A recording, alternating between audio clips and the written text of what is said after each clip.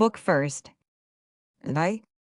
Olive will come down in about 10 minutes. She told me to tell you that about 10, that is exactly like Olive, neither 5 nor 15, and yet not 10 exactly, but either 9 or 11. She didn't tell me to say she was glad to see you because she doesn't know whether she is or not, and she wouldn't for the world expose herself to telling a fib. She is very honest, is Olive Chancellor. She is full of rectitude. Nobody tells fibs in Boston. I don't know what to make of them all. Well, I am very glad to see you at any rate. These words were spoken with much volubility by a fair, plump, smiling woman who entered a narrow drawing room in which a visitor kept waiting for a few moments was already absorbed in a book. The gentleman had not even needed to sit down to become interested apparently.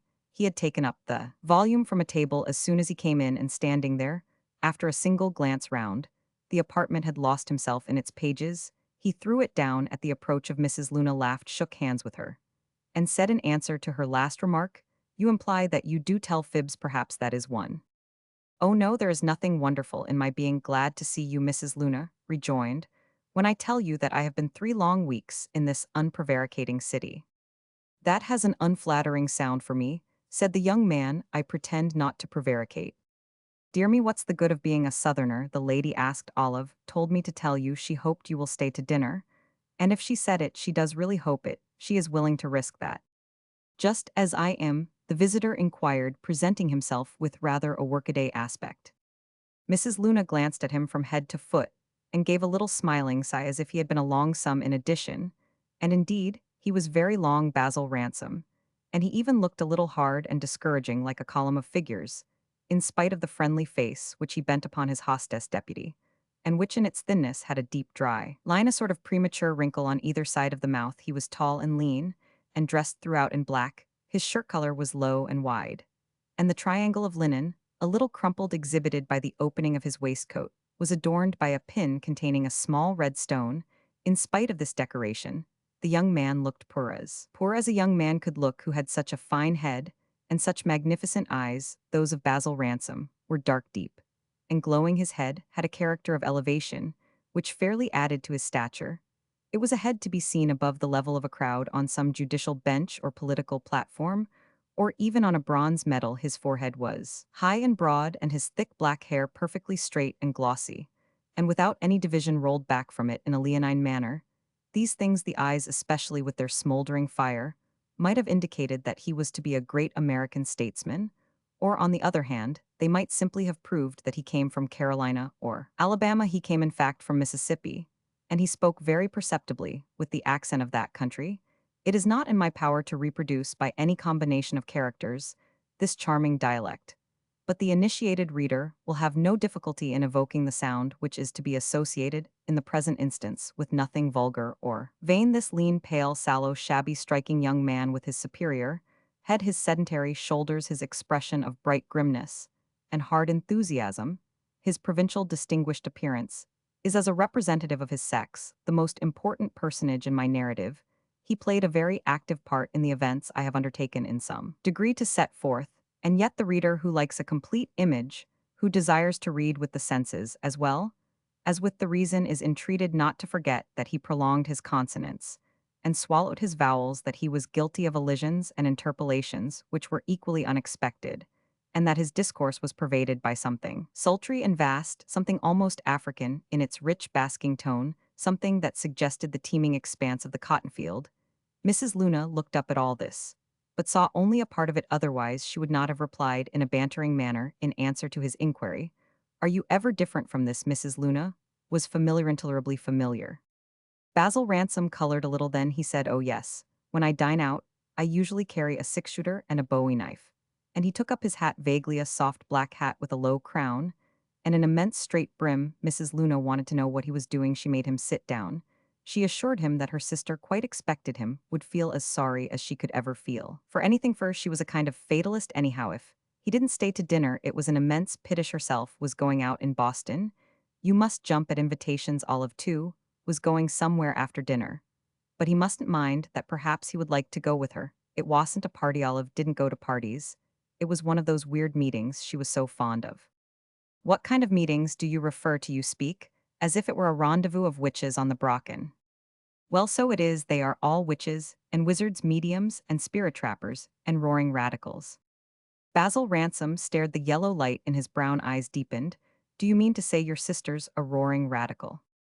A radical, she's a female, Jacobinch's a nihilist, whatever is wrong, and all that sort of thing. If you're going to dine with her, you had better know it. Oh, murder, murmured the young man, vaguely sinking back in his chair with his arms. Folded, he looked at Mrs. Luna with intelligent incredulity. She was sufficiently pretty, her hair was in clusters of curls, like bunches of grapes, her tight bodice seemed to crack with her vivacity, and from beneath the stiff little plaits of her petticoat, a small fat foot protruded resting upon a stilted heel. She was attractive and impertinent especially. The latter, he seemed to think it was a great pity what she had told him, but he lost himself in this consideration, or at any rate said nothing for some time, while his eyes wandered over Mrs. Luna, and he probably wondered what body of doctrine she represented, little as she might partake of the nature of her sister. Many things were strange to Basil Ransom. Boston, especially, was strewn with surprises, and he was a man who liked to understand. Mrs. Luna was drawing on her gloves. Ransom had never seen any that were so long they reminded him of stockings, and he wondered how she managed without garters above the elbow. Well, I suppose I might have known that, he continued at last. You might have known what? Well, that Miss Chancellor would be all that you say. She was brought up in the city of reform. Oh, it isn't the city, it's just Olive Chancellor. She would reform the solar system. If she could get hold of it, she'll reform you. If you don't look out, that's the way I found her when I returned from Europe. Have you been in Europe? Ransom asked. Mercy, yes, haven't you? No, I haven't been anywhere. Has your sister? Yes, but she stayed only an hour or two. She hates it, she would like to abolish it. Didn't you know I had been to Europe? Mrs. Luna went on in the slightly aggrieved tone of a woman who discovers the limits of her reputation. Ransom reflected he might answer her that, until 5 minutes ago, he didn't know she existed, but he remembered that this was not the way in which a Southern gentleman spoke to ladies, and he contented himself with saying that he must condone his Boeotian ignorance. He was fond of an elegant phrase, that he lived in a part of the country where they didn't think much about Europe, and that he had always supposed she was domiciled in New York. This last remark he made at a venture, for he had naturally not devoted any supposition whatever to Mrs. Luna. His dishonesty, however, only exposed him the more. If you thought I lived in New York, why in the world did you come and see me? The lady inquired. Well, you see, I don't go out much except to the courts. Do you mean the law courts? Everyone has got some profession over here. Are you very ambitious? You look as if you were. Yes, very, Basil Ransom replied with a smile, and the curious feminine softness with which Southern gentlemen enunciate that adverb. Mrs. Luna explained that she had been living in Europe for several years ever, since her husband Deedbutt had come home a month before, come home with her little boy, the only thing she had in the world, and was paying a visit to her sister, who of course was the nearest thing after the child. But it isn't the same, she said, Olive, and I disagree so much. While you and your little boy don't, the young man remarked. Oh no, I never differ from Newton, and Mrs. Luna added that now she was back, she didn't know what she should do. That was the worst of coming back, it was like being born again, at one's age, and had to begin life afresh. One didn't even know what one had come back for. There were people who wanted one to spend the winter in Boston, but she couldn't stand. Thatch knew at least what she had not come back for. Perhaps she should take a house in Washington. Did he ever hear of that little place? They had invented it while she was away. Besides, Olive didn't want her in Boston, and didn't go through the form of saying so. That was one comfort with Olive. She never went through any forms.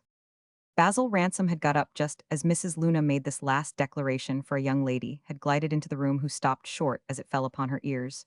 She stood there looking consciously and rather seriously at Mr. Ransom.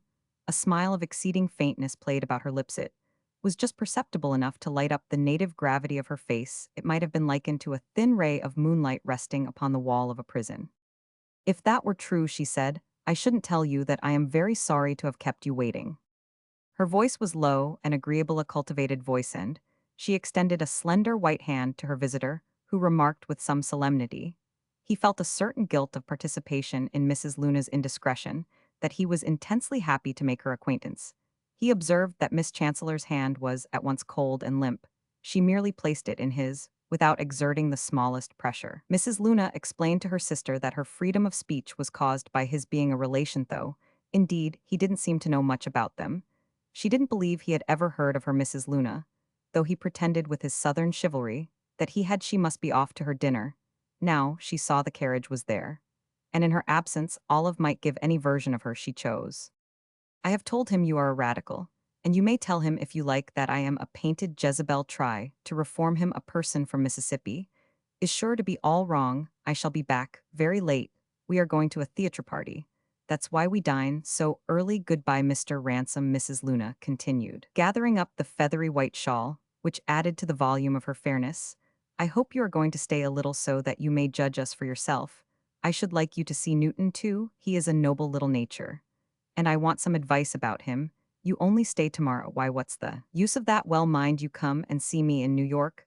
I shall be sure to be part of the winter there. I shall send you a card, I won't let you off, don't come out my sister has the first claim Olive, why don't you take him to your female convention? Mrs. Luna's familiarity extended even to her sister. She remarked to Miss Chancellor that she looked as if she were got up for a sea voyage. I am glad I haven't opinions that prevent my dressing in the evening. She declared from the doorway the amount of thought they give to their clothing, the people who are afraid of looking frivolous. Roman 2. Whether much or little consideration had been directed to the result, Miss Chancellor certainly would not have incurred this reproach. She was habited in a plain dark dress without any ornaments, and her smooth, colorless hair was confined as carefully as that of her sister was encouraged to stray. She had instantly seated herself, and while Mrs. Luna talked, she kept her eyes on the ground, glancing even less toward Basil Ransom than toward that woman of many words. The young man was therefore free to look at her a contemplation, which showed him that she was agitated, and trying to conceal it. He wondered why she was agitated, not foreseeing that he was destined to discover later that her nature was like a skiff in a stormy sea.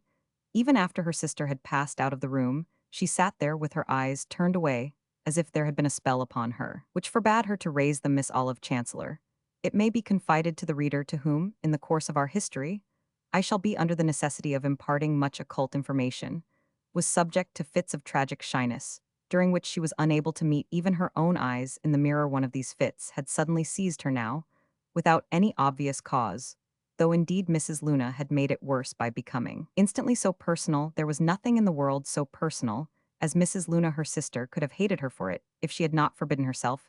This emotion as directed to individuals. Basil Ransom was a young man of first-rate intelligence, but conscious of the narrow range as yet of his experience. He was on his guard against generalizations which might be hasty, but he had arrived at 2 or 3 that were of value to a gentleman lately admitted to the New York bar, and looking out for clients. One of them was to the effect that the simplest division it is possible to make of the human race is into the people who take things hard, and the people who take them easy. He perceived very quickly that Miss Chancellor belonged to the former class. This was written so intensely in her delicate face that he felt an unformulated pity for her before they had exchanged 20 words. He himself, by nature, took things easy. If he had put on the screw of late, it was after reflection, and because circumstances pressed him close. But this pale girl with her light green eyes, her pointed features, and nervous manner, was visibly morbid. It was as plain as day that she was morbid. Poor Ransom announced this fact to himself, as if he had made a great discovery. But in reality, he had never been so Boeotian as at that moment. It proved nothing of any importance with regard to Miss Chancellor. To say that she was morbid, any sufficient account of her, would lie very much to the rear of that. Why was she morbid? And why was her morbidness typical? Ransom might have exulted if he had gone back far enough to explain that mystery. The women he had hitherto known had been mainly of his own soft clime, and it was not often they exhibited the tendency he detected and cursorily deplored in Mrs. Luna's sister. That was the way he liked them, not to think too much, not to feel any responsibility for the government of the world, such as he was sure Miss Chancellor felt, if they would only be private and passive, and have no feeling but for that and leave publicity to the sex of tougher hide. Ransom was pleased with the vision of that remedy. It must be repeated that he was very provincial. These considerations were not present to him as definitely as I have written them here. They were summed up in the vague compassion which his cousin's figure excited in his mind, and which was yet accompanied with a sensible reluctance to know her better, obvious as it was that, with such a face as that she must be remarkable, he was sorry for her. But he saw in a flash that no one could help her. That was what made her tragic. He had not seeking his fortune come away from the blighted South, which weighed upon his heart to look out for tragedies. At least, he didn't want them outside of his office in Pine Street. He broke the silence ensuing upon Mrs. Luna's departure by one of the courteous speeches to which blighted regions may still encourage a tendency, and presently found himself talking comfortably enough with his hostess, though he had said to himself that no one could help her. The effect of his tone was to dispel her shyness. It was her great advantage for the career she had proposed to herself that in certain conditions she was liable suddenly to become bold. She was reassured at finding that her visitor was peculiar. The way he spoke told her that it was no wonder he had fought on the southern side. She had never yet encountered a personage so exotic, and she always felt more at her ease in the presence of anything strange. It was the usual things of life that filled her with silent rage, which was natural enough inasmuch as to her vision almost everything that was usual was iniquitous. She had no difficulty in asking him now whether he would not stay to dinner. She hoped Adeline had given him her message. It had been when she was upstairs with Adeline. As his card was brought up, a sudden and very abnormal inspiration to offer him this for her really ultimate favor. Nothing could be further from her common habit than to entertain alone at any repast a gentleman she had never seen.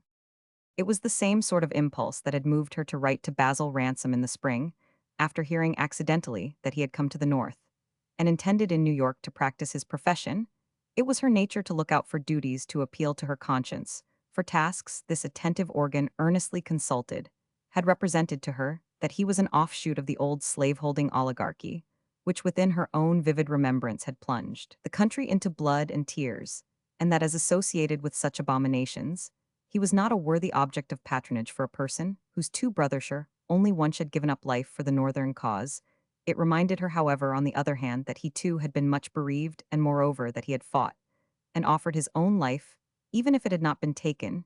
She could not defend herself against a rich admiration, a kind of tenderness of envy off anyone who had been so happy as to have that opportunity.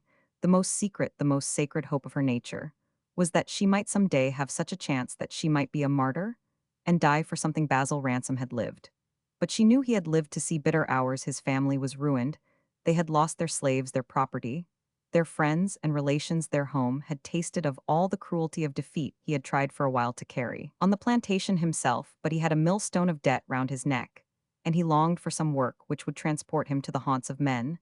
The state of Mississippi seemed to him the state of despair, so he surrendered the remnants of his patrimony to his mother and sisters, and at nearly 30 years of age alighted for the first time in New York in the costume of his province, with $50 in his pocket and a gnawing hunger in his heart.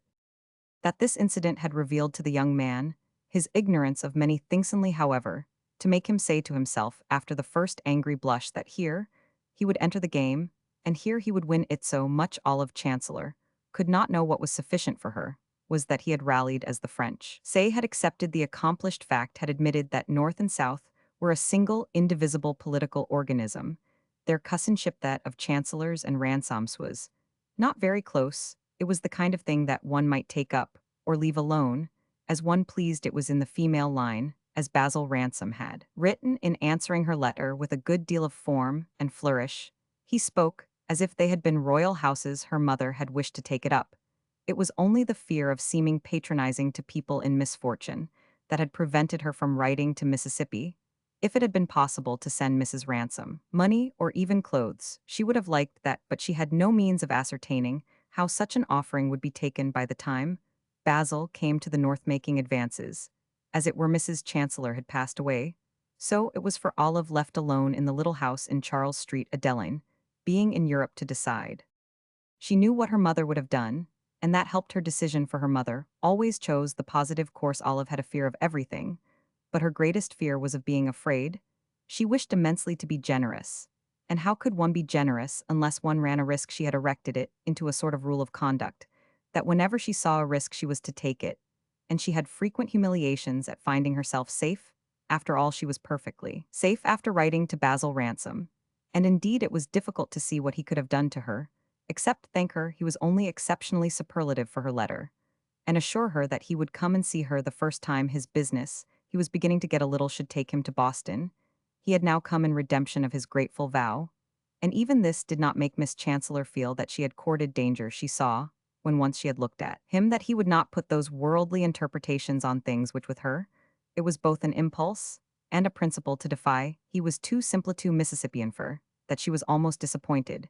She certainly had not hoped that she might have struck him as making unwomanly overtures. Miss Chancellor hated this epithet almost as much as she hated its opposite, but she had a presentiment that he would be too good-natured primitive to that degree of all things. In the world contention was most sweet to her, though why it is hard to imagine, for it always cost her tears headaches a day or two, in bed acute emotion. And it was very possible Basil Ransom would not care to contend nothing could be more displeasing than this indifference. When people didn't agree with you that he should agree, she did not in the least expect of him. How could a Mississippian agree? If she had supposed he would agree, she would not have written to him. Romans 3. When he had told her that if she would take him as he was, he should be very happy to dine with her, she excused herself a moment, and went to give an order in the dining-room. The young man, left alone, looked about the parlor, the two parlors which in their prolonged adjacent narrowness formed evidently one apartment, and wandered to the windows at the back, where there was a view of the water. Miss Chancellor, having the good fortune to dwell on that side of Charles Street, toward which in the rear the afternoon sun slants redly from an horizon, indented at empty intervals with wooden spires, the masts of lonely boats, the chimneys of dirty works over a brackish expanse of anomalous character, which is too big for a river, and too small for a bay. The view seemed to him very picturesque, though in the gathered dusk little was left of it, save a cold yellow streak in the west, a gleam of brown water, and the reflection of the lights that had begun to show themselves in a row of houses, impressive to Ransom in their extreme modernness, which overlooked the same lagoon from a long embankment on the left constructed of stones roughly piled. He thought this prospect from a city house almost romantic, and he turned from it back to the interior, illuminated now by a lamp, which the parlor maid had placed on a table while he stood at the window, as to something still more genial and interesting. The artistic sense in Basil Ransom had not been highly cultivated, neither, though he had passed his early years as the son of a rich man, was his conception of material comfort very definite. It consisted mainly of the vision of plenty of cigars and brandy and water and newspapers, and a cane-bottomed armchair of the right inclination from which he could stretch his legs. Nevertheless, it seemed to him he had never seen an interior that was so much an interior as this queer corridor-shaped drawing-room of his newfound kinswoman. He had never felt himself in the presence of so much organized privacy, or of so many objects that spoke of habits and tastes. Most of the people he had hitherto known had no tastes, they had a few habits, but these were not of a sort that required much upholstery. He had not as yet been in many houses in New York, and he had never before seen so many accessories. The general character of the place struck him. As Bostonian, this was in fact very much what he had supposed Boston to be. He had always heard Boston was a city of culture, and now there was culture in Miss Chancellor's tables and sofas, in the books that were everywhere on little shelves like brackets, as if a book were a statuette, in the photographs and watercolors that covered the walls and the curtains that were festooned rather stiffly in the doorways. He looked at some of the books and saw that his cousin read German, and his impression of the importance of this as a symptom of superiority was not diminished by the fact that he himself had mastered the tongue, knowing it contained a large literature of jurisprudence. During a long, empty, deadly summer on the plantation, it is a curious proof of a certain crude modesty inherent in Basil Ransom that the main effect of his observing his cousin's German books was to give him an idea of the natural energy of Northerners. He had noticed it often before. He had already told himself that he must count with it. It was only after much experience he made the discovery that few Northerners were in their secret soul so energetic as he. Many other persons had made it before that. He knew very little about Miss Chancellor. He had come to see her only because she wrote to him. He would never have thought of looking her up, and since then there had been no one in New York he might ask about her. Therefore, he could only guess that she was a rich young woman. Such a house, inhabited in such a way by a quiet spinster, implied a considerable income. How much, he asked himself? 5,000, 10,000, 15,000 a year? There was richness to our panting young man. In the smallest of these figures, he was not of a mercenary spirit, but he had an immense desire for success, and he had more than once reflected that a moderate capital was an aid to achievement. He had seen in his younger years one of the biggest failures that history commemorates, an immense national fiasco, and it had implanted in his mind a deep aversion to the ineffectual. It came over him, while he waited for his hostess to reappear, that she was unmarried as well as rich, that she was sociable. Her letter answered for that, as well as single, and he had for a moment a whimsical vision of becoming a partner. So flourishing a firm, he ground his teeth a little as he thought of the contrasts of the human lot. This cushioned feminine nest made him feel unhoused and underfed. Such a mood, however, could only be momentary, for he was conscious at bottom of a bigger stomach than all the culture of Charles Street could fill. Afterwards, when his cousin had come back and they had gone down to dinner together, where he sat facing her at a little table, decorated in the middle with flowers, a position from which he had another view through a window, where the curtain remained undrawn by her direction, she called his attention to this was for his benefit of the dusky, empty river spotted with points of light at this period. I say it was very easy for him to remark to himself that nothing would induce him to make love to such a type as that several months later in New York, in conversation with Mrs. Luna, of whom he was destined to see a good deal, he alluded by chance to this repast to the way her sister had placed him at table, and to the remark with which she had pointed out the advantage of his seat. "That's what they call in Boston being very thoughtful," Mrs. Luna said, giving you the back bay. "Don't you hate the name to look at?" And then taking credit for it. This, however, was in the future. What Basil Ransom actually perceived was that Miss Chancellor was a signal old maid. That was her quality, her destiny. Nothing could be more distinctly written. There are women who are unmarried by accident, and others who are unmarried by option, but Olive Chancellor was unmarried by every implication of her being. She was a spinster as Shelley was a lyric poet.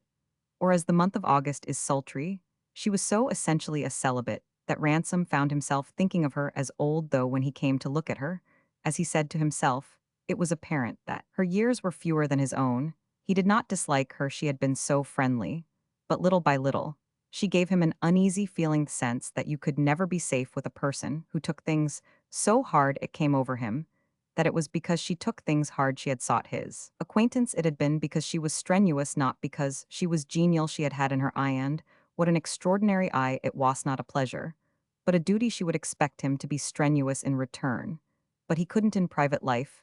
He couldn't. Privacy for Basil Ransom consisted entirely in what he called laying off. She was not so plain on further acquaintance as she had seemed to him at first.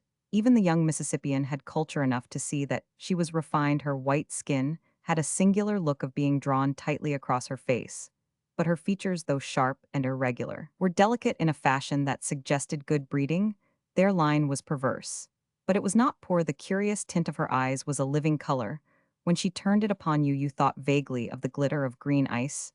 She had absolutely no figure, and presented a certain appearance of feeling cold. With all this, there was something very modern and highly developed in her aspect. She had the advantages as well as the drawbacks of a nervous organization. She smiled constantly at her guest.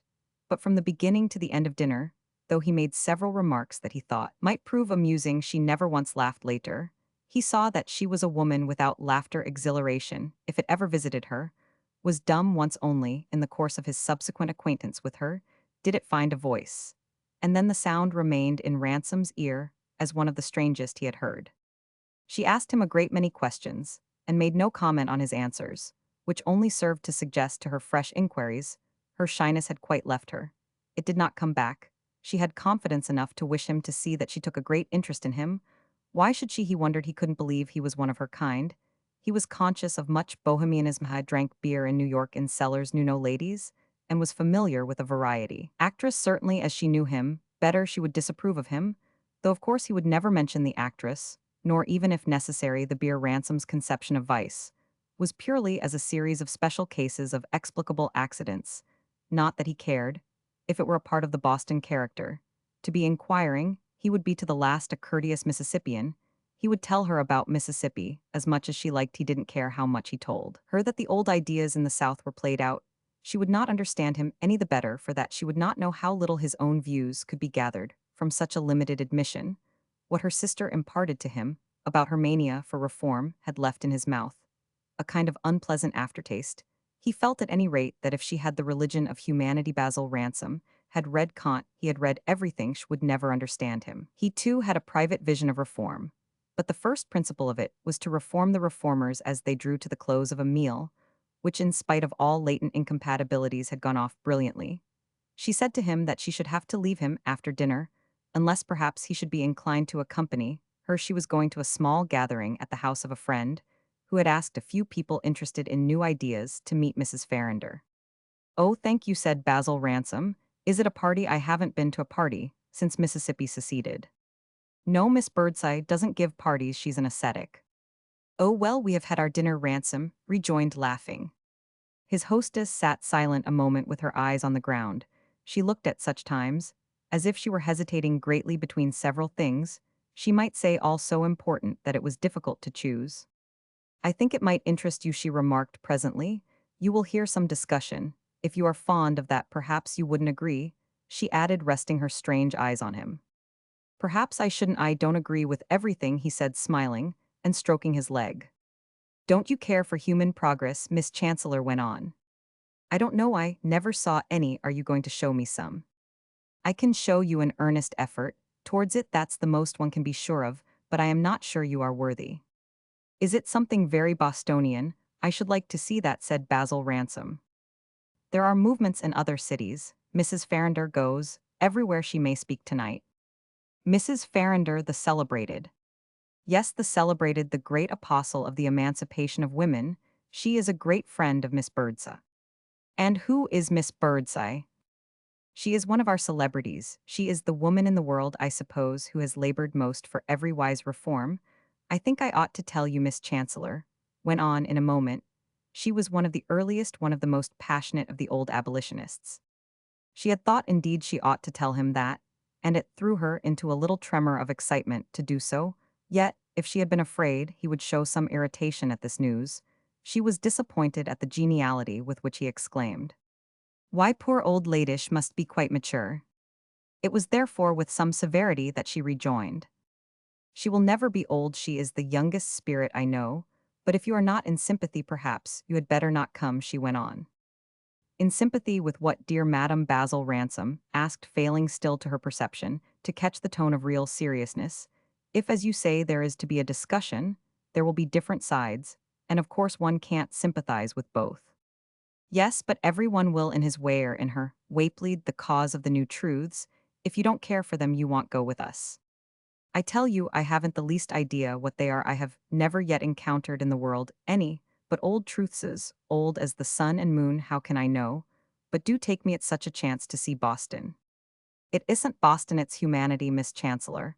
As she made this remark, rose from her chair, and her movement seemed to say that she consented. But before she quitted her kinsman to get ready, she observed to him that she was sure he knew what she meant, he was only pretending he didn't. Well, perhaps after all I have a general idea, he confessed, but don't you see how this little reunion will give me a chance to fix it? She lingered an instant with her anxious face. Mrs. Farrinder will fix it, she said, and she went to prepare herself. It was in this poor young lady's nature to be anxious, to have scruple within scruple, and to forecast the consequences of things. She returned in 10 minutes in her bonnet, which she had apparently assumed in recognition of Miss Birdseye's asceticism.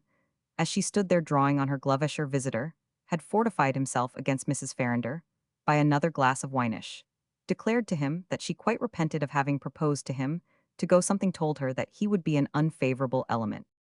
Why is it going to be a spiritual seance? Basil Ransom asked. Well, I have heard at Miss Birdseye's, some inspirational speaking. Olive Chancellor was determined to look him straight in the face. As she said this, her sense of the way it might strike him operated as a cogent, not as a deterrent reason. Why, Miss Olive, it's just got up on purpose for me, cried the young Mississippian, radiant, and clasping his hands. She thought him very handsome as he said this, but reflected that unfortunately men didn't care for the truth, especially the new kinds, in proportion as they were good-looking. She had, however, a moral resource that she could always fall back upon. It had already been a comfort to her, on occasions of acute feeling, that she hated men as a class anyway. And I want so much to see an old abolitionist. I have never laid eyes on one, Basil Ransom added.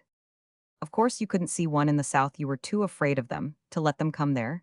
She was now trying to think of something she might say that would be sufficiently disagreeable to make him cease to insist on accompanying her, for strange to record, if anything in a person of that intense sensibility be stranger than any other. Her second thought with regard to having asked him had deepened with the elapsing moments into an unreasoned terror of the effect of his presence. Perhaps Miss Birdseye won't like you, she went on as they waited for the carriage. I don't know, I reckon she will, said Basil Ransom, good-humoredly. He evidently had no intention of giving up his opportunity. From the window of the dining-room at that moment, they heard the carriage drive up. Miss Birdseye lived at the south end. The distance was considerable, and Miss Chancellor had ordered a hackney coach, it being one of the advantages of living in Charles Street, that stables were near. The logic of her conduct was none of the clearest, for if she had been alone, she would have proceeded to her destination, by the aid of the streetcar, not from economy, for she had the good fortune not to be obliged to consult it to that degree, and not from any love of wandering about Boston at night, a kind of exposure she greatly disliked. But by reason of a theory, she devotedly nursed a theory which bade her put off invidious differences, and mingle in the common life. She would have gone on foot to Bolston Street, and there she would have taken the public conveyance. In her heart she loathed it. To the South End, Boston, was full of poor girls who had to walk about at night, and to squeeze into horse cars in which every sense was displeased. And why should she hold herself superior to these olive chancellor, regulated her conduct on lofty principles? And this is why, having tonight the advantage of a gentleman's protection, she sent for a carriage to obliterate that patronage. If they had gone together in the common way, she would have seemed to owe it to him that she should be so daring, and he belonged to a sex to which she wished to be under no obligations. Months before, when she wrote to him, it had been with the sense rather of putting him in debt as they rolled toward the South End side by side in a good deal of silence, bouncing and bumping over the railway tracks, very little less after all than if their wheels had been fitted to them, and looking out on either side at rows of red houses, dusky in the lamplight, with protuberant fronts approached by ladders of stone. As they proceeded with these contemplative undulations, Miss Chancellor said to her companion, with a concentrated desire to defy him as a punishment for having thrown her, she couldn't tell why, into such a tremor. "Don't you believe, then, in the coming of a better day, in its being possible to do something for the human race?" Poor Ransom perceived the defiance, and he felt rather bewildered. He wondered what type, after all, he had got hold of, and what game was being played with him. Why had she made advances, if she wanted to pinch him this way? However, he was good for any game at that one as well. As another end, he saw that he was in for something of which he had long desired to have a nearer view. "Well, Miss Olive," he answered, putting on again his big hat, which he had been holding in his lap, "what strikes me most is that the human race has got to bear its troubles. That's what men say to women to make them patient in the position they have made for them." "Oh, the position of women," Basil Ransom exclaimed, "the position of women is to make fools of men. I would change my position for yours any day." He went on, "That's what I said to myself, as I sat there in your elegant home." He could not see in the dimness of the carriage that she had flushed quickly, and he did not know that she disliked to be reminded of certain things which for her were mitigations of the hard feminine lot. But the passionate quaver with which a moment later she answered him sufficiently assured him that he had touched her at a tender point. "Do you make it a reproach to me that I happen to have a little money? The dearest wish of my heart is to do something with it for others, for the miserable." Basil Ransom might have greeted this last declaration with the sympathy it deserved, might have commended the noble aspirations of his kinswoman, but what struck him rather was the oddity of so sudden a sharpness of pitch in an intercourse which an hour or two before had begun in perfect amity, and he burst once more into an irrepressible laugh. This made his companion feel with intensity how little she was joking. "I don't know why I should care what you think," she said. "Don't care, don't care. What does it matter? It is not of the slightest importance." He might say that, but it was not true. She felt that there were reasons why she should care. She had brought him into her life, and she should have to pay for it. But she wished to know the worst at once. "Are you against our emancipation?" she asked, turning a white face on him in the momentary radiance of a street lamp. "Do you mean your voting and preaching, and all that sort of thing?" He made this inquiry, but seeing how seriously she would take his answer, he was almost frightened and hung fire. "I will tell you when I have heard Mrs. Farrinder." They had arrived at the address given by Miss Chancellor to the coachman, and their vehicle stopped with a lurch. Basil Ransom got out. He stood at the door with an extended hand to assist the young lady, but she seemed to hesitate. She sat there with her spectral face. "You hate it," she exclaimed in a low tone. "Miss Birdseye will convert me," said Ransom, with intention, for he had grown very curious, and he was afraid that now at the last Miss Chancellor would prevent his entering the house. She alighted without his help, and behind her he ascended the high steps of Miss Birdseye's residence. He had grown very curious, and among the things he wanted to know was why in the world this ticklish spinster had written to him. Roman 4. She had told him before they started that they should be early. She wished to see Miss Birdseye alone, before the arrival of anyone else. This was just for the pleasure of seeing her. It was an opportunity. She was always so taken up with others. She received Miss Chancellor in the hall of the mansion, which had a salient front, an enormous and very high number 756, painted in gilt on the glass light above the door, a tin sign bearing the name of a Doctress Mary J. Prance, suspended from one of the windows of the basement, and a peculiar look of being both new and fade, kind of modern fatigue like certain articles of commerce, which are sold at a reduction. As shop-worn, the hall was very narrow. A considerable part of it was occupied by a large hatchery, from which several coats and shawls already depended. The rest offered space for certain lateral demonstrations on Miss Birdseye's part. She sidled about her visitors, and at last went round to open for them a door of further admission, which happened to be locked inside. She was a little old lady with an enormous head that was the first thing Ransom noticed, the vast, fair, protuberant, candid, ungarnished brow surmounting a pair of weak, kind, tired-looking eyes, and ineffectually balanced in the rear by a cap which had the air of falling backward, and which Miss Birdseye suddenly felt for while she talked with unsuccessful, irrelevant movements. She had a sad, soft, pale face which, and it was the effect of her whole head, looked as if it had been soaked blurred and made vague by exposure to some slow dissolvent the long practice of philanthropy had not given accent to. Her features it had rubbed out their transitions, their meanings. The waves of sympathy, of enthusiasm, had wrought upon them in the same way in which the waves of time finally modify the surface of old marble busts, gradually washing away their sharpness, their details in. Her large countenance, her dim little smile, scarcely showed it was a mere sketch of a smile, a kind of installment or payment on account.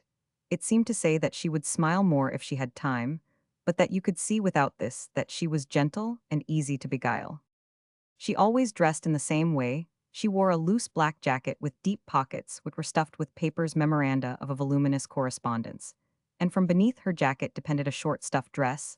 The brevity of this simple garment was the one device by which Miss Birdseye managed to suggest that she was a woman of business, that she wished to be free for action. She belonged to the Short Skirts League as a matter of course, for she belonged to any and every league that had been founded for almost any purpose. Whatever this did not prevent her being a confused, entangled, inconsequent, discursive old woman, whose charity began at home and ended nowhere, whose credulity kept pace with it, and who knew less about her fellow creatures, if possible, after 50 years of humanitarian zeal, than on the day she had gone into the field to testify against the iniquity of most arrangements. Basil Ransom knew very little about such a life as hers, but she seemed to him a revelation of a class, and a multitude of socialistic figures of names and episodes that he had heard of grouped themselves behind her. She looked as if she had spent her life on platforms, in audiences, in conventions, in phalansteries, in seances. In her faded face there was a kind of reflection of ugly lecture lamps. With its habit of an upward angle, it seemed turned toward a public speaker, with an effort of respiration in the thick air, in which social reforms are usually discussed. She talked continually, in a voice of which the spring seemed broken, like that of an overworked bellwether.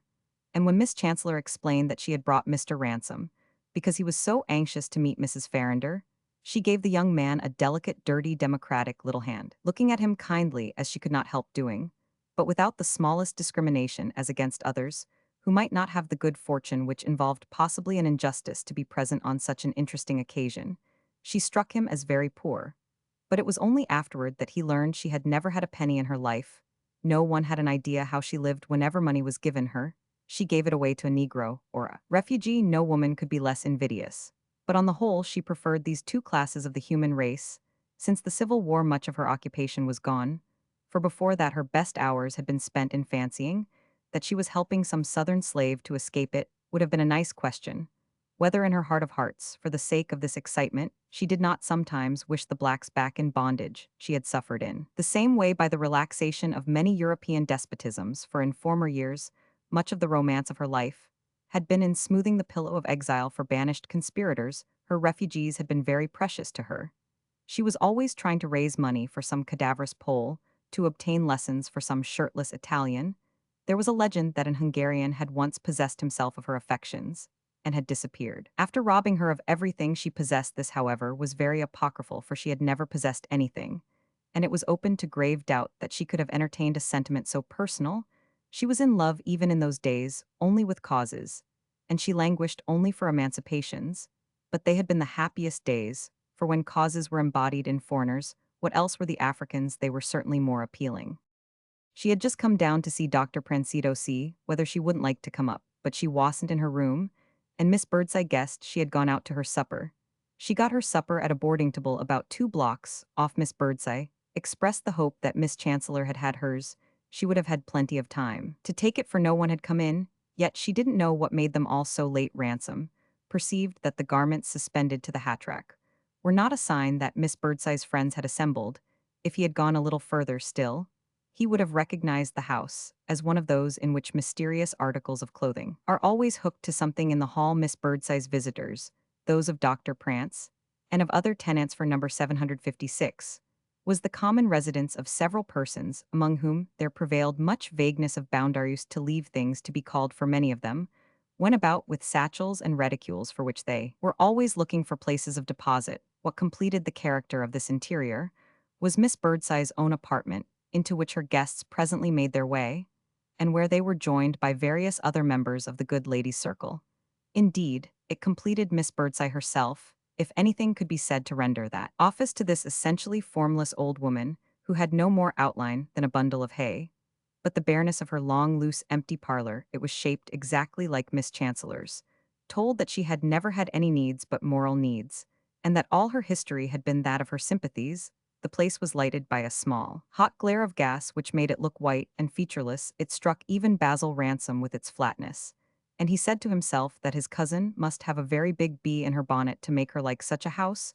He did not know then, and he never knew, that she mortally disliked it, and that in a career in which she was constantly exposing herself to offense and laceration, her most poignant suffering came from the injury of her taste. She had tried to kill that nerve to persuade herself that taste was only frivolity in the disguise of knowledge, but her susceptibility was constantly blooming afresh, and making her wonder whether an absence of nice arrangements were a necessary part of the enthusiasm of humanity. Miss Birdseye was always trying to obtain employment lessons in drawing orders for portraits for poor foreign artists, as to the greatness of whose talent she pledged herself without reserve. But in point of fact, she had not the faintest sense of the scenic or plastic side of life. Toward 9 o'clock, the light of her hissing burners smote the majestic person of Mrs. Farrinder, who might have contributed to answer that question of Miss Chancellor's in the negative. She was a copious, handsome woman, in whom angularity had been corrected by the air of success. She had a rustling dress. It was evident what she thought about taste: abundant hair of a glossy blackness, a pair of folded arms, the expression of which seemed to say that rest in such a career as hers was as sweet as it was brief, and a terrible regularity of feature. I apply that adjective to her fine, placid mask, because she seemed to face you with a question of which the answer was preordained to ask you, how a countenance could fail to be noble, of which the measurements were so correct you could contest neither the measurements nor the nobleness, and had to feel that Mrs. Farrinder imposed herself. There was a lithographic smoothness about her, and a mixture of the American matron and the public character. There was something public in her eye which was large, cold, and quiet. It had acquired a sort of exposed reticence from the habit of looking down from a lecture desk over a sea of heads, while its distinguished owner was eulogized by a leading citizen.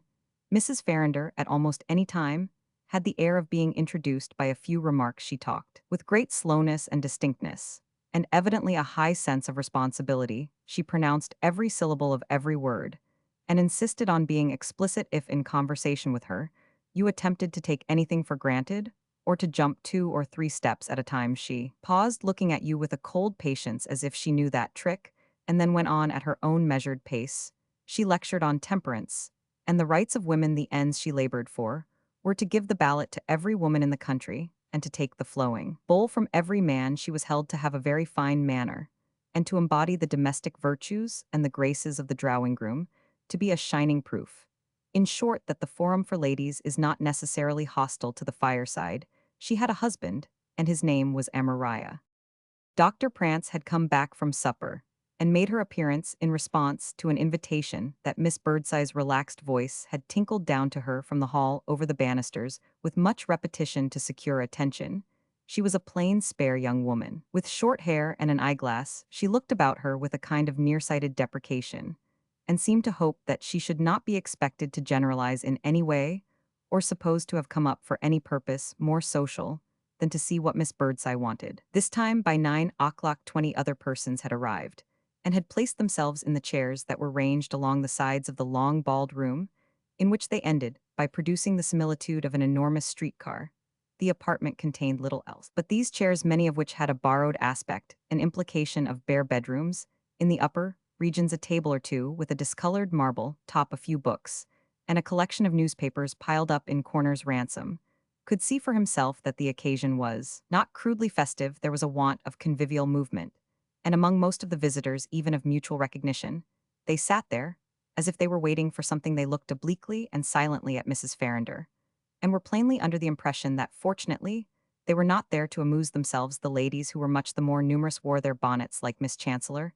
The men were in the garb of toil, many of them in weary-looking overcoats. 2 or 3 had retained their overshoes, and as you approached them, the odor of the India rubber was perceptible. It was not, however, that Miss Birdseye ever noticed anything of that sort. She neither knew what she smelled, nor tasted what she ate. Most of her friends had an anxious, haggard look, though there were sundry exceptions. Half a dozen, placid, florid faces. Basil Ransom wondered who they all were. He had a general idea they were mediums, communists, vegetarians.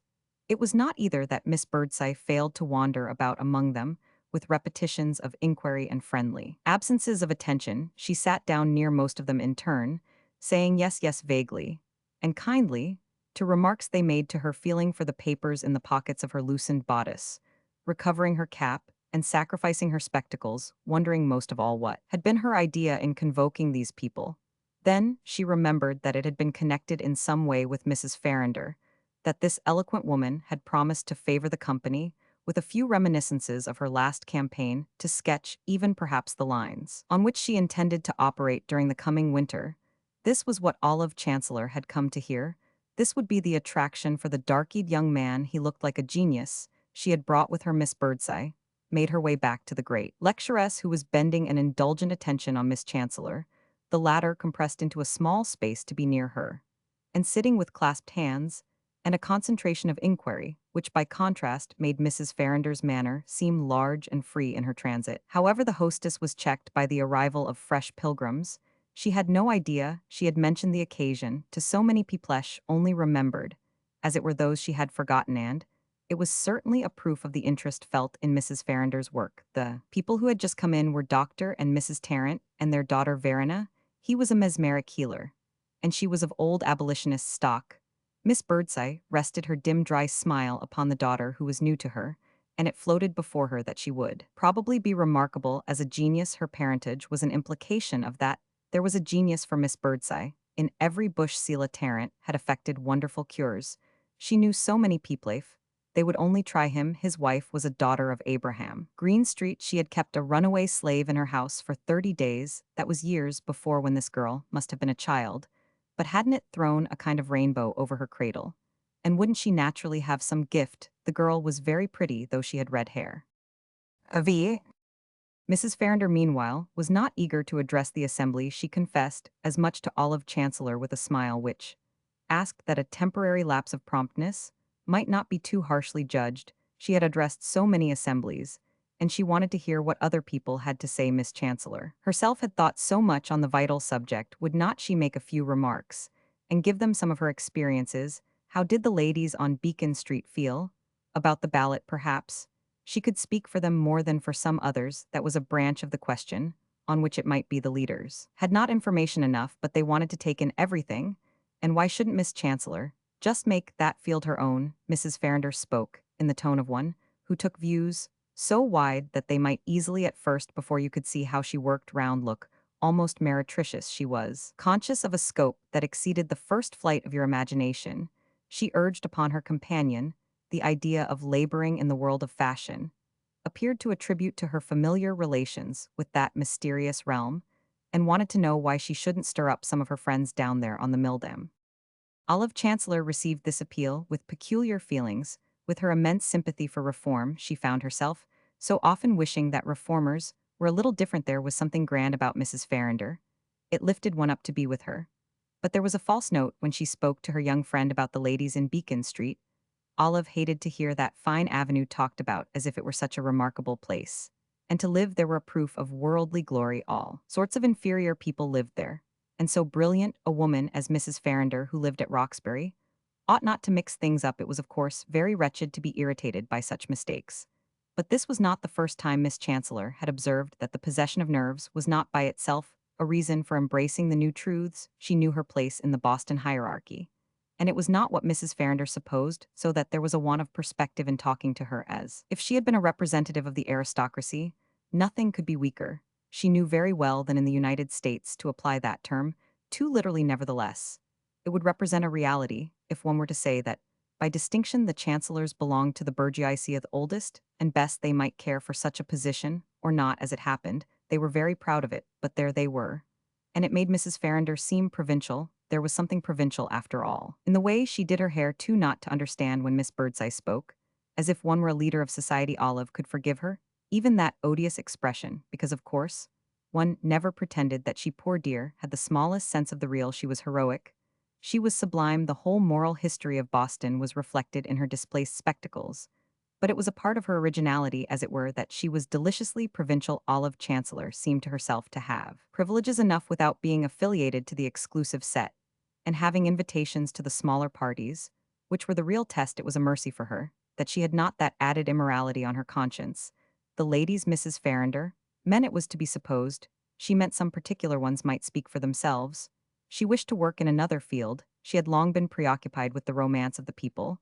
She had an immense desire to know intimately some very poor girl. This might seem one of the most accessible of pleasures, but in point of fact, she had not found it. So there were 2 or 3 pale shopmaidens whose acquaintance she had sought, but they had seemed afraid of her, and the attempt had come to nothing. She took them more tragically than they took themselves. They couldn't make out what she wanted them to do, and they always ended by being odiously mixed up with Charlie. Charlie was a young man in a white overcoat and a paper collar. It was for him, in the last analysis, that they cared much the most. They cared far more about Charlie than about the ballot. Olive Chancellor wondered how Mrs. Farrinder would treat that branch of the question in her researches among her young townswomen.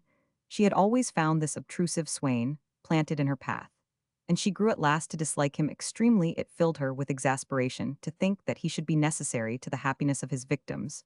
She had learned that whatever they might talk about with her, it was of him and him only that they discoursed among themselves. And one of the main recommendations of the evening club for her fatigued, underpaid sisters, which it had long been her dream to establish, was that it would in some degree undermine his position, distinct as her prevision might be that he would be in waiting at the door. She hardly knew what to say to Mrs. Farrinder when this momentarily misdirected woman, still preoccupied with the milldam, returned to the charge.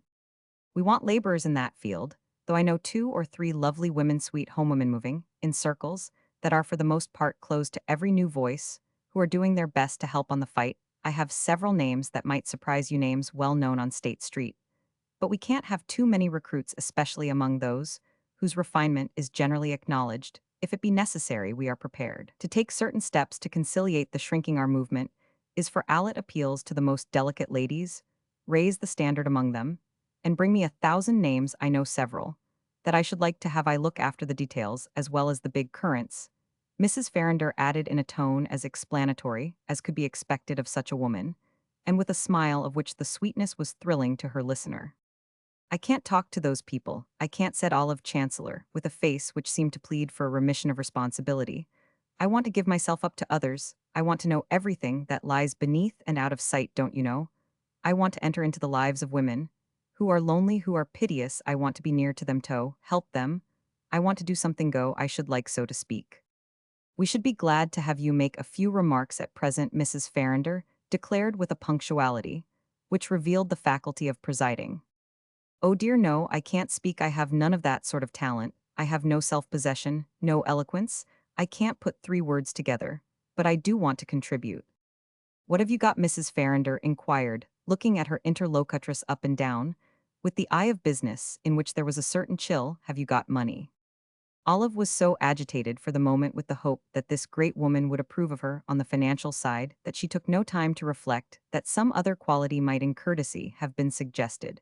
But she confessed to possessing a certain capital, and the tone seemed rich and deep in which Mrs. Farrinder said to her, then contribute, that she was so good as to develop this idea, and her picture of the part Miss Chancellor might play by making liberal donations to a fund for the diffusion among the women of America of a more adequate conception of their public and private rights. A fund her advisor had herself lately inaugurated. This bold, rapid sketch had the vividness which characterized the speaker's most successful public efforts. It placed Olive under the spell. It made her feel almost inspired. If her life struck others in that way, especially a woman like Mrs. Farrinder, whose horizon was so full, then there must be something for her to do. It was one thing to choose for herself, but now the great representative of the enfranchisement of their sex from every form of bondage, had chosen for her.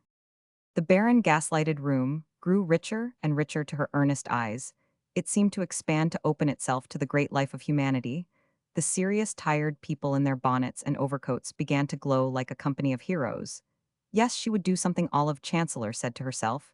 She would do something to brighten the darkness of that dreadful image that was always before her, and against which it seemed to her at times that she had been born to lead a crusade. The image of the unhappiness of women, the unhappiness of women, the voice of their silent suffering, was always in her ears. The ocean of tears that they had shed from the beginning of time seemed to pour through her own eyes. Ages of oppression had rolled over them, uncounted. Millions had lived only to be tortured, to be crucified. They were her sisters, they were her own. And the day of their delivery had dawned. This was the only sacred cause. This was the great, the just revolution. It must triumph, it must sweep everything before it. It must exact from the other, the brutal, blood-stained ravening, race, the last particle of expiation. It would be the greatest change the world had seen. It would be a new era for the human family. And the names of those who had helped to show the way and lead the squadrons would be the brightest in the tables of fame. They would be names of women weak, insulted, persecuted, but devoted in every pulse of their being to the cause, and asking no better fate than to die for it. It was not clear to this interesting girl in what manner such a sacrifice as this last would be required of her, but she saw the matter through a kind of sunrise mist of emotion, which made danger as rosy as success. When Miss Birdseye approached, it transfigured her familiar, her comical shape, and made the poor little humanitary hack seem already a martyr. Olive Chancellor looked at her with love, remembered that she had never in her long, unrewarded, weary life had a thought or an impulse for herself.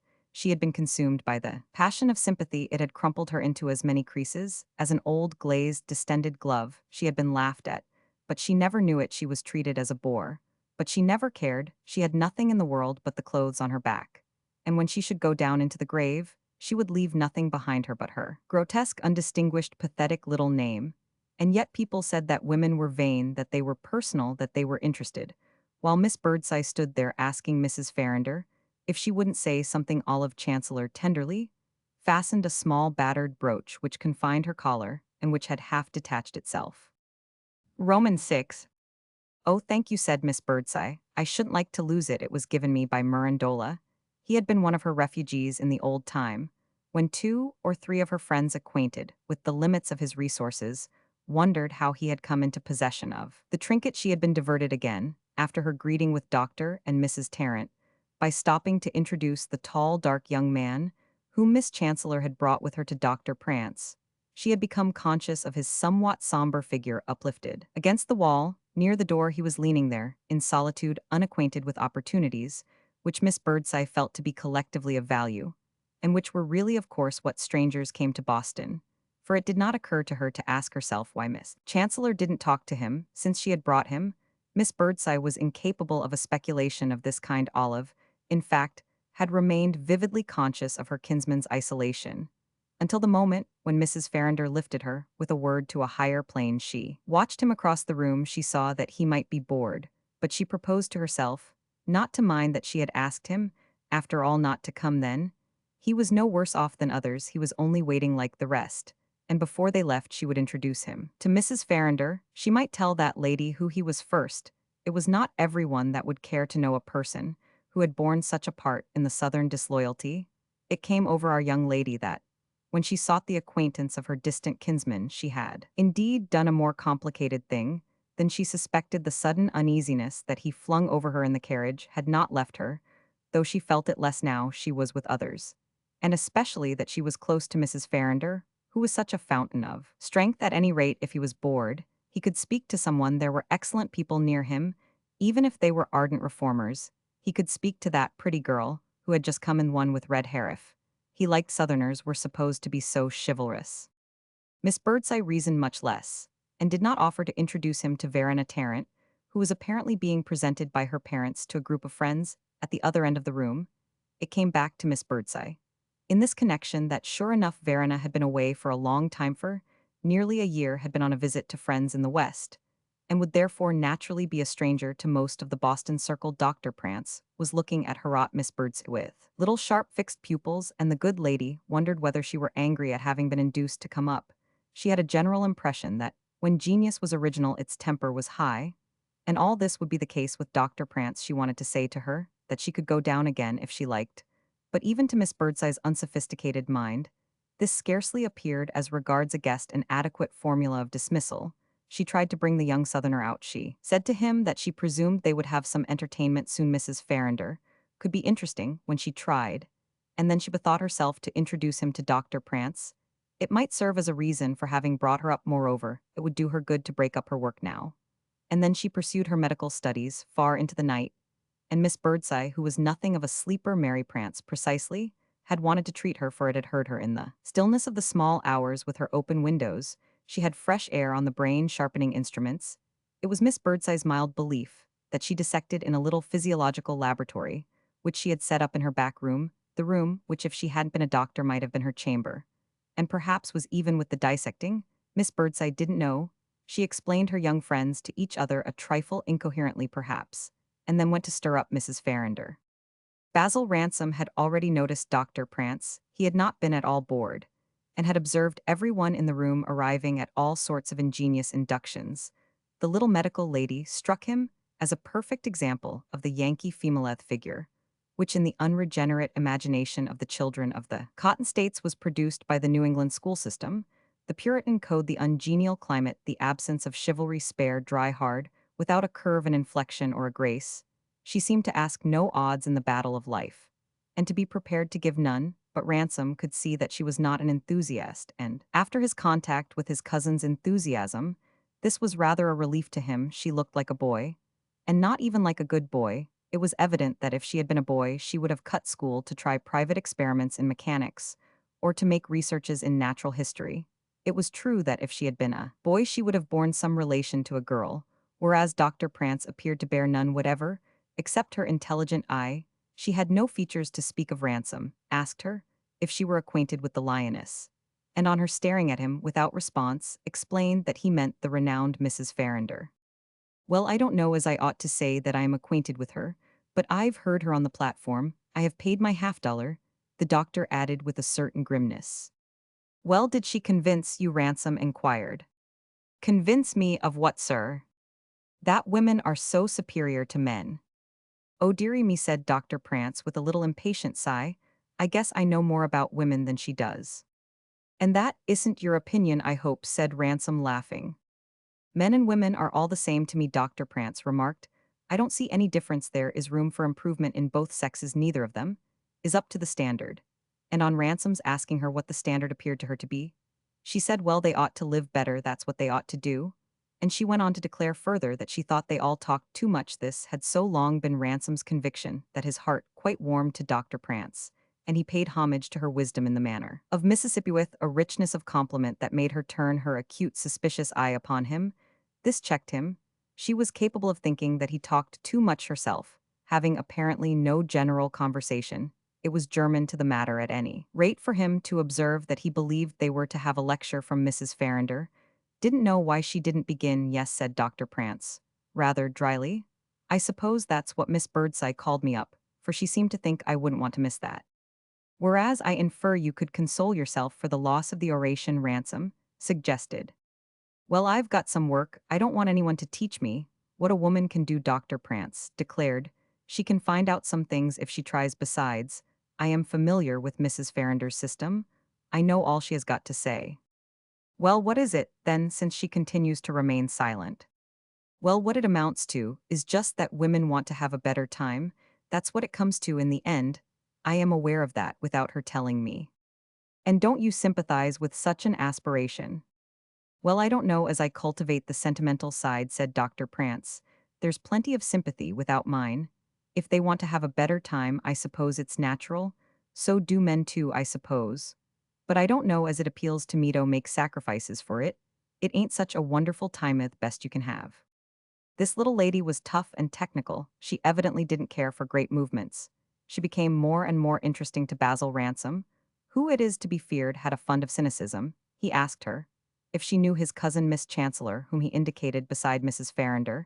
She believed, on the contrary, in wonderful times. She thought they were coming. She had plenty of sympathy, and he was sure she was willing to make sacrifices. Dr. Prance looked at her across the room for a moment, Then she said she didn't know her. But she guessed she knew others like Hirsch went to see them, when they were sick. She's having a private lecture to herself, Ransom remarked, whereupon Dr. Prance rejoined, well, I guess she'll have to pay for it. She appeared to regret her own half-dollar and to be vaguely impatient of the behavior of her sex. Ransom became so sensible of this that he felt it was indelicate to allude further to the cause of woman, and for a change endeavored to elicit from his companion some information about the gentleman present. He had given her a chance vainly to start some topic herself, but he could see that she had no interests beyond the researches from which this evening she had been torn, and was incapable of asking him a personal question. She knew two or three of the gentlemen, she had seen them before at Miss Birdseye's, of course. She knew principally ladies, the time hadn't come when a lady doctor was sent for by a gentleman, and she hoped it never would, though some people seemed to think that this was what lady doctors were working for. She knew Mr. Pardon, that was the young man with the side whiskers and the white hair. He was a kind of editor, and he wrote too over his signature. Perhaps Basil had read some of his works. He was under 30 in spite of his white hair. He was a great deal thought of in magazine circles. She believed he was very bright, but she hadn't read anything. She didn't read much, not for amusement, only the transcript. She believed Mr. Pardon sometimes wrote in the transcript, well, she supposed he was very bright. The other, that she knew, only she didn't know him. She supposed Basil would think that queer was the tall, pale gentleman with the black mustache and the eyeglass. She knew him because she had met him in society, but she didn't know him well because she didn't want to. If he should come and speak to her, and he looked as if he were going to work round that way, should just say to him, yes, sir, or no, sir, very coldly. She couldn't help it if he did think her dry. If he were a little more dry, it might be better for him. What was the matter with him? Oh, she thought she had mentioned that he was a mesmeric healer. He made miraculous cures. She didn't believe in his system, or disbelieve in it one way or the other. She only knew that she had been called to see ladies he had worked on, and she found that he had made them lose a lot of valuable time. He talked to them well, as if he didn't know what he was saying. She guessed he was quite ignorant of physiology, and she didn't think he ought to go round taking responsibilities. She didn't want to be narrow, but she thought a person ought to know something. She supposed Basil would think her very uplifted, but he had put the question to her, as she might say. All she could say was she didn't want him to be laying his hands on any of her folks. It was all done with the hands, what wasn't done with the tongue. Basil could see that Dr. Prance was irritated that this extreme candor of allusion to her neighbor was probably not habitual to her as a member of a society in which the casual expression of strong opinion generally produced waves of silence. But he blessed her irritation for him, it was so illuminating, and to draw further profit from it, he asked her who the young lady was with the red hair, the pretty one whom he had only noticed during the last 10 minutes. She was Miss Tarrant, the daughter of the healer. Hadn't she mentioned his name, Selah Tarrant? If he wanted to send for him, Dr. Prance wasn't acquainted with her beyond knowing that she was the mesmerist's only child, and having heard something about her having some gift. Couldn't remember which it was. Oh, if she was his child, she would be sure to have some gift. If it was only the gift of the Guel, she didn't mean to say that, but a talent for conversation. Perhaps she could die and come to life again. Perhaps she would show them her gift, as no one seemed inclined to do anything. Yes, she was pretty appearing, but there was a certain indication of anemia, and Dr. Prance would be surprised if she didn't eat too much candy. Basil thought she had an engaging exterior. It was his private reflection, colored doubtless by sectional prejudice, that she was the first pretty girl he had seen in Boston. She was talking with some ladies at the other end of the room, and she had a large red fan which she kept constantly in movement. She was not a quiet girl. She fidgeted, was restless while she talked, and had the air of a person who, whatever she might be doing, would wish to be doing something else if people watched her a good deal. She also returned their contemplation, and her charming eyes had several times encountered those of Basil Ransom, but they wandered mainly in the direction of Mrs. Farenderthy, lingered upon the serene solidity of the great oratress.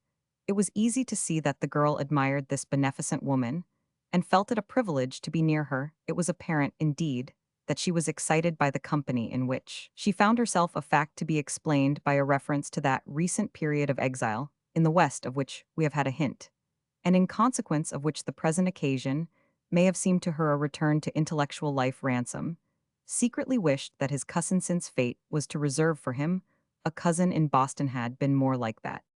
By this time, a certain agitation was perceptible. Several ladies, impatient of vain delay, had left their places to appeal personally to Mrs. Farrinder, who was presently surrounded with sympathetic remonstrance. Miss Birdseye had given her up, It had been enough for Miss Birdseye that she should have said when pressed so far as her hostess, muffled in laxity, could press on the subject of the general expectation that she could only deliver her message to an audience which she felt to be partially hostile. There was no hostility, though they were all only too much in sympathy. I don't require sympathy, she said with a tranquil smile to Olive Chancellor. I am only myself. I only rise to the occasion when I see prejudice, when I see bigotry, when I see injustice, when I see conservatism massed before me like an army. Then I feel, as I imagine Napoleon Bonaparte to have felt on the eve of one of his great victories.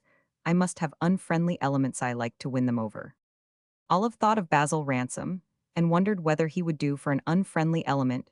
She mentioned him to Mrs. Farrinder, who expressed an earnest hope that if he were opposed to the principles which were so dear to the rest of them, he might be induced to take the floor and testify on his own account. I should be so happy to answer him, said Mrs. Farrinder with supreme softness. I should be so glad at any rate to exchange ideas with him. Olive felt a deep alarm at the idea of a public dispute between these two vigorous people. She had a perception that Ransom would be vigorous not because she doubted of the happy issue, but because she herself would be in a false position, as having brought the offensive young man, and she had a horror of false positions. Miss Birdseye was incapable of resentment. She had invited 40 people to hear Mrs. Farrinder speak, and now Mrs. Farrinder wouldn't speak. But she had such a beautiful reason for it. There was something martial and heroic in her pretext. And besides, it was so characteristic, so free, that Miss Birdseye was quite consoled, and wandered away looking at her other guests vaguely as if she didn't know them from each other, while she mentioned to them at a venture the excuse for their disappointment, confident evidently that they would agree with her. It was very fine, but we can't pretend to be on the other side. Just to start her up, can we? She asked of Mr. Tarrant, who sat there beside his wife with a rather conscious, but by no means complacent air of isolation from the rest of the company. Well, I don't know, I guess we are all solid here, this gentleman replied, looking round him with a slow, deliberate smile, which made his mouth enormous develop 2 wrinkles as long as the wings of a bat on either side of it, and showed a set of big, even carnivorous teeth. Selah, said his wife, laying her hand on the sleeve of his waterproof, I wonder whether Miss Birdseye would be interested to hear Verena.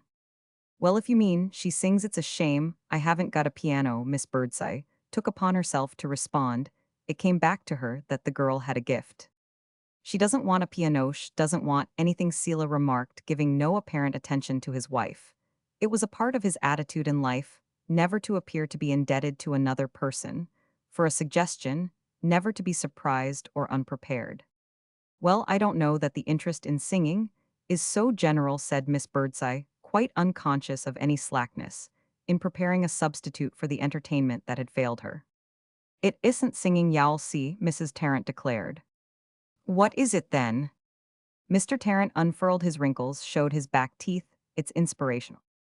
Miss Birdseye gave a small, vague, unskeptical laugh. Well, if you can guarantee that. I think it would be acceptable, said Mrs. Tarrant, and putting up a half-gloved familiar hand, she drew Miss Birdseye down to her, and the pair explained in alternation what it was their child could do. Meanwhile, Basil Ransom confessed to Dr. Prance that he was after all rather disappointed. He had expected more of a program. He wanted to hear some of the new truths Mrs. Farrinder, as he said, remained within her tent, and he had hoped not only to see these distinguished people, but also to listen to them. Well, I ain't disappointed, the sturdy little doctress replied. If any question had been opened, I suppose I should have had to stay. But I presume you don't propose to retire. Well, I've got to pursue my studies some time. I don't want the gentlemen doctors to get ahead of me. Oh, no one will ever get ahead of you, I am very sure. And there is that pretty young lady going over to speak to Mrs. Farrinder. She's going to beg her for a speech. Mrs. Farrinder can't resist that.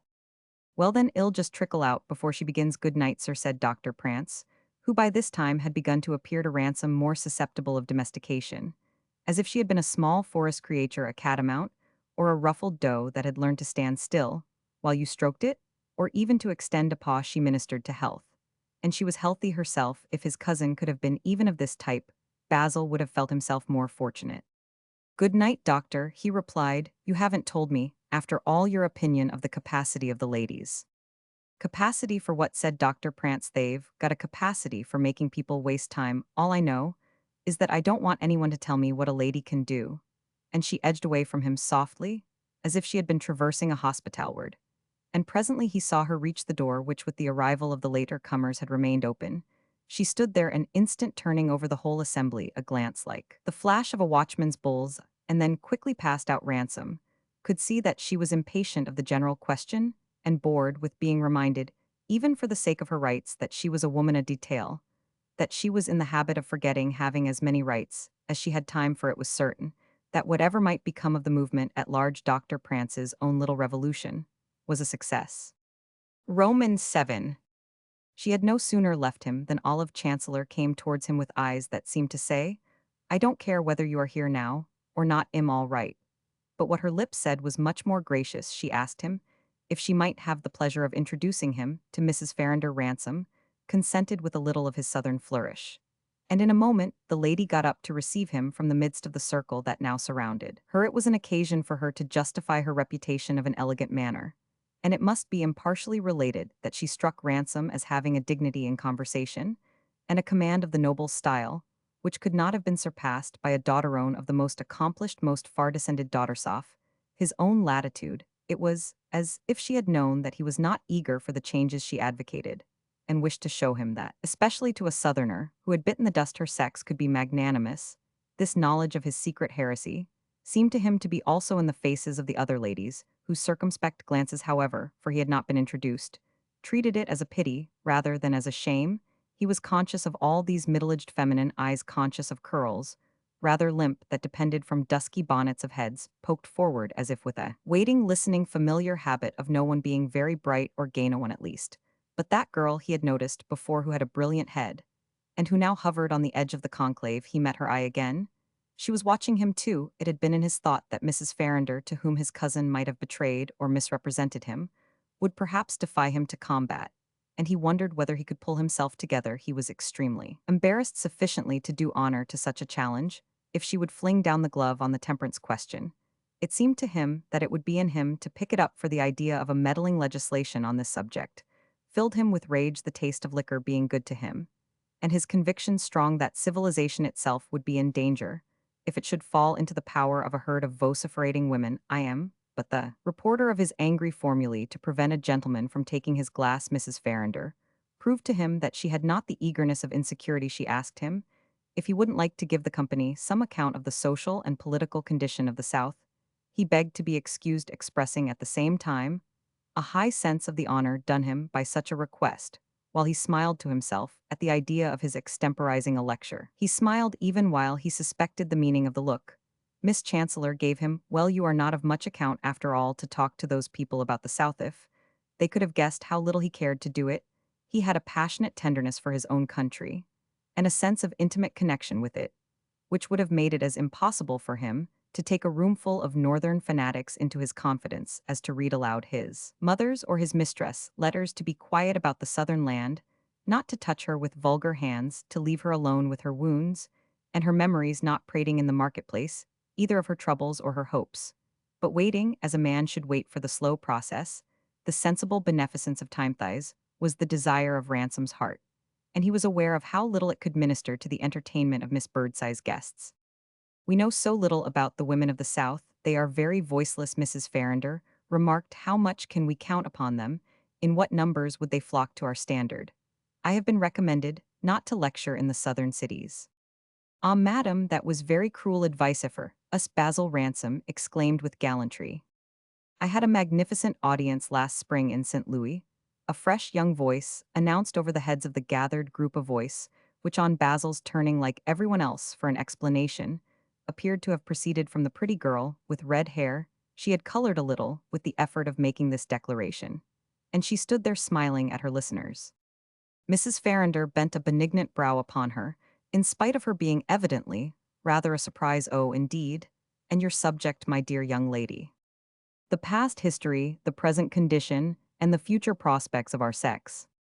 Oh, well, St. Louis, that's scarcely the South, said one of the ladies. I am sure the young lady would have had equal success at Charleston or New Orleans. Basil Ransom interposed. Well, I wanted to go farther, the girl continued, but I had no friends. I have friends in St. Louis. You ought to want for them anywhere, said Mrs. Farrinder, in a manner which by this time had quite explained her reputation. I am acquainted with the loyalty of St. Louis. Well, after that you must let me introduce Miss Tarrant. She's perfectly dying to know you, Mrs. Farrinder." These words emanated from one of the gentlemen, the young man with white hair, who had been mentioned to Ransom by Dr. Prance as a celebrated magazinist. He too up to this moment had hovered in the background, but he now gently clove the assembly. Several of the ladies made way for him, leading in the daughter of the mesmerist. She laughed and continued to blush. Her blush was the faintest pink. She looked very young and slim and fair. As Mrs. Farrinder made way for her on the sofa, which Olive Chancellor had quitted, "I have wanted to know you. I admire you so much. I hoped so you would speak tonight. It's too lovely to see you, Mrs. Farrinder." So she expressed herself while the company watched the encounter with a look of refreshed inanition. "You don't know who I am. Of course I am. Just a girl who wants to thank you for all you have done for us. For you have spoken for us girls, just as much as she hesitated, now looking about with enthusiastic eyes at the rest of the group, and meeting once more the gaze of Basil Ransom. "Just as much as for the old women," said Mrs. Farrinder, genially. "You seem very well able to speak for yourself." "She speaks so beautifully." If she would only make a little address, the young man who had introduced her remarked, "It's a new style, quite original," he added. He stood there with folded arms looking down at his work, the conjunction of the two ladies with a smile, and Basil Ransom, remembering what Miss Prance had told him, and enlightened by his observation in New York of some of the sources from which newspapers are fed, was immediately touched by the conviction that he perceived in it the material of a paragraph. "My dear child, if y'all take the floor, I'll call the meeting to order," said Mrs. Farrinder. The girl looked at her with extraordinary candor and confidence. "If I could only hear you first, just to give me an atmosphere." "I've got no atmosphere. There's very little of the Indian summer about me. I deal with fact-shared facts," Mrs. Farrinder replied. "Have you ever heard me? If so, you know how crisp I am." "Heard you? I've lived on you. It's so much to me to see you. Ask mother if it ain't." She had expressed herself from the first word she uttered, with a promptness and assurance, which gave almost the impression of a lesson rehearsed in advance. And yet there was a strange spontaneity in her manner, and an air of artless enthusiasm, of personal purity. If she was theatrical, she was naturally theatrical. She looked up at Mrs. Farrinder with all her emotion in her smiling eyes. This lady had been the object of many ovations. It was familiar to her that the collective heart of her sex had gone forth to her, but visibly she was puzzled by this unforeseen embodiment of gratitude and fluency, and her eyes wandered over the girl with a certain reserve, while within the depth of her eminently public manner, she asked herself whether Miss Tarrant were a remarkable young woman, or only a forward minx. She found a response which committed her to neither view. She only said, "We want the young. Of course we want the young." "Who is that charming creature?" Basil Ransom heard his cousin ask in a grave, lowered tone of Matthias Pardon, the young man who had brought Miss Tarrant forward. He didn't know whether Miss Chancellor knew him, or whether her curiosity had pushed her to boldness. Ransom was near the pair, and had the benefit of Mr. Pardon's answer. "The daughter of Dr. Tarrant, the mesmeric healer, Miss Verena. She's a high-class speaker." "What do you mean?" Olive asked. "Does she give public addresses?" "Oh yes, she has had quite a career in the West. I heard her last spring at Topeka. They call it inspirational. I don't know what it isonly. It's exquisite, so fresh and poetical. She has to have her father to start her up. It seems to pass into her." And Mr. Pardon indulged in a gesture, intended to signify the passage. Olive Chancellor made no rejoinder save a low, impatient sigh. She transferred her attention to the girl, who now held Mrs. Farrinder's hand in both her own, and was pleading with her just to prelude a little. "I want a starting point. I want to know where I am," she said. "Just 2 or 3 of your grand old thoughts." Basil stepped nearer to his cousin. He remarked to her that Miss Verena was very pretty. She turned an instant, glanced at him, and then said, "Do you think so?" An instant later, she added, "How you must hate this place." "Oh, not now. We are going to have some fun," Ransom replied good-humoredly, if a trifle coarsely, and the declaration had a point for Miss Birdseye at this moment, reappeared, followed by the mesmeric healer and his wife.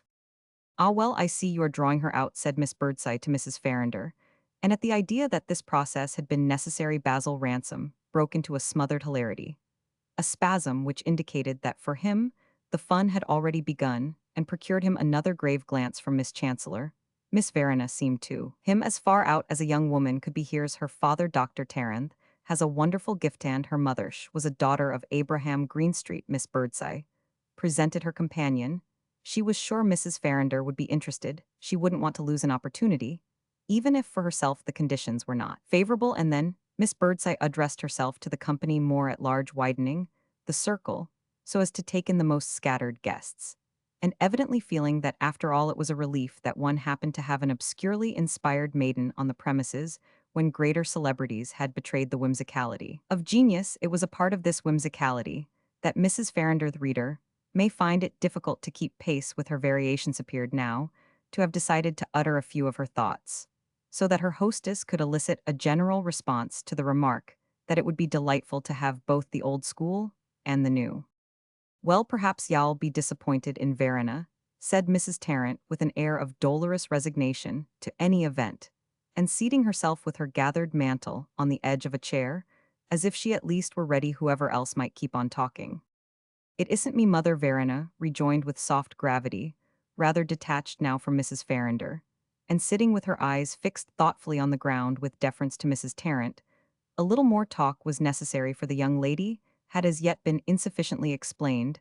Miss Birdseye felt this, but she was rather helpless about it, and delivered herself with her universal familiarity, which embraced every one and everything of a wandering, amiable tale, in which Abraham Greenstreet kept reappearing, in which Dr. Tarrant's miraculous cures were specified with all the facts wanting, and in which Verena's successes in the West were related not with emphasis or hyperbole, in which Miss Birdseye never indulged but as accepted and recognized wonders natural, in an age of new revelations.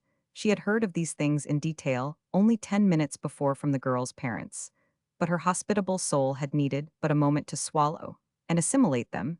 If her account of them was not very lucid, it should be said in excuse for her, that it was impossible to have any idea of Verena Tarrant unless one had heard her, and therefore still more impossible to give an idea to others. Mrs. Farrinder was perceptibly irritated.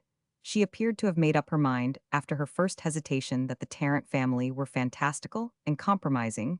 She had bent an eye of coldness on Selah, and his wifeish might have regarded them all as a company of mountebanks. Stand up and tell us what you have to say, she remarked with some sternness to Verena, who only raised her eyes to her silently now with the same sweetness, and then rested them on her father. This gentleman seemed to respond to an irresistible appeal. He looked round at the company with all his teeth, and said that these flattering allusions were not so embarrassing, as they might otherwise be, inasmuch as any success that he and his daughter might have had was so thoroughly impersonal. He insisted on that word they had just heard her say, "It is not me, Mother," and he and Mrs. Tarrant and the girl herself were all equally aware it was not she, it was some power outside it seemed to flow through her. He couldn't pretend to say why his daughter should be called more than anyone else, but it seemed as if she was called when he just calmed her down by laying his hand on her a few moments. It seemed to come, it so happened that, in the West, it had taken the form of a considerable eloquence. She had certainly spoken with great facility to cultivated and high-minded audiences. She had long followed with sympathy the movement for the liberation of her sex from every sort of bondage. It had been her principal interest. Even as a child, he might mention that, at the age of 9, she had christened her favorite doll Eliza P., mostly in memory of a great precursor, whom they all reverenced, and now the inspiration, if he might call it, so seemed just to flow in that channel. The voice that spoke from her lips seemed to want to take that form. It didn't seem as if it could take any other. She let it come out just as it, which didn't pretend to have any control. They could judge for themselves whether the whole thing was not quite unique. That was why he was willing to talk about his own child that way before a gathering of ladies and gentlemen. It was because they took no credit. They felt it was a power outside. If Verena felt she was going to be stimulated that evening, he was pretty sure they would be interested. Only he should have to request a few moments' silence while she listened for the voice. Several of the ladies declared that they should be delighted. They hoped that Miss Tarrant was in good trim, whereupon they were corrected by others who reminded them that it wasn't Hirsch had nothing to do with it, so her trim didn't matter. And a gentleman added that he guessed there were many present who had conversed with Eliza P. Mostly meanwhile Verena, more and more withdrawn into herself, but perfectly undisturbed by the public discussion of her mystic faculty, turned yet again very prettily to Mrs. Farrinder, and asked her if she wouldn't strike out just to give her courage. By this time, Mrs. Farrinder was in a condition of overhanging gloom. She greeted the charming suppliant with the frown of Juno. She disapproved completely of Dr. Tarrant's little speech, and she had less and less disposition to be associated with a miraclemonger. Abraham Greenstreet was very well, but Abraham Greenstreet was in his grave, and Eliza P. Mosley, after all, had been very tepid. Basil Ransom wondered whether it were effrontery or innocence that enabled Miss Tarrant to meet with such complacency the aloofness of the elder lady at this moment. He heard Olive Chancellor at his elbow, with the tremor of excitement in her tone, suddenly exclaim, please begin a voice. A human voice is what we want. Ill speak after you, and if you're a humbug ill expose you Mrs. Farrinder, said she was more majestic than facetious. I am sure we are all solid, as Dr. Tarrant says I suppose. We want to be quiet, Miss Birdseye remarked. Roman 8. Verena Tarrant got up and went to her father in the middle of the room. Olive Chancellor crossed and resumed her place beside Mrs. Farrinder on the sofa the girl had quitted, and Miss Birdseye's visitors for the rest settled themselves attentively in chairs or leaned against the bare sides of the parlor. Verena took her father's hands, held them for a moment while she stood before him, not looking at him with her eyes, towards the company. Then, after an instant, her mother rising pushed forward with an interesting sigh the chair on which she had been sitting.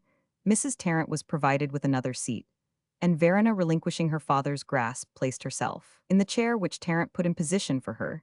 She sat there with closed eyes, and her father now rested his long, lean hands upon her head. Basil Ransom watched these proceedings with much interest, for the girl amused and pleased him.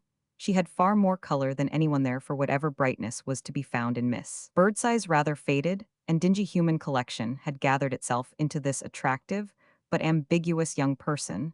There was nothing ambiguous, by the way, about her confederate. Ransom simply loathed him from the moment he opened his mouth. He was intensely familiar with that. Is his type, he was simply the detested carpetbagger. He was false, cunning, vulgar, ignoble, the cheapest kind of human product. That he should be the father of a delicate, pretty girl, who was apparently clever too, whether she had a gift or no, this was an annoying, disconcerting fact. The white, puffy mother with the high forehead in the corner, there looked more like a lady, but if she were one, it was all the more shame to her to have mated with such a varlet. Ransom said to himself, making use, as he did generally, of terms of opprobrium extracted from the older English literature. He had seen Tarrant, or his equivalent, often before he had whipped him, as he believed controversially, again and again at political meetings in blighted southern towns during the horrible period of Reconstruction. If Mrs. Farrinder had looked at Verena Tarrant as if she were a mountebank, there was some excuse for it, inasmuch as the girl made much the same impression on Basil Ransom. He had never seen such an odd mixture of elements. She had the sweetest, most unworldly face, and yet with it, an air of being on exhibition, of belonging to a troupe, of living in the gaslight, which pervaded even the details of her dress, fashioned evidently with an attempt at the histrionic. If she had produced a pair of castanets or a tambourine, he felt that such accessories would have been quite in keeping. Little Dr. Prance, with her hard good sense, had noted that she was anemic, and had intimated that she was a deceiver. The value of her performance was yet to be proved, but she was certainly very pale white, as women are who have that shade of red hair they look as if their blood had gone into it. There was, however, something rich in the fairness of this young lady. She was strong and supple. There was color in her lips and eyes, and her tresses, gathered into a complicated coil, seemed to glow with the brightness of her nature. She had curious, radiant, liquid eyes. Their smile was a sort of reflection, like the glisten of a gem. And though she was not tall, she appeared to spring up and carried her head, as if it reached rather high. Ransom would have thought she looked like an Oriental if it were not that Orientals are dark, and if she had only had a goat, she would have resembled Esmeralda, though he had but a vague recollection of who Esmeralda had been. She wore a light brown dress of a shape that struck him as fantastic, a yellow petticoat, and a large crimson sash fastened at the side while round her neck, and falling low upon her flat young chest, she had a double chain of amber beads. It must be added that, in spite of her melodramatic appearance, there was no symptom that her performance, whatever it was, would be of a melodramatic character. She was very quiet now, at least. She had folded her big fan, and her father continued the mysterious process of calming her down. Ransom wondered whether he wouldn't put her to sleep. For some minutes her eyes had remained closed. He heard a lady near him, apparently familiar with phenomena of this class, remark that she was going off. As yet the exhibition was not exciting, though it was certainly pleasant to have such a pretty girl placed there before one like a moving statue. Dr. Tarrant looked at no one as he stroked and soothed his daughter. His eyes wandered round the cornice of the room, and he grinned upward as if at an imaginary gallery. Quietly, he murmured from time to time, "It will come, my good child. It will come, just let it work, just let it gather the spirit. You know, you've got to let the spirit come out. When it will." He threw up his arms at moments to rid himself of the wings of his long waterproof, which fell forward over his hands. Basil Ransom noticed all these things, and noticed also opposite the waiting face of his cousin fixed from her sofa upon the closed eyes of the young prophetess. He grew more impatient at last, not of the delay of the edifying voice, though some time had elapsed, but of Terence's grotesque manipulations, which he resented as much as if he himself had felt their touch, and which seemed a dishonor to the passive maiden. They made him nervous, they made him angry, and it was only afterwards that he asked himself wherein they concerned him, and whether even a carpetbagger hadn't a right to do what he pleased with his daughter. It was a relief to him when Verena got up from her chair with a movement which made Terence drop into the background. As if his part were now over, she stood there with a quiet face, serious and sightless. Then, after a short further delay, she began to speak. She began incoherently, almost inaudibly, as if she were talking in a dream. Ransom could not understand her. He thought it very queer, and wondered what Dr. Prance would have said. She's just arranging her ideas and trying to get in report shell come out all right. This remark he heard dropped in a low tone by the mesmeric healer in report was apparently Terrence's version of en rapport. His prophecy was verified, and Verena did come out. After a little she came out with a great deal of sweetness, with a very quaint and peculiar effect. She proceeded slowly, cautiously, as if she were listening for the prompter, catching one by one certain phrases that were whispered to her a great distance off behind the scenes of the world. Then memory or inspiration returned to her, and presently she was in possession of her part. She played it with extraordinary simplicity and grace. At the end of 10 minutes, Ransom became aware that the whole audience, Mrs. Farrinder, Miss Chancellor, and the tough subject from Mississippi, were under the charm. I speak of 10 minutes, but to tell the truth, the young man lost all sense of time. He wondered afterwards how long she had spoken then. He counted that her strange, sweet, crude, absurd, enchanting improvisation must have lasted half an hour. It was not what she said he didn't care for, that he scarcely understood it. He could only see that it was all about the gentleness and goodness of women, and how during the long ages of history they had been trampled under the iron heel of man. It was about their equality, perhaps. Even he was not definitely conscious about their superiority. It was about their day, having come at last, about the universal sisterhood, about their duty to themselves and to each other. It was about such matters as these, and Basil Ransom was delighted to observe that such matters as these didn't spoil it. The effect was not in what she said, though she said some such pretty things, but in the picture and figure of the half-bedizened damsel, playing now again with her red fan, the visible freshness and purity of the little effort. When she had gained confidence, she opened her eyes, and their shining softness was half the effect of her discourse. It was full of schoolgirl phrases, of patches of remembered eloquence, of childish lapses, of logic, of flights of fancy, which might indeed have had success at Topeka. But Ransom thought that if it had been much worse, it would have been quite as good, for the argument, the doctrine, had absolutely nothing to do with it. It was simply an intensely personal exhibition, and the person making it happened to be fascinating. She might have offended the taste of certain people. Ransom could imagine that there were other Boston circles in which she would be thought pert, but for himself, all he could feel was that to his starved senses she irresistibly appealed. He was the stiffest of conservatives, and his mind was steeled against the inanities. She uttered the rights and wrongs of women, the equality of the sexes, the hysterics of conventions, the further stultification of the suffrage, the prospect of conscript mothers in the National Senate. It made no difference. She didn't mean it. She didn't know what she meant. She had been stuffed with this trash by her father, and she was neither more nor less willing to say it than to say anything else, for the necessity of her nature was not to make converts to a ridiculous cause, but to emit those charming notes of her voice, to stand in those free young attitudes, to shake her braided locks like a naiad rising from the waves, to please everyone who came near her, and to be happy that she pleased. I know not whether Ransom was aware of the bearings of this interpretation, which attributed to Miss Tarrant a singular hollowness of character. He contented himself with believing that she was as innocent as she was lovely, and with regarding her as a vocalist of exquisite faculty, condemned to sing bad music. How prettily indeed she made some of it sound. Of course, I only speak to women, my own dear sisters. I don't speak to men, for I don't expect them to like what I say. They pretend to admire us very much, but I should like them to admire us a little less, and to trust us a little more. I don't know what we have ever done to them that they should keep us out of everything. We have trusted them too much, and I think the time has come now for us to judge them, and say that by keeping us out, we don't think they have done so well. When I look around me at the world, and at the state that men have brought it to, I confess, I say to myself, well, if women had fixed it this way, I should like to know what they would think of it. When I see the dreadful misery of mankind, and think of the suffering of which at any hour, at any moment, the world is full, I say, that if this is the best they can do by themselves, they had better let us come in a little, and see what we can do. We couldn't possibly make it worse, could we? If we had done only this, we shouldn't boast of it. Poverty and ignorance and crime, disease and wickedness and wars, always more wars, and always more and more blood. The world is drenched with blood to kill each other with all sorts of expensive and perfected instruments.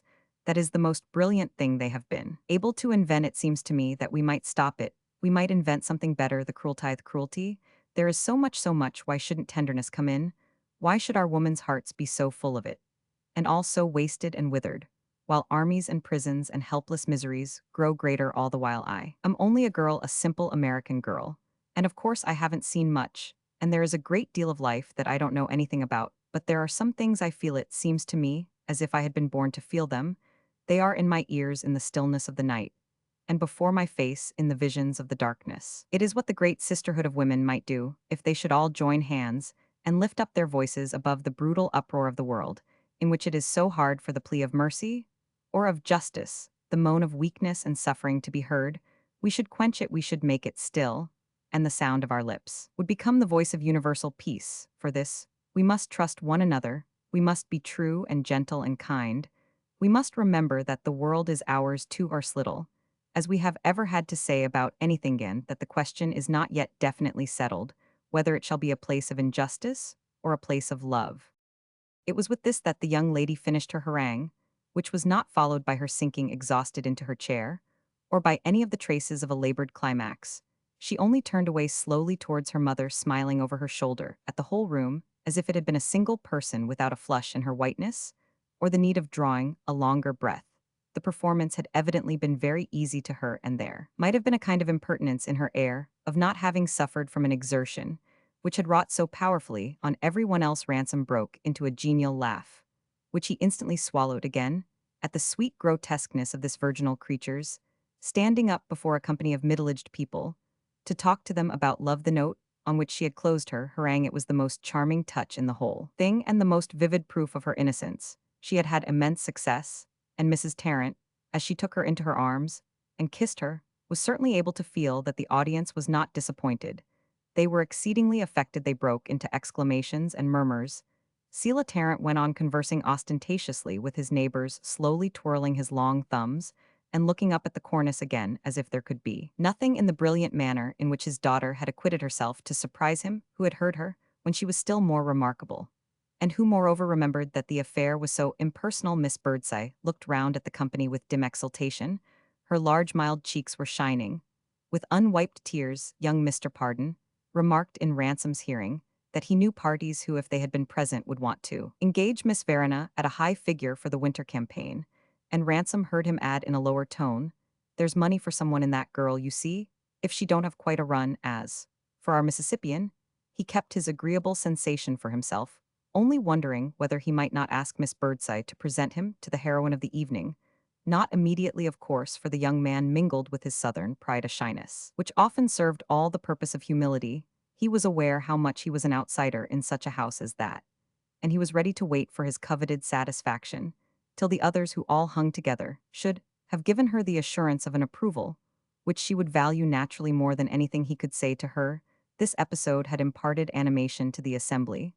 A certain gaiety, even expressed in a higher pitch of conversation, seemed to float in the heated air. People circulated more freely, and Verena Tarrant was presently hidden from Ransom's sight by the close-pressed ranks of the new friends she had made. "Well, I never heard it put that way," Ransom heard one of the ladies exclaim, to which another replied that she wondered one of their bright women hadn't thought of it before. "Well, it is a gift and no mistake, and well they may call it what they please. It's a pleasure to listen to it." These genial tributes fell from the lips of a pair of ruminating gentlemen.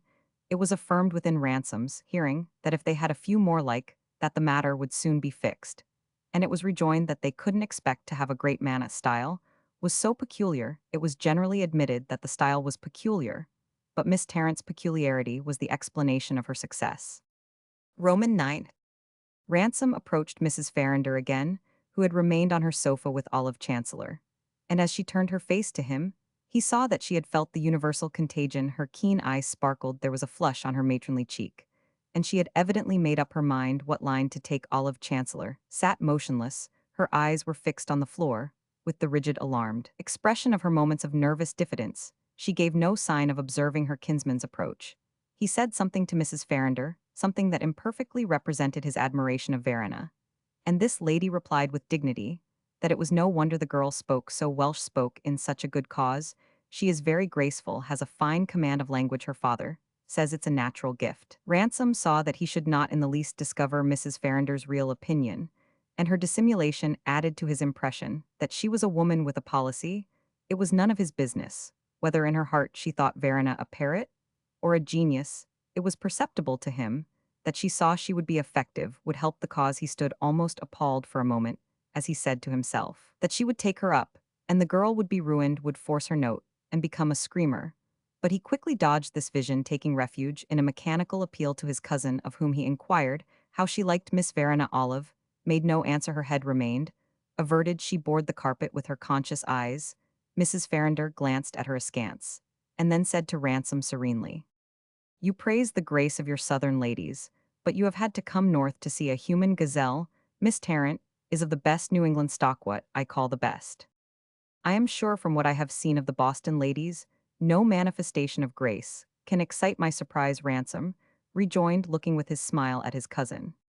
"She has been powerfully affected," Mrs. Farrinder explained, very slightly dropping her voice as Olive apparently still remained deaf. Miss Birdseye drew near at this moment. She wanted to know if Mrs. Farrinder didn't want to express some acknowledgement on the part of the company at large for the real stimulus Miss Tarrant had given them. Mrs. Farrinder said, "Oh yes, she would speak now with pleasure, only she must have a glass of water first." Miss Birdseye replied that there was some coming in a moment. One of the ladies had asked for it, and Mr. Pardon had just stepped down to draw some. Basil took advantage of this intermission to ask Miss Birdseye if she would give him the great privilege of an introduction to Miss Verena.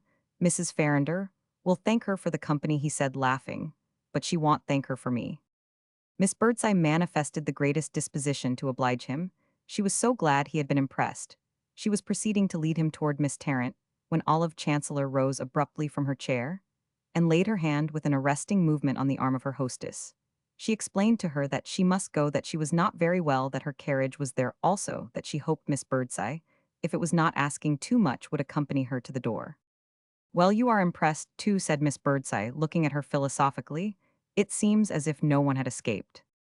Ransom was disappointed. He saw he was going to be taken away, and before he could suppress it, an exclamation burst from his lips. First exclamation he could think of that would perhaps check his cousin's retreat. "Ah, Miss Olive, are you going to give up Mrs. Farrinder?" At this Miss Olive looked at him, showed him an extraordinary face, a face he scarcely understood or even recognized. It was portentously grave, the eyes were enlarged, there was a red spot in each of the cheeks. And as directed to him, a quick piercing question, a kind of leaping challenge in the whole expression, he could only answer this sudden gleam with a stare and wonder afresh what trick his northern kinswoman was destined to play. Him impressed too, he should think he had been Mrs. Farrinder, who was decidedly a woman of the world, came to his assistance, or to Miss Chancellor's, and said she hoped very much Olive wouldn't stay. Felt these things too much. "If you stay I won't speak," she added, "I should upset you altogether." And then she continued tenderly, for so preponderantly intellectual a nature, "When women feel, as you do, how can I doubt that we shall come out all right?" "Oh, we shall come out all right, I guess," murmured Miss Birdseye. "But you must remember Beacon Street," Mrs. Farrinder subjoined. "You must take advantage of your position, you must wake up the Back Bay." "I am sick of the Back Bay," said Olive fiercely, and she passed to the door with Miss Birdseye, bidding goodbye to no one. She was so agitated that evidently she could not trust herself, and there was nothing for Ransom but to follow at the door of the room. However, he was checked by a sudden pause on the part of the two ladies. Olive stopped and stood there. Hesitating, she looked round the room and spied out Verena, where she sat with her mother, the center of a gratified group. Then, throwing back her head with an air of decision, she crossed over to her. Ransom said to himself that now perhaps was his chance, and he quickly accompanied Miss Chancellor. The little knot of reformers watched her as she arrived there. Faces expressed a suspicion of her social importance, mingled with conscientious scruples as to whether it were right to recognize it. Verena Tarrant saw that she was the object of this manifestation, and she got up to meet the lady whose approach was so full of point. Ransom perceived, however, or thought he perceived, that she recognized nothing. She had no suspicions of social importance, yet she smiled with all her radiance as she looked from Miss Chancellor to him. Smiled because she liked to smile, to please, to feel her successor, was it? Because she was a perfect little actress. and this was part of her training. She took the hand that Olive put out to her. The others, rather solemnly, sat looking up from their chairs. You don't know me, but I want to know you, Olive said. I can thank you now. Will you come and see me? Oh, yes, where do you live? Verena answered in the tone of a girl, for whom an invitation she hadn't so many, was always an invitation. Miss Chancellor syllabled her address, and Mrs. Tarrant came forward smiling. I know about you, Miss Chancellor. I guess your father knew my father, Mr. Greenstreet. Verena. Will be very glad to visit you. We shall be very happy to see you in our home. Basil Ransom, while the mother spoke, wanted to say something to the daughter who stood there so near him, but he could think of nothing that would do. Certain words that came to him. His Mississippi phrases seemed patronizing and ponderous. Besides, he didn't wish to assent to what she had said. He wished simply to tell her she was delightful. And it was difficult to mark that difference, so he only smiled at her in silence, and she smiled back at him, a smile that seemed to him quite for himself. Where do you live? Olive asked, and Mrs. Tarrant replied that they lived at Cambridge, and that the horse cars passed just near their door, whereupon Olive insisted, Will you come very soon? And Verena said, Oh yes, she would come very soon, and repeated the number in Charles Street. To show that she had taken heed of it, this was done with childlike good faith. Ransom saw that she would come and see anyone who would ask her like that, and he regretted for a minute that he was not a Boston lady, so that he might extend to her such an invitation. Olive Chancellor held her hand a moment longer, looked at her in farewell, and then saying, Come, Mr. Ransom drew him out of the room. In the hall, they met Mr. Pardon coming up from the lower regions, with a jug of water and a tumbler. Miss Chancellor's hackney coach was there, and when Basil had put her into it, she said to him that she wouldn't trouble him to drive with her. His hotel was not near Charles Street. He had so little desire to sit by her side, wanted to smoke, that it was only after the vehicle had rolled off that he reflected upon her coolness, and asked himself why the deuce she had brought him away. She was a very odd cousin, was this Boston cousin of his. He stood there a moment looking at the light in Miss Birdseye's windows, and greatly minded to re-enter the house now. He might speak to the girl, but he contented himself with the memory of her smile, and turned away with a sense of relief after all at having got out of such wild company, as well as with in a different order of vulgar consciousness of being very thirsty. An eggs. Verena Tarrant came in the very next day from Cambridge to Charles Street. That quarter of Boston is in direct communication with the academic suburb.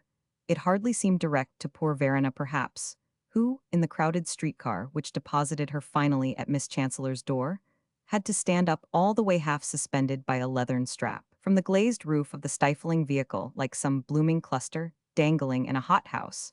She was used, however, to these perpendicular journeys, and though, as we have seen, she was not inclined to accept without question the social arrangements of her time, it never would have occurred to her to criticize the railways of her native land. The promptness of her visit to Olive Chancellor had been an idea of her mother's, and Verena listened open-eyed, while this lady in the seclusion of the little house in Cambridge, while Selah Tarrant was off, as they said, with his patients sketched out a line of conduct. For her the girl was both submissive and unworldly, and she listened to her mother's enumeration of the possible advantages of an intimacy with Miss Chancellor, as she would have listened to any other fairy tale.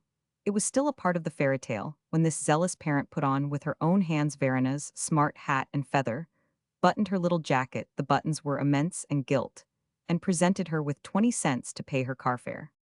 There was never any knowing in advance how Mrs. Tarrant would take a thing, and even Verena, who filially was much less argumentative than in her civic, and as it were public capacity, had a perception that her mother was queer. She was queer indeed, a flaccid, relaxed, unhealthy, whimsical woman, who still had a capacity to cling. What she clung to was society and a position in the world which a secret whisper told her she had never had, and a voice more audible reminded her she was in danger of losing. To keep it, to recover it, to reconsecrate it, was the ambition of her heart. This was one of the many reasons why Providence had judged her worthy of having so wonderful a child. Verena was born, not only to lead their common sex out of bondage, but to remodel a visiting list which bulged and contracted in the wrong places, like a country-made garment. As the daughter of Abraham Greenstreet, Mrs. Tarrant had passed her youth in the first abolitionist circles, and she was aware how much such a prospect was clouded by her union with a young man who had begun life as an itinerant vendor of lead pencils. He had called at Mr. Greenstreet's door, in the exercise of this function, had afterwards been for a while a member of the celebrated Cayuga community, where there were no wives or no husbands, or something of that sort. Mrs. Tarrant could never remember, and had still later, though, before the development of the healing faculty achieved distinction in the spiritualistic world. He was an extraordinarily favored medium. Only he had had to stop for reasons of which Mrs. Tarrant possessed her version. Even in a society much occupied with the effacement of prejudice, there had been certain dim presumptions against this versatile being, who naturally had not wanted arts to ingratiate himself with Miss Greenstreet, her eyes, like his own, being fixed exclusively on the future. The young couple he was considerably her elder had gazed on the future together, until they found that the past had completely forsaken them, and that the present offered but a slender foothold. Mrs. Tarrant, in other words, incurred the displeasure of her family, who gave her husband to understand that, much as they desired to remove the shackles from the slave, there were kinds of behavior which struck them as too unfettered. These had prevailed to their thinking at Cayuga, and they naturally felt it was no use for him to say that his residence there had been for him the community still existed, but a momentary episode, inasmuch as there was little more to be urged for the spiritual picnics and vegetarian camp meetings, in which the discountenanced pair now sought consolation.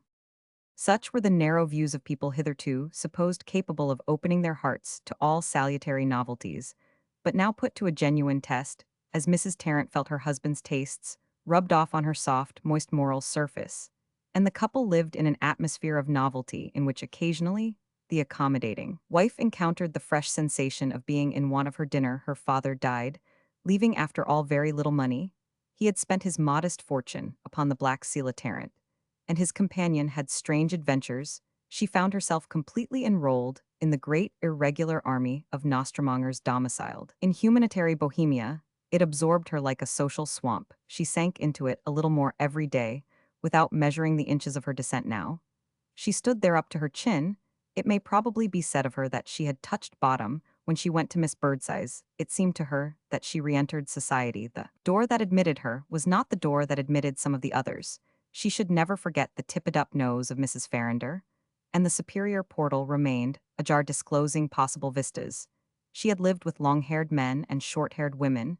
She had contributed a flexible faith and an irremediable want of funds to a dozen social experiments. She had partaken of the comfort of 100 religions, had followed innumerable dietary reforms, chiefly of the negative order, and had gone of an evening to a séance or a lecture. As regularly as she had eaten her supper, her husband always had tickets for lectures. In moments of irritation at the want of a certain sequence in their career, she had remarked to him that it was the only thing he did have the memory of all the winter nights they had tramped through the slush. The tickets, alas, were not car tickets. To hear Mrs. Ada T. P. Fote discourse on the Summerland came back to her with bitterness. Selah was quite enthusiastic at one time about Mrs. Fote, and it was his wife's belief that he had been associated with her that was Selah's expression in referring to such episodes at Cayuga. The poor woman matrimonially had a great deal to put up with. It took at moments all her belief in his genius to sustain her. She knew that he was very magnetic, that in fact was his genius, and she felt that it was his magnetism that held her to him. He had carried her through things where she really didn't know what to think. There were moments when she suspected that she had lost the strong moral sense for which the Greenstreets were always so celebrated. Of course, a woman who had had the bad taste to marry Selah Tarrant would not have been likely under any circumstances to possess a very straight judgment.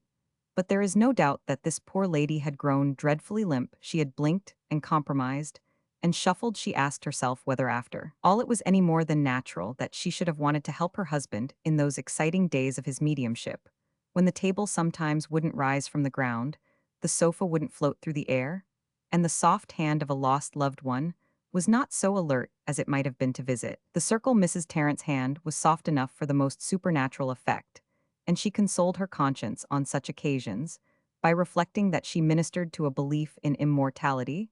She was glad somehow for Verena's sake that they had emerged from the phase of spirit intercourse. Her ambition for her daughter took another form than desiring that she too should minister to a belief in immortality.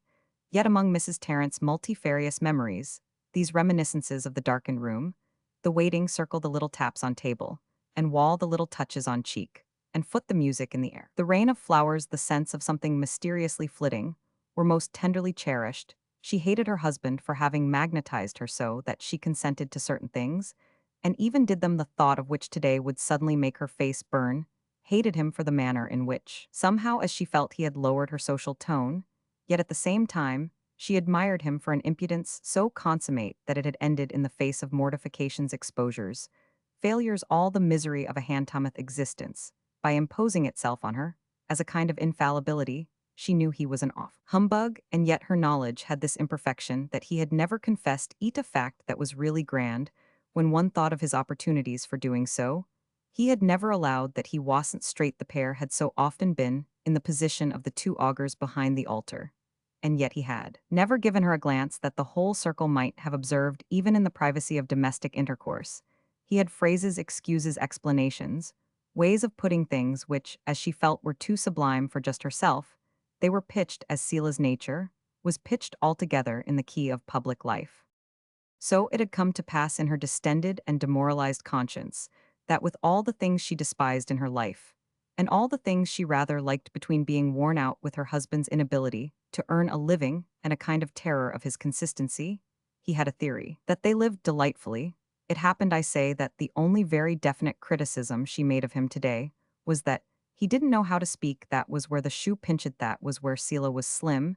He couldn't hold the attention of an audience. He was not acceptable as a lecturer. He had plenty of thoughts, but it seemed as if he couldn't fit them into each other. Public speaking had been a Green Street tradition, and if Mrs. Tarrant had been asked whether in her younger years she had ever supposed she should marry a mesmeric healer, she would have replied, "Well, I never thought I should marry a gentleman who would be silent on the platform." This was her most general humiliation. It included and exceeded every other, and it was a poor consolation that Sela possessed as a substitute to his career. As a healer, to speak of none other was there to prove it. The eloquence of the hand. The Greenstreets had never set much store on manual activity. They believed in the influence of the lips. It may be imagined, therefore, with what exultation as time went on Mrs. Tarrant found herself the mother of an inspired maiden, a young lady, from whose lips eloquence flowed in streams. The Greenstreet tradition would not perish, and the dry places of her life would perhaps be plentifully watered. It must be added that of late this sandy surface had been irrigated in moderation from another source, since Sela had addicted himself to the mesmeric mystery. Their home had been a little more what the home of a Greenstreet should be. He had considerable many patients. He got about $2 a sitting, and he had effected some most gratifying cures. A lady in Cambridge had been so much indebted to him that she had recently persuaded them to take a house near her, in order that Dr. Tarrant might drop in at any time. He availed himself of this convenience. He had taken so many houses that another more or less didn't matter, and Mrs. Tarrant began to feel as if they really had struck something. Even to Verena, as we know, she was confused, and confusing the girl had not yet had an opportunity to ascertain the principles on which her mother's limpness was liable suddenly to become rigid. This phenomenon occurred when the vapors of social ambition mounted to her brain, when she extended an arm from which a crumpled dressing gown fluttered back to seize the passing occasion.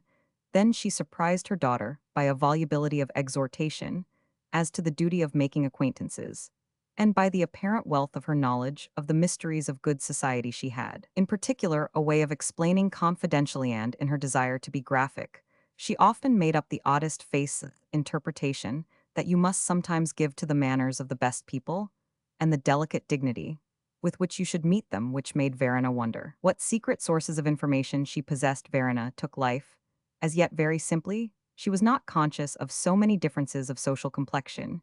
She knew that some people were rich and others poor, and that her father's house had never been visited by such abundance as might make one ask oneself whether it were right in a world so full of the disinherited to roll in luxury.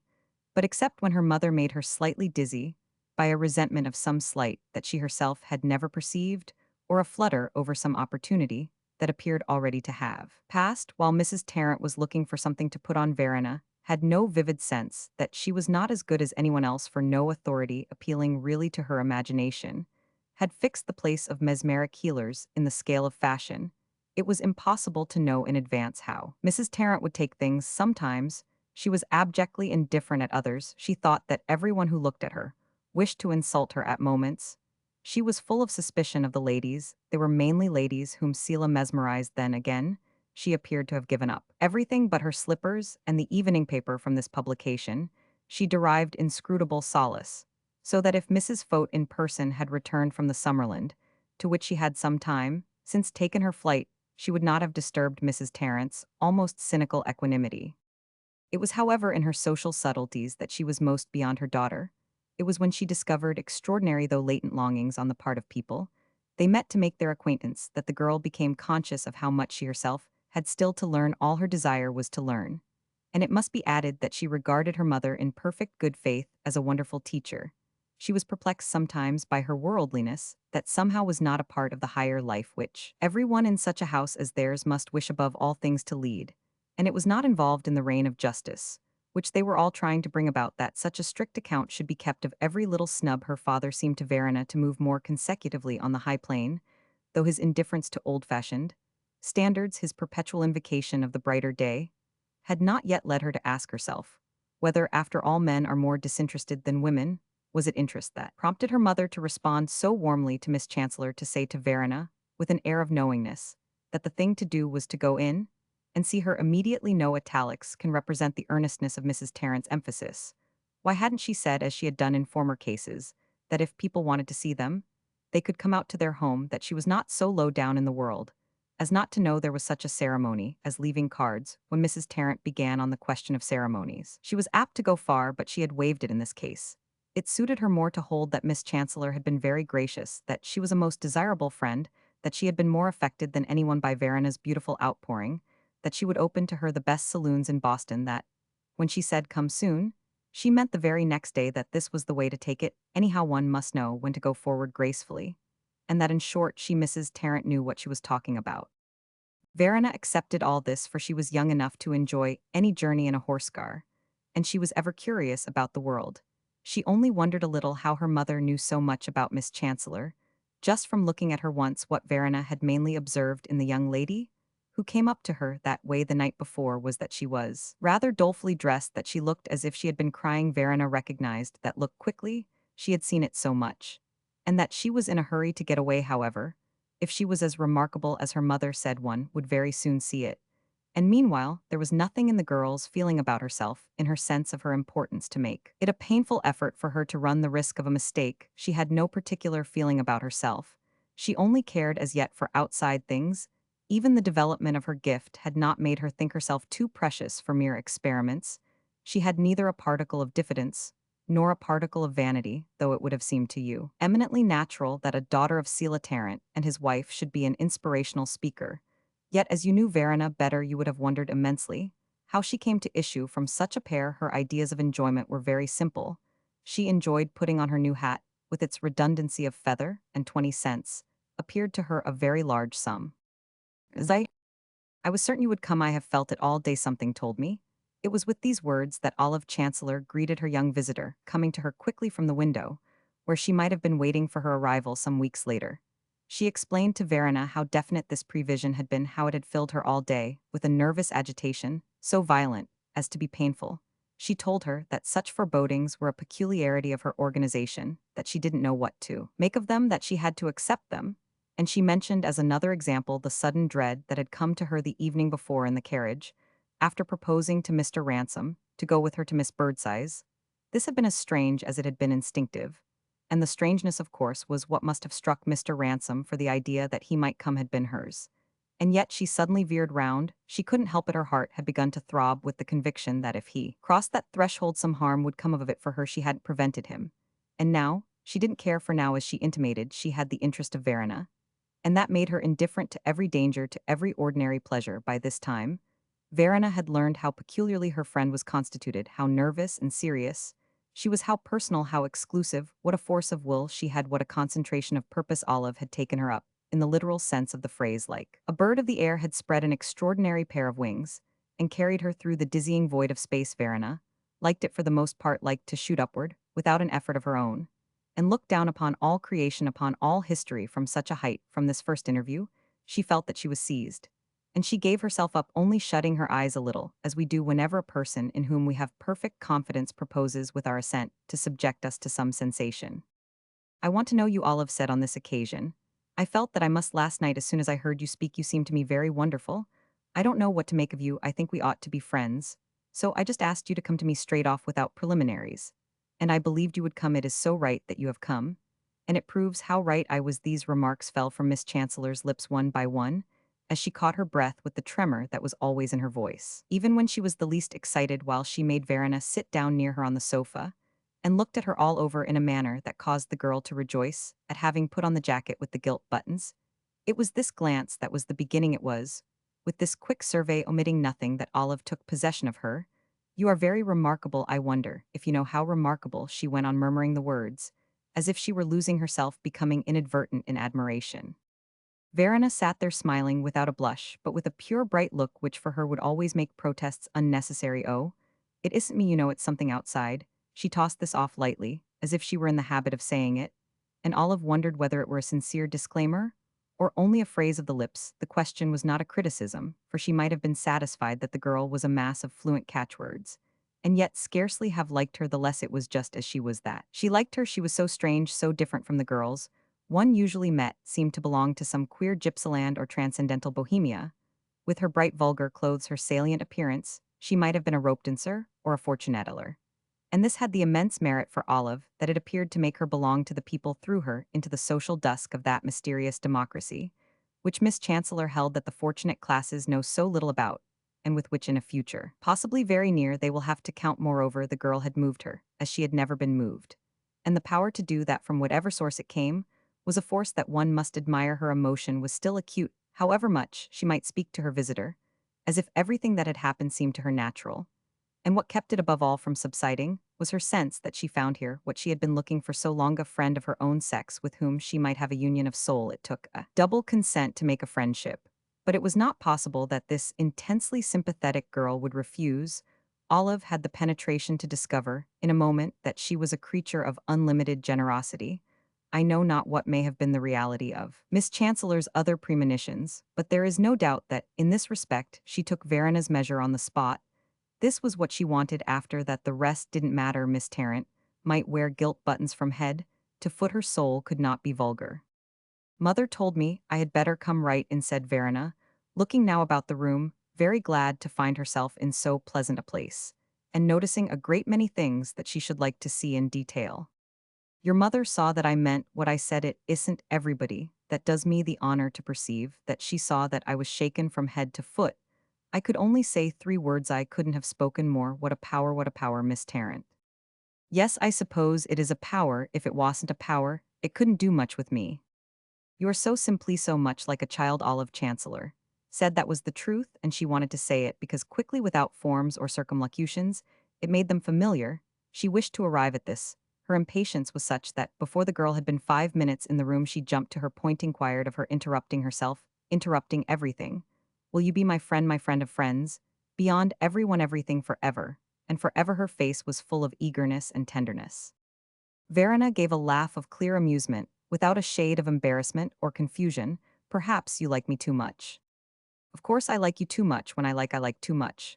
But of course it's another thing you're liking me. Olive Chancellor added, we must wait. When I care for anything I can be patient.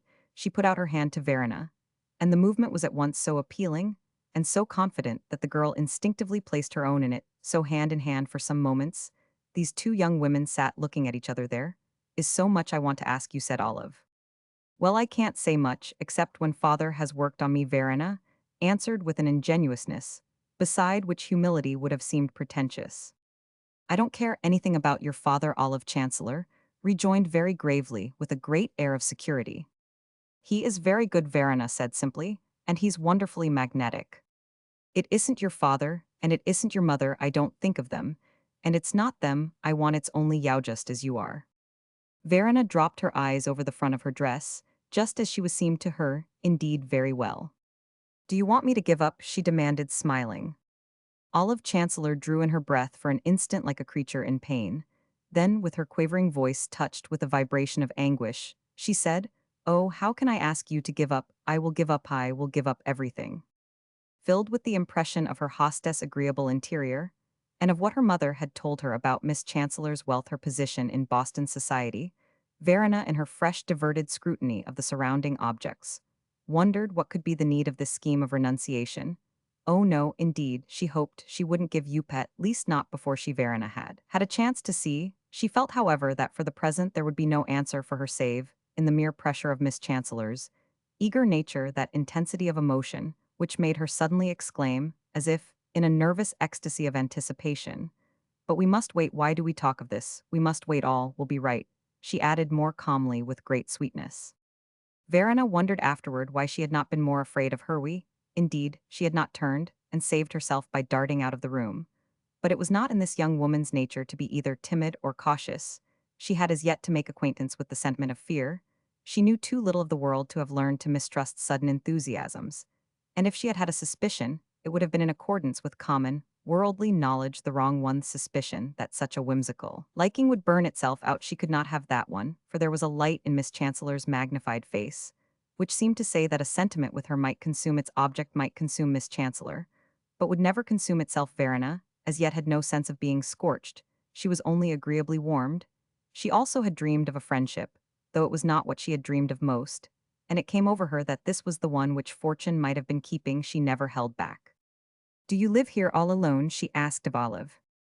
"I shouldn't if you would come and live with me." Even this really passionate rejoinder failed to make Verena shrink. She thought it so possible that, in the wealthy class, people made each other such easy proposals. It was a part of the romance, the luxury of wealth that belonged to the world of invitations, in which she had had so little share. But it seemed almost a mockery when she thought of the little house in Cambridge, where the boards were loose in the steps of the porch. "I must stay with my father and mother," she said, "and then I have my work. You know that's the way I must live now." "Your work?" Olive repeated, not quite understanding. "My gift," said Verena, smiling. "Oh yes, you must use it. That's what I mean. You must move the world with it. It's divine." It was so much what she meant that she had lain awake all night thinking of it, and the substance of her thought was that if she could only rescue the girl from the danger of vulgar exploitation, could only constitute herself her protectress, and devotee, the two between them, might achieve the great result. Verena's genius was a mystery, and it might remain a mystery. It was impossible to see how this charming, blooming, simple creature, all youth and grace and innocence, got her extraordinary powers of reflection. When her gift was not in exercise, she appeared anything but reflective. And as she sat there now, for instance, you would never have dreamed that she had had a vivid revelation. Olive had to content herself provisionally with saying that her precious faculty had come to her just as her beauty and distinction to Olive. She was full of that quality, had come, it had dropped straight from heaven without filtering through her parents, whom Miss Chancellor decidedly did not fancy even among reformers. She discriminated. She thought all wise people wanted great changes, but the votaries of change were not necessarily wise. She remained silent a little after her last remark, and then she repeated again, as if it were the solution of everything, as if it represented with absolute certainty some immense happiness in the future. "We must wait, we must wait." Verena was perfectly willing to wait, though she did not exactly know what they were to wait for, and the aspiring frankness of her assent shone out of her face, and seemed to pacify their mutual gaze. Olive asked her innumerable questions. She wanted to enter into her life.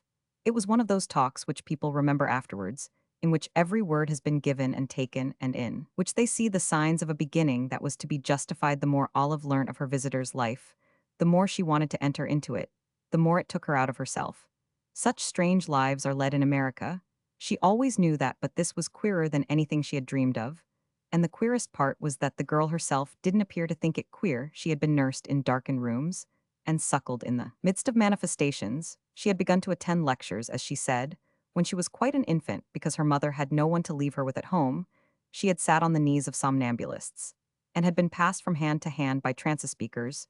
She was familiar with every kind of cure, and had grown up among lady editors of newspapers, advocating new religions, and people who disapproved of the Mariagity. Verena talked of the Mariagity as she would have talked of the last novellas if she had heard it as frequently discussed, and at certain times, listening to the answers she made to her questions, Olive Chancellor closed her eyes in the manner of a person waiting, till giddiness past her young friend's revelations actually gave her a vertigo. They made her perceive everything from which she should have rescued her. Verena was perfectly uncontaminated, and she would never be touched by evil. But though Olive had no views about the Mariagity, except that she should hate it for herself, that particular reform, she did not propose to consider. She didn't like the atmosphere of circles in which such institutions were called into question.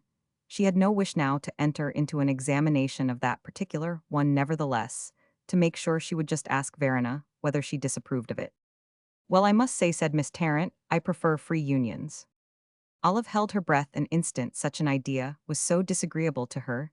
Then, for all answer, she murmured irresolutely, I wish you would let me help you, yet it seemed at the same time that Verena needed little help, for it was more and more clear that her eloquence when she stood up that way before a room full of people was literally inspiration.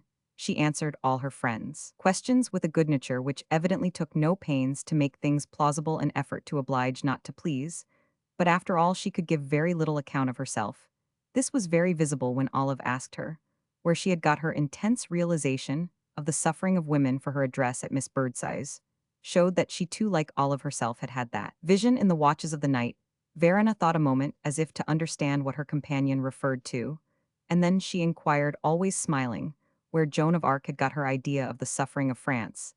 This was so prettily said that Olive could scarcely keep from kissing her. She looked at the moment, as if, like Joan, she might have had visits from the saints. Olive, of course, remembered afterwards that it had not literally answered the question, and she also reflected on something that made an answer seem more difficult: the fact that the girl had grown up among lady doctors, lady mediums, lady editors, lady preachers, lady healers, women who, having rescued themselves from a passive existence, could illustrate only partially the misery of the sex at large. It was true that they might have illustrated it by their talk, by all they had been through, and all they could tell a younger sister. But Olive was sure that Verena's prophetic impulse had not been stirred by the chatter of women. Miss Chancellor knew that sound, as well as anyone it had preceded, rather out of their silence. She said to her visitor that whether or no the angels came down to her in glittering armor, she struck her as the only person she had yet encountered who had exactly the same tenderness, the same pity for women that she herself had. Miss Birdseye had something of it, but Miss Birdseye wanted passion, wanted keenness, was capable of the weakest concessions. Mrs. Farrinder was not weak, of course, and she brought a great intellect to the matter, but she was not personal enough. She was too abstract. Verena was not abstract. She seemed to have lived in imagination through all the ages, Verena said. She did think she had a certain amount of imagination. She supposed she couldn't be so effective on the platform if she hadn't a rich fancy. Then Olive said to her, taking her hand again, that she wanted her to assure her of this, that it was the only thing in all the world she cared for, the redemption of women, the thing she hoped under Providence to give her life to. Verena flushed a little at this appeal, and the deeper glow of her eyes was the first sign of exaltation. She had offered. "Oh yes, I want to give my life," she exclaimed with a vibrating voice. And then she added gravely, "I want to do something great." You will, we both will," Olive Chancellor cried in rapture. But after a little, she went on, "I wonder if you know what it means, young and lovely, as you are giving your life." Verena looked down for a moment in meditation. "Well," she replied, "I guess I have thought more than I appear."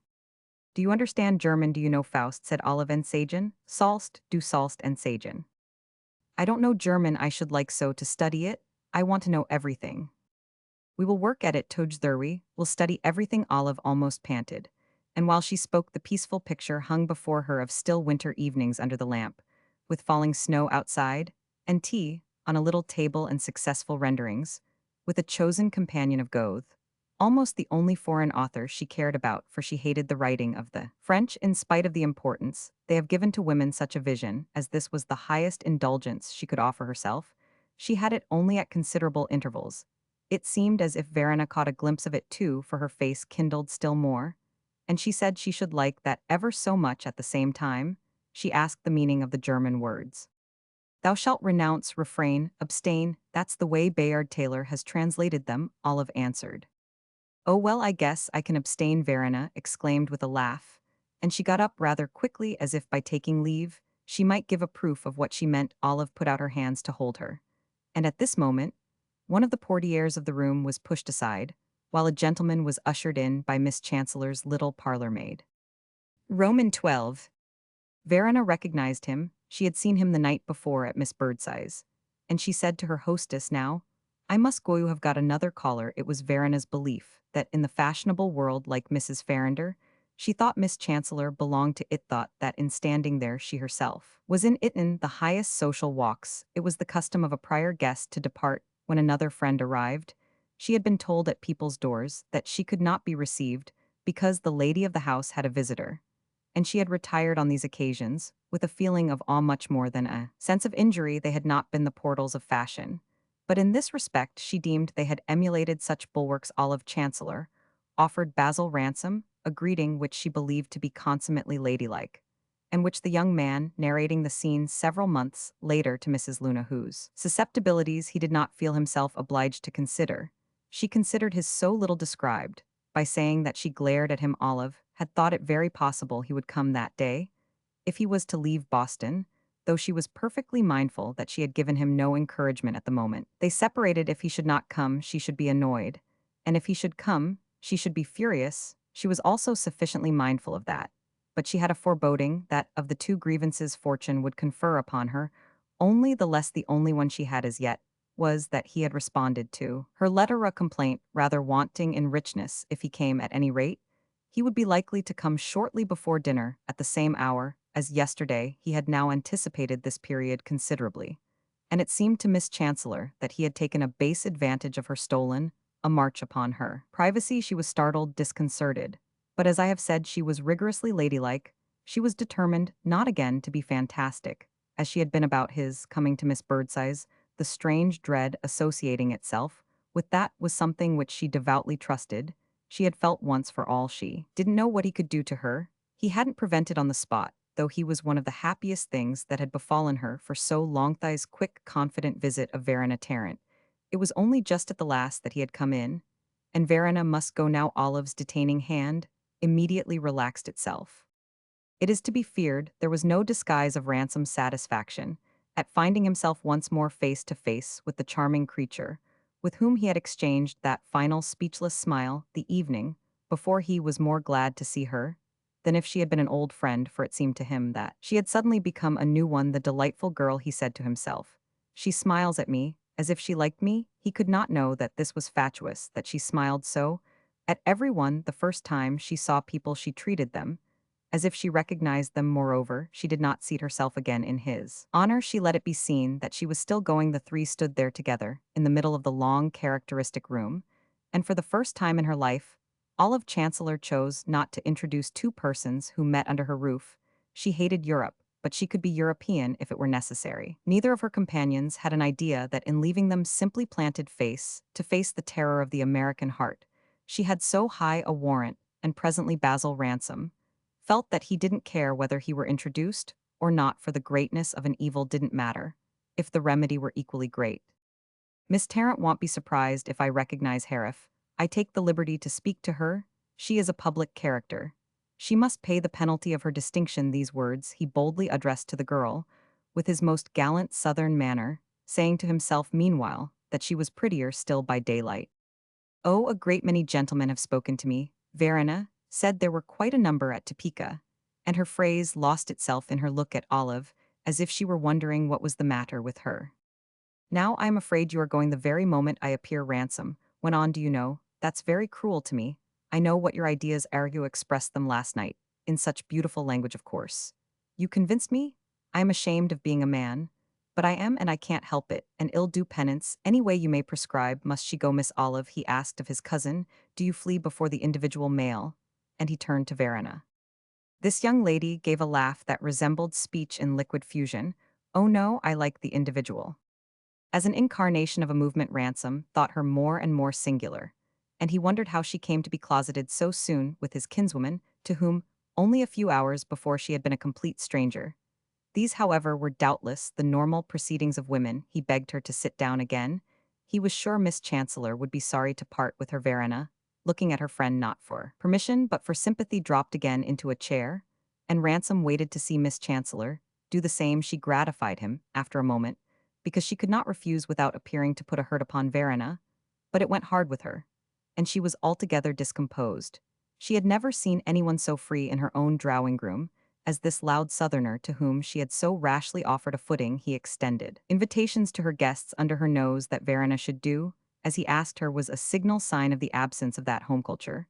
It was so that Miss Chancellor expressed the missing quality, which she never supposed the girl possessed. Fortunately, as it would be supplied to her in abundance in Charles Street, Olive, of course, held that home culture was perfectly compatible with the widest emancipation. It was with a perfectly good conscience that Verena complied with Basil Ransom's request, but it took her quick sensibility only a moment to discover that her friend was not pleased.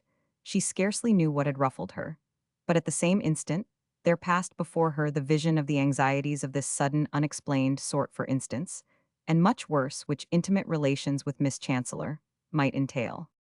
Now I want you to tell me this Basil Ransom, said leaning forward towards Verena with his hands on his knees, and completely oblivious to his hostess. Do you really believe all that pretty moonshine you talked last night? I could have listened to you for another hour. But I never heard such monstrous sentiments. I must protest, I must, as a calumniated, misrepresented man. Confess, you meant it as a kind of reductio ad absurdum satire on Mrs. Farrinder. He spoke in a tone of the freest pleasantry, with his familiar, friendly southern cadence. Verena looked at him with eyes that grew large. Why, you don't mean to say you don't believe in our cause? Oh, it want doit want do Ransom, when on laughing you are on the wrong tack altogether. Do you really take the ground that your sex has been without influence? Why you have led us all by the nose to where we are now, wherever we are it's all you are at the bottom of everything. Oh yes, and we want to be at the top, said Verena. Ah, the bottom is a better place, depend on it, when from there, you move the whole mass besides you, are on the top, as well you are everywhere, you are everything. I am of the opinion of that historical character wasn't. He's some king who thought there was a lady behind everything, whatever it was he held. You have only to look for her, she is the explanation. Well, I always look for her. And I always find her, of course, I am always delighted to do so. But it proves she is the universal cause now.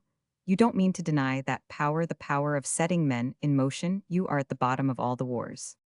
Well, I am like Mrs. Farrinder, I like opposition, Verena exclaimed with a happy smile.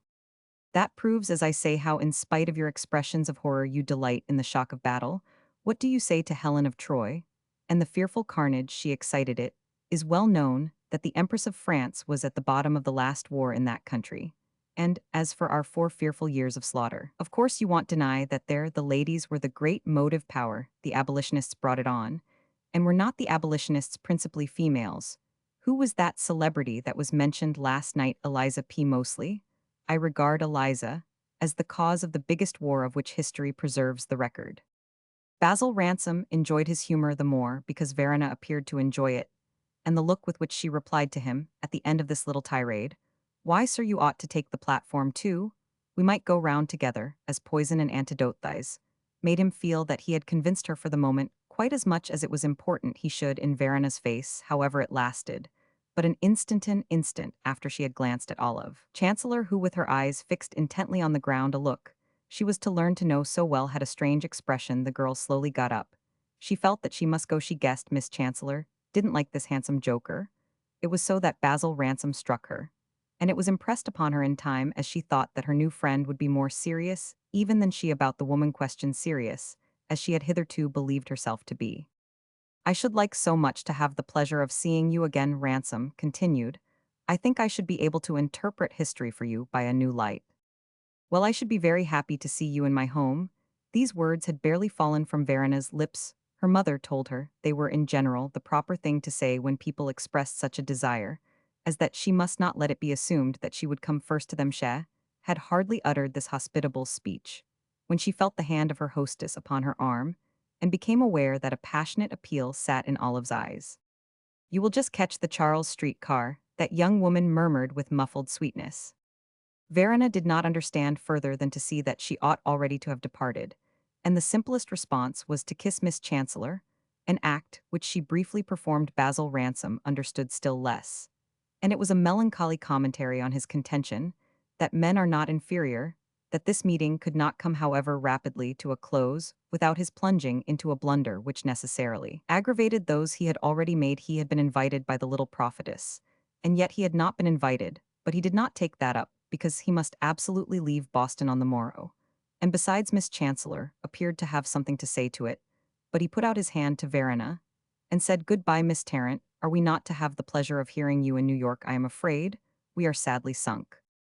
"Certainly, I should like to raise my voice in the biggest city," the girl replied. "Well, try to come on. I won't refute you. It would be a very stupid world, after all, if we always knew what women were going to say." Verena was conscious of the approach of the Charles Street car, as well as of the fact that Miss Chancellor was in pain, but she lingered long enough to remark that she could see he had the old-fashioned idea-ish regarded woman as the toy of man. "Don't say the toy, say the joy," Ransom exclaimed. "There is one statement I will venture to advance. I am quite as fond of you as you are of each other."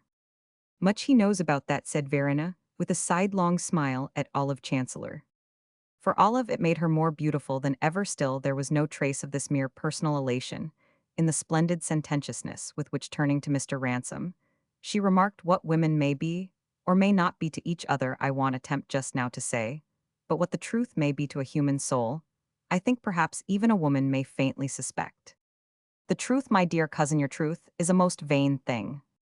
Gracious me, cried Verena Tarrant, and the gay vibration of her voice as she uttered this simple ejaculation was the last that Ransom heard of her Miss Chancellor, swept her out of the room, leaving the young man to extract a relish from the ineffable irony with which she uttered the words. Even a woman, it was to be supposed on general grounds that she would reappear.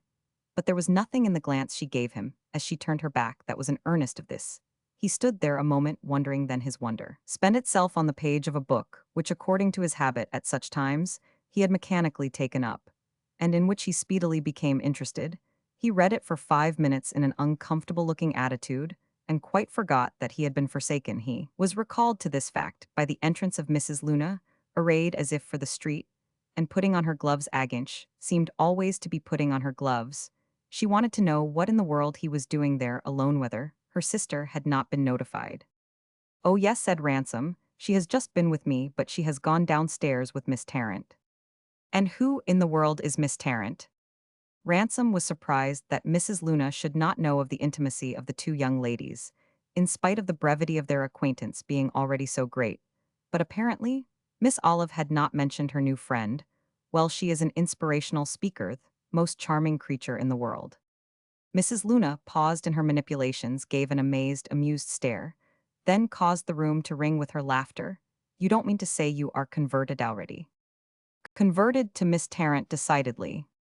You are not to belong to any Miss Tarrant, you are to belong to me, Mrs. Luna said, having thought over her southern kinsman during the 24 hours, and made up her mind that he would be a good man for a lone woman to know. Then, she added, did you come here to meet her, the inspirational speaker? No, I came to bid your sister goodbye. Are you really going? I haven't made you promise half the things I want yet, but we will settle that in New York. How do you get on with Olive Chancellor? Mrs. Luna continued making her points, as she always did, with eagerness, though her roundness and her dimples had hitherto prevented her from being accused of that vice. It was her practice to speak of her sister by her whole name, and you would have supposed from her usual manner of alluding to her that Olive was much the older, instead of having been born 10 years later than Adeline. She had as many ways as possible of marking the gulf that divided them, but she bridged it over lightly now, by saying to Basil Ransom, isn't she a dear old thing? This bridge, he saw, would not bear his weight, and her question seemed to him to have more audacity than sense. Why should she be so insincere? She might know that a man couldn't recognize Miss Chancellor in such a description, as that she was not old, she was sharply young, and it was inconceivable to him, though he had just seen the little prophetess kiss her, that she should ever become anyone's dear, least of all. Was she a thing? She was intensely, fearfully a person. He hesitated a moment, and then he replied, she's a very remarkable woman. Take care, don't be reckless, cried Mrs. Luna. Do you think she is very dreadful? Don't say anything against my cousin, Basil answered. And at that moment, Miss Chancellor re-entered the room. She murmured some request that he would excuse her absence, but her sister interrupted her with an inquiry about Miss Tarrant. Mr. Ransom thinks her wonderfully charming. Why didn't you show her to me? Do you want to keep her all to yourself? Olive rested her eyes for some moments upon Mrs. Luna, without speaking. Then she said, your veil is not put on straight, Adeline. I look like a monster, that, evidently, is what you mean, Adeline exclaimed, going to the mirror to rearrange the peccant tissue. Miss Chancellor did not again ask Ransom to be seated.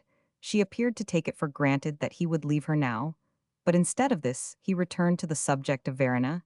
He asked her whether she supposed the girl would come out in public, would go about like Mrs. Farrinder. Come out in public, Olive repeated, in public. Why, you don't imagine that pure voice is to be hushed. Oh, hushed, no, it's too sweet for that, but not raised to a scream, not forced and cracked and ruined. She ought to become like the others, she ought to remain apart. Apart, said Miss Chancellor. When we shall all be looking to her, gathering about her, praying for her. There was an exceeding scorn in her voice. If I can help her, she shall be an immense power for good. An immense power for quackery, my dear Miss Olive, this broke from Basil's lips.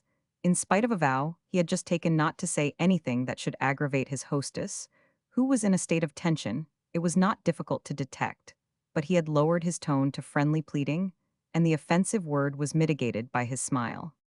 She moved away from him backwards, as if he had given her a push. "Ah, well, now you are reckless, Mrs. Luna," remarked, drawing out her ribbons before the mirror.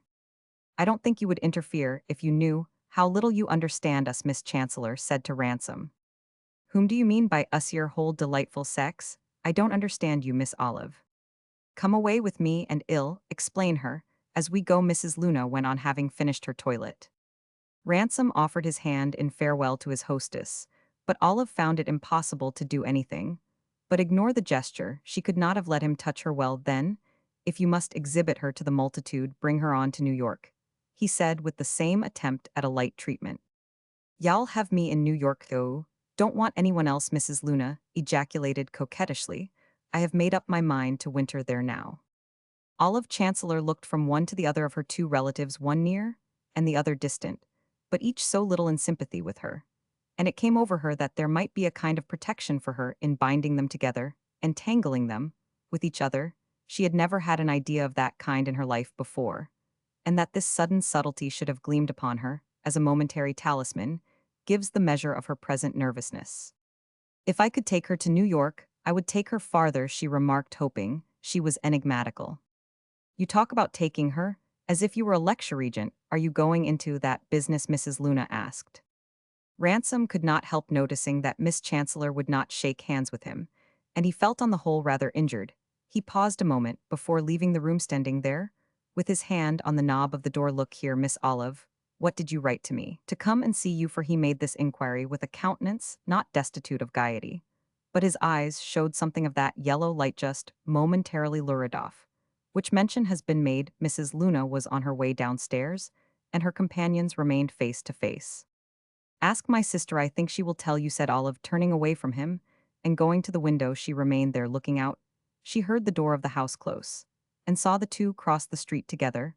As they passed out of sight, her fingers played softly a little air upon the pane. It seemed to her that she had had an inspiration. Basil Ransom, meanwhile, put the question to Mrs. Luna: "If she was not going to like me, why in the world did she write to me?" "Because she wanted you to know. Mesh thought I would like you." And apparently she had not been wrong, for Mrs. Luna, when they reached Beacon Street, would not hear of his leaving her to go her way alone, would not in the least admit his plea that he had only an hour or two more in Boston. He was to travel economically by the boat, and must devote the time to his business. She appealed to his southern chivalry, and not in vain. Practically, at least, he admitted the rights of women. Roman 13. Mrs. Tarrant was delighted, as may be imagined, with her daughter's account of Miss Chancellor's interior, and the reception the girl had found there, and Verena for the next month took her way very often to Charles Street. "Just you be as nice to her as you know how," Mrs. Tarrant had said to her, and she reflected with some complacency that her daughter knew how to do everything of that sort. It was not that Verena had been taught that branch of the education of young ladies, which is known as manners and deportment, had not figured as a definite head in Miss Tarrant's curriculum. She had been told, indeed, that she must not lie nor steal, but she had been told very little else about behavior. Her only great advantage, in short, had been the parental example, but her mother liked to think that she was quick and graceful, and she questioned her exhaustively as to the progress of this interesting episode. She didn't see why, as she said, it shouldn't be a permanent standby for Verena in Mrs. Tarrant's meditations upon the girl's future. She had never thought of a fine marriage as a reward of effort. She would have deemed herself very immoral if she had endeavored to capture for her child a rich husband.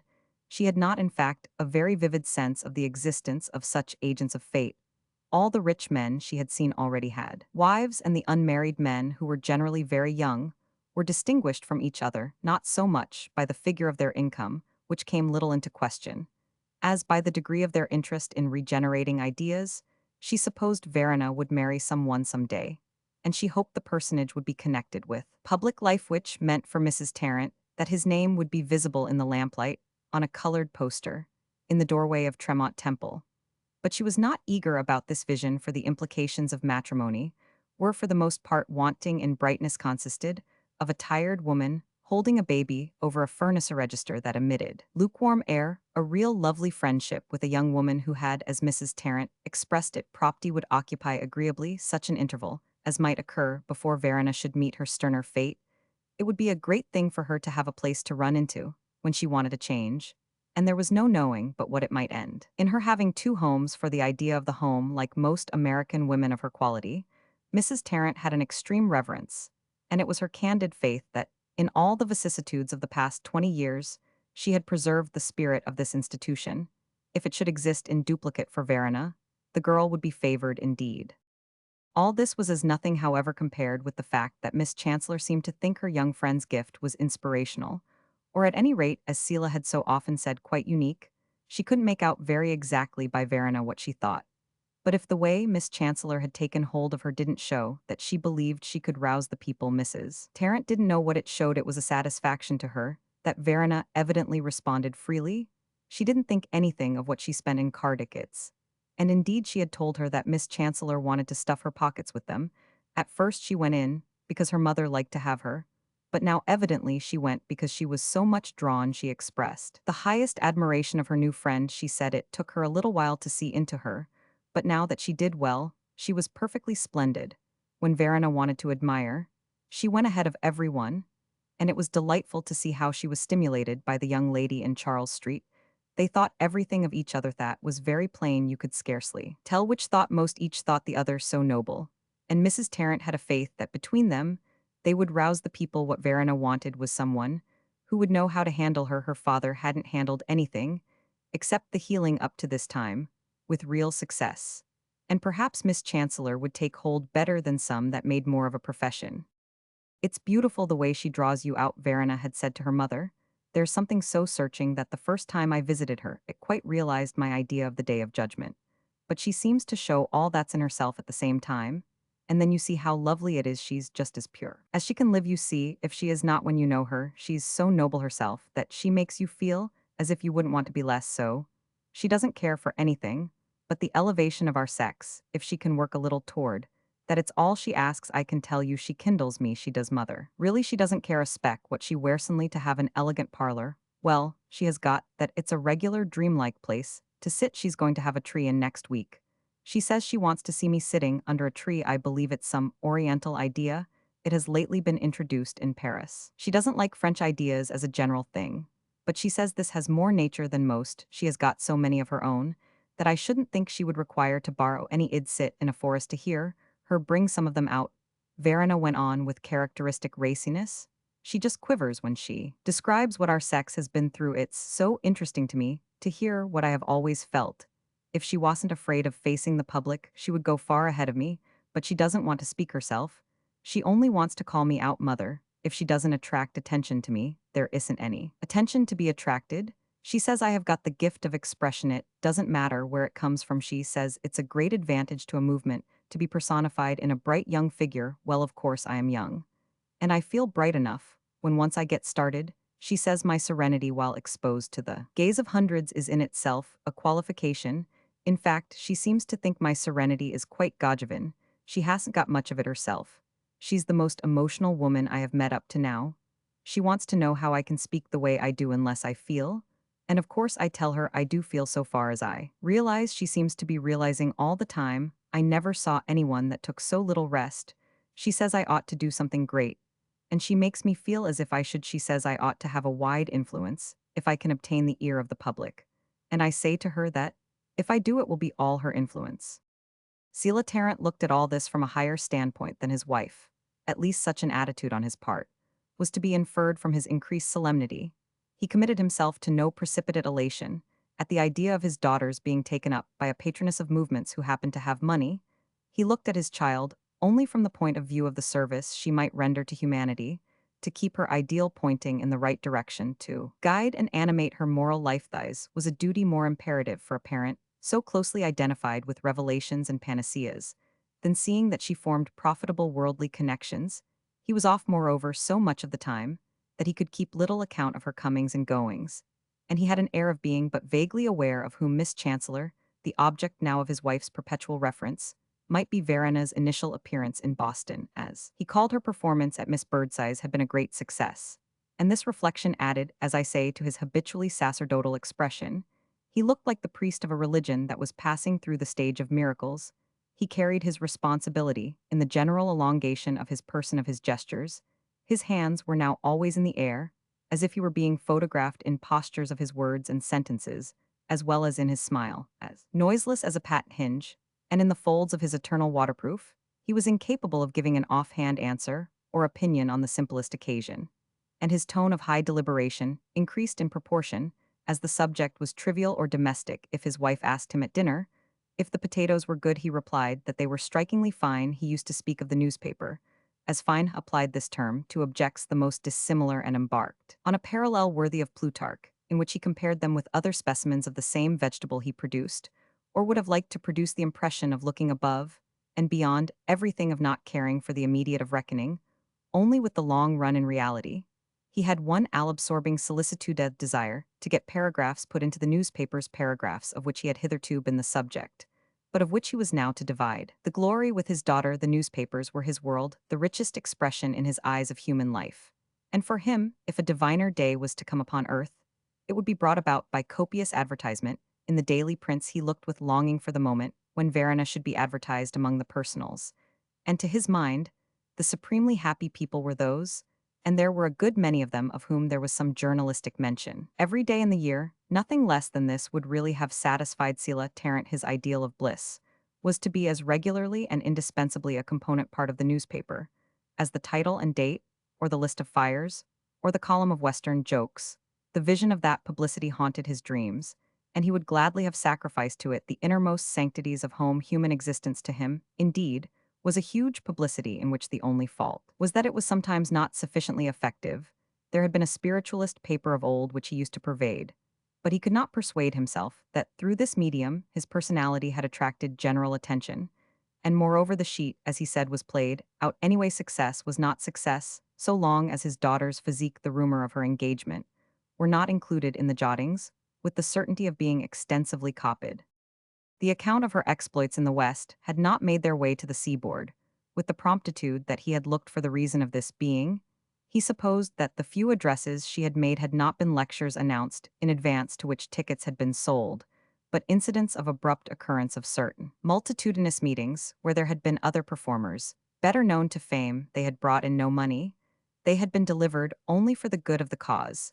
If it could only be known that she spoke for nothing, that might deepen the reverberation. The only trouble was that her speaking for nothing was not the way to remind him that he had a remunerative daughter.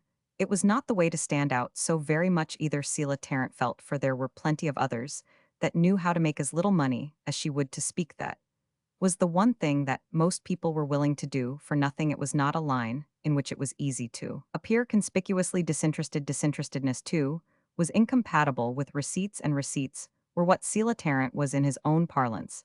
After he wished to bring about the day when they would flow in freely, the reader perhaps sees the gesture with which in his colloquies with himself he accompanied this mental image. It seemed to him at present that the fruitful time was not far off. It had been brought appreciably nearer by that fortunate evening at Miss Birdseye's. If Mrs. Farrinder could be induced to write an open letter about Verena, that would do more than anything else. Sylla was not remarkable for delicacy of perception, but he knew the world he lived in well enough to be aware that Mrs. Farrinder was liable to rear up, as they used to say down in Pennsylvania, where he lived. Before he began to peddle lead pencils, she wouldn't always take things as you might expect, and if it didn't meet her views to pay a public tribute to Verena, there wasn't any way known to Tarrant's ingenious mind of getting round her.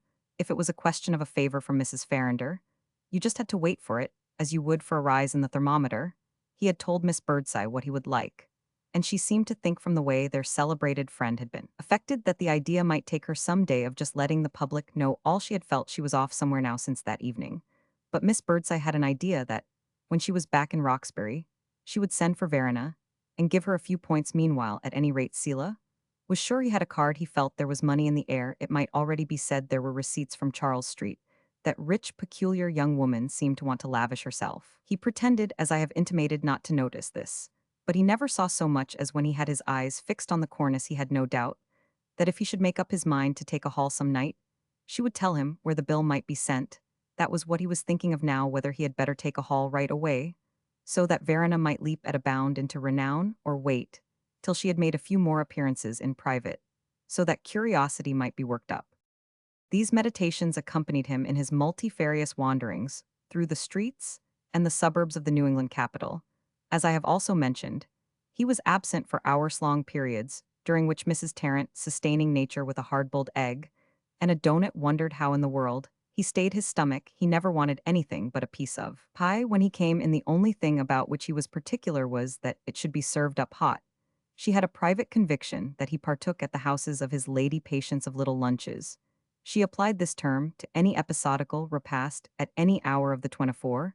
It is but fair to add that once, when she betrayed her suspicion, Selah remarked that the only refreshment he ever wanted was the sense that he was doing some good. This effort with him had many forms. It involved, among other things, a perpetual perambulation of the streets, a haunting of horse cars, railway stations, shops that were selling off, but the places that knew him best were the offices of the newspapers and the vestibules of the hotels, big marble-paved chambers of informal reunion, which offer to the streets through high glass plates the sight of the American citizen, suspended by his heels here amid the piled-up luggage, the convenient spittoons, the elbowing, loungers, the disconsolate guests, the truculent Irish, porters, the rows of shaggy-backed men in strange hats writing letters at a table inlaid with advertisements. Selah Tarrant made innumerable contemplative stations. He could not have told you at any particular moment what he was doing. He only had a general sense that such places were national nervous centers, and that the more one looked in, the more one was on the spot. The penetralia of the daily press were, however, still more fascinating, and the fact that they were less accessible, that here he found barriers in his path, only added to the zest of forcing an entrance. He abounded in pretexts. He even sometimes brought contributions. He was persistent and penetrating. He was known as the irrepressible Tarrant. He hung about, sat too long, took up the time of busy people, edged into the printing rooms when he had been eliminated from the office, talked with the compositors till they set up his remarks by mistake, and to the newsboys when the compositors had turned their backs. He was always trying to find out what was going in. He would have liked to go in himself bodily, and failing in this, he hoped to get advertisements inserted gratis. The wish of his soul was that he might be interviewed. That made him hover at the editorial elbow. Once he thought he had been, and the headings 5 or 6 deep danced for days before his eyes, but the report never appeared. He expected his revenge for this the day after Verena should have burst forth. He saw the attitude in which he should receive the emissaries who would come after his daughter. Roman 14. We ought to have someone to meet her. Mrs. Tarrant said, I presume she wouldn't care to come out just to see us. She, between the mother and the daughter at this period, could refer only to Olive Chancellor, who was discussed in the little house at Cambridge at all hours, and from every possible point of view. It was never Verena now who began, for she had grown rather weary of the topic. She had her own ways of thinking of it, which were not her mother's. And if she lent herself to this lady's extensive considerations, it was because that was the best way of keeping her thoughts to herself. Mrs. Tarrant had an idea that Mrs. Tarrant liked to study people, and that she was now engaged in an analysis of Miss Chancellor. It carried her far, and she came out at unexpected times with her results. It was still her purpose to interpret the world to the ingenious mind of her daughter, and she translated Miss Chancellor with a confidence which made little account of the fact that she had seen her. But once, while Verena had this advantage, nearly every day Verena felt that, by this time, she knew Olive very well, and her mother's most complicated versions of motive and temperament. Mrs. Tarrant, with the most imperfect idea of the meaning of the term, was always talking about people's temperament, rendered small justice to the phenomena. It was now her privilege to observe in Charles Street. Olive was much more remarkable than Mrs. Tarrant suspected remarkable. As Mrs. Tarrant believed her to be, she had opened Verena's eyes to extraordinary pictures, made the girl believe that she had a heavenly mission given her. As we have seen, quite a new measure of the interest of life. These were larger consequences than the possibility of meeting the leaders of society at Olive's house. She had met no one as yet, but Mrs. Luna, her new friend, seemed to wish to keep her quite for herself. This was the only reproach that Mrs. Tarrant directed to the new friend. As yet she was disappointed that Verena had not obtained more insight into the world of fashion. It was one of the prime articles of her faith that the world of fashion was wicked and hollow, and moreover Verena told her that Miss Chancellor loathed and despised it. She could not have informed you wherein it would profit her daughter, for the way those ladies shrank from any new gospel was notorious. Nevertheless, she was vexed that Verena shouldn't come back to her with a little more of the fragrance of Beacon Street. The girl herself would have been the most interested person in the world if she had not been the most resigned. She took all that was given her, and was grateful and missed. Nothing that was withheld. She was the most extraordinary mixture of eagerness and docility. Mrs. Tarrant theorized about temperaments, and she loved her daughter. But she was only vaguely aware of the fact that she had at her side the sweetest flower of character, as one might say, that had ever bloomed on earth. She was proud of Verena's brightness and of her special talent, but the commonness of her own surface was a non-conductor of the girl's quality. Therefore she thought that it would add to her success in life to know a few highflyers, if only to put them to shame, as if anything could add to Verena's success, as if it were not supreme success, simply to have been made as she was made. Mrs. Tarrant had gone into town to call upon Miss Chancellor. She carried out this resolve, on which she had bestowed infinite consideration, independently of Verena. She had decided that she had a pretext. Her dignity required one, for she felt that at present the antique pride of the Greenstreets was terribly at the mercy of her curiosity.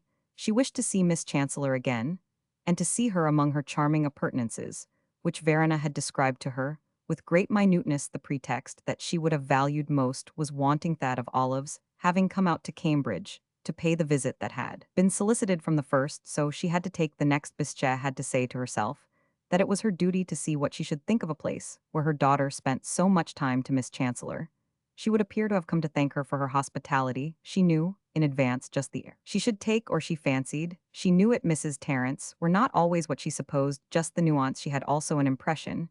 She knew a little French of her tone. Olive, after the lapse of weeks, still showed no symptoms of presenting herself, and Mrs. Tarrant rebuked Verena with some sternness for not having made her feel that this attention was due to the mother of her friend. Verena could scarcely say to her, she guessed Miss Chancellor didn't think much of that personage. True as it was that the girl had discerned this angular fact, which she attributed to Olive's extraordinary comprehensiveness of view. Verena herself did not suppose that her mother occupied a very important place in the universe, and Miss Chancellor never looked at anything smaller than that, nor was she free to report she was certainly now less frank at home, and moreover the suspicion was only just becoming distinct to her that Olive would like to detach her from her parents altogether, and was therefore not interested in appearing to cultivate relations with them.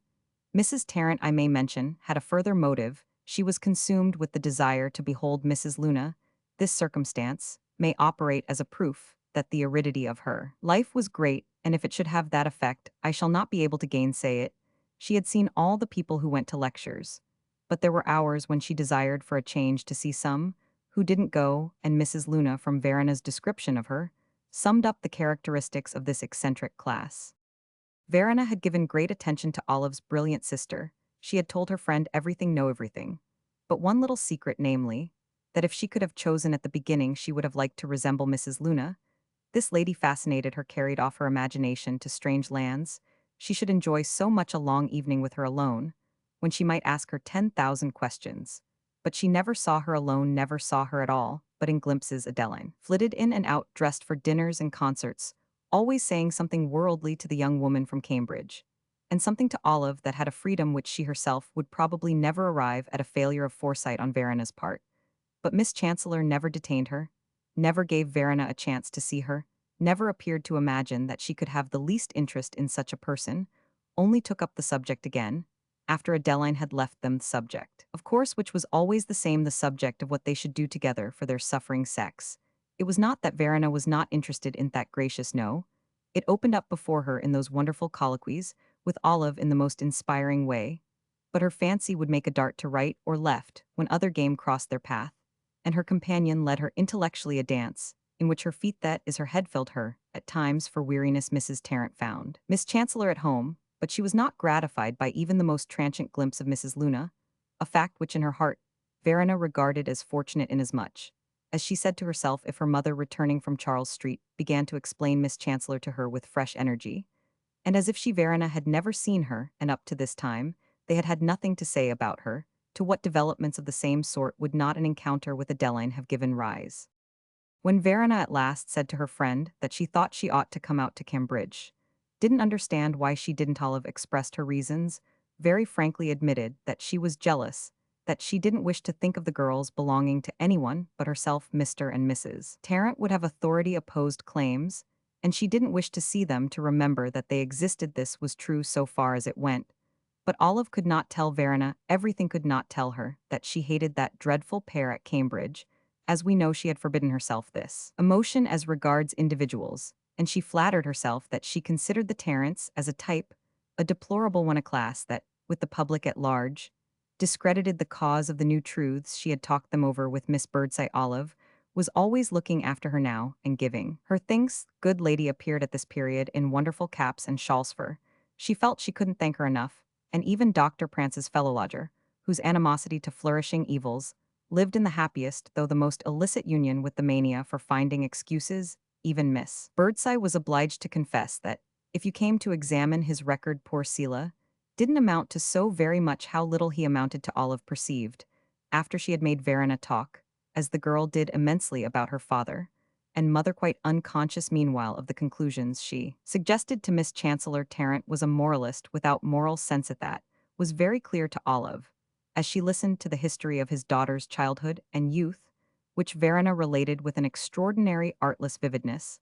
This narrative, tremendously fascinating to Miss Chancellor, made her feel in all sorts of ways, prompted her to ask herself whether the girl was also destitute of the perception of right and wrong. No, she was only supremely innocent. She didn't understand, she didn't interpret, nor see the purity of what she described. She had no idea whatever of judging. Her parents, Olive, had wished to realize the conditions in which her wonderful young friend, she thought her more wonderful, every day had developed. And to this end, as I have related, she prompted her to infinite discourse.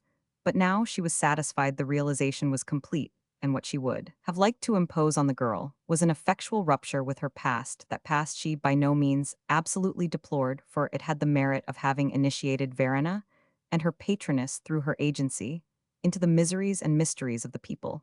It was her theory that Verena, in spite of the blood of the green streets, and after all who were they, was a flower of the great democracy, and that it was impossible to have had an origin less distinguished than Tarrant himself.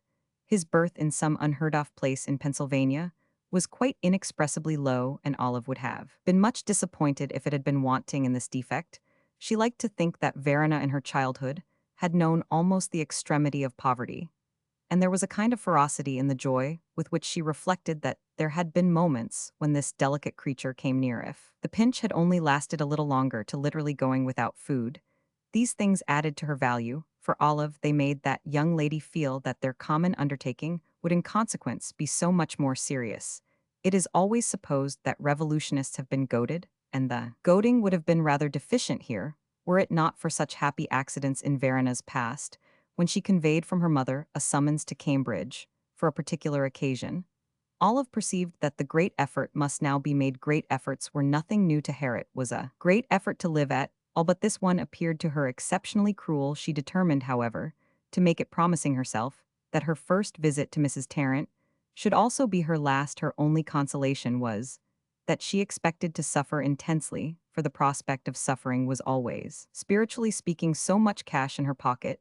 It was arranged that Olive should come to tea, the repast that Selah designated as his supper, when Mrs. Tarrant, as we have seen, desired to do her honor by inviting another guest. This guest, after much deliberation between that lady and Verena, was selected, and the first person Olive saw on entering the little parlor in Cambridge was a young man with hair prematurely, or as one felt that one should say, precociously white, whom she had a vague impression she had encountered before, and who was introduced to her as Mr. Matthias Pardon.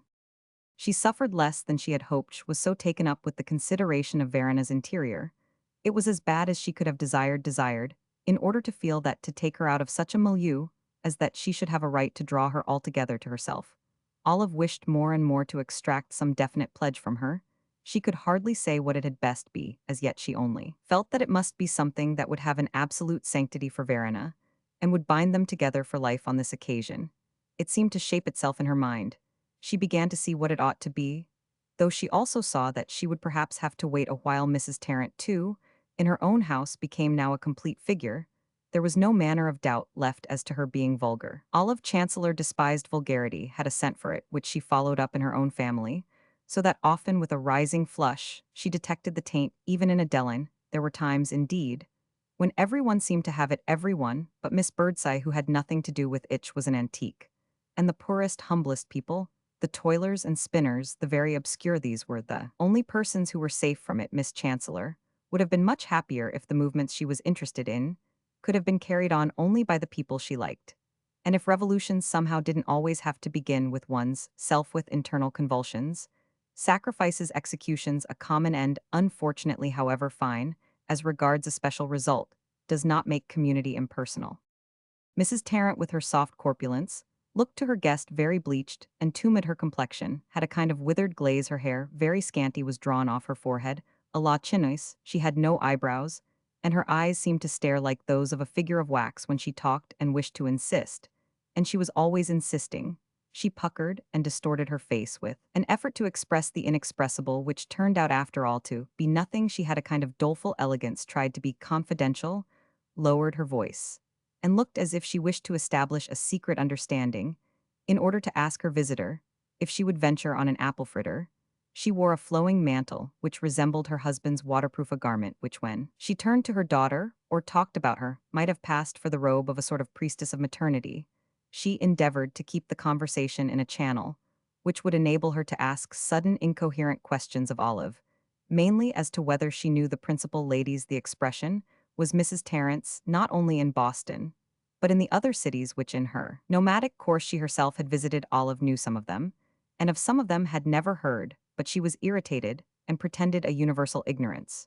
She was conscious that she had never told so many fibs, by which her hostess was much disconcerted, although her questions had apparently been questions pure and simple, leading no hither, and without bearings on any new truth. Roman 15. Tarrant, however, kept an eye in that direction. He was solemnly civil to Miss Chancellor, handed her the dishes at table over and over again, and ventured to intimate that the apple fritters were very fine, but save for this alluded to nothing more trivial than the regeneration of humanity, and the strong hope he felt that Miss Birdseye would again have one of her delightful gatherings. With regard to this latter point, he explained that it was not in order that he might again present his daughter to the company, but simply because on such occasions there was a valuable interchange of hopeful thought, a contact of mind with mind. If Verena had anything suggestive to contribute to the social problem, the opportunity would come. That was part of their faith.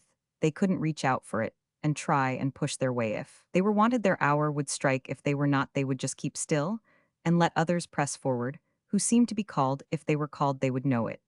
And if they weren't, they could just hold on to each other, as they had always done. Tarrant was very fond of alternatives, and he mentioned several others. It was never his fault if his listeners failed to think him impartial. They hadn't. Much as Miss Chancellor could see, she could tell by their manner of life that they hadn't raked in the dollars, but they had faith that, whether one raised one's voice or simply worked on in silence, the principal difficulties would straighten themselves out. And they had also a considerable experience of great questions. Tarrant spoke as if as a family they were prepared to take charge of them on moderate terms. He always said Mom in speaking to Olive, to whom moreover the air had never been so filled with the sound of her own name. It was always in her ear, save when Mrs. Tarrant and Verena conversed in prolonged and ingenuous asides. This was still for her benefit, but the pronoun sufficed them.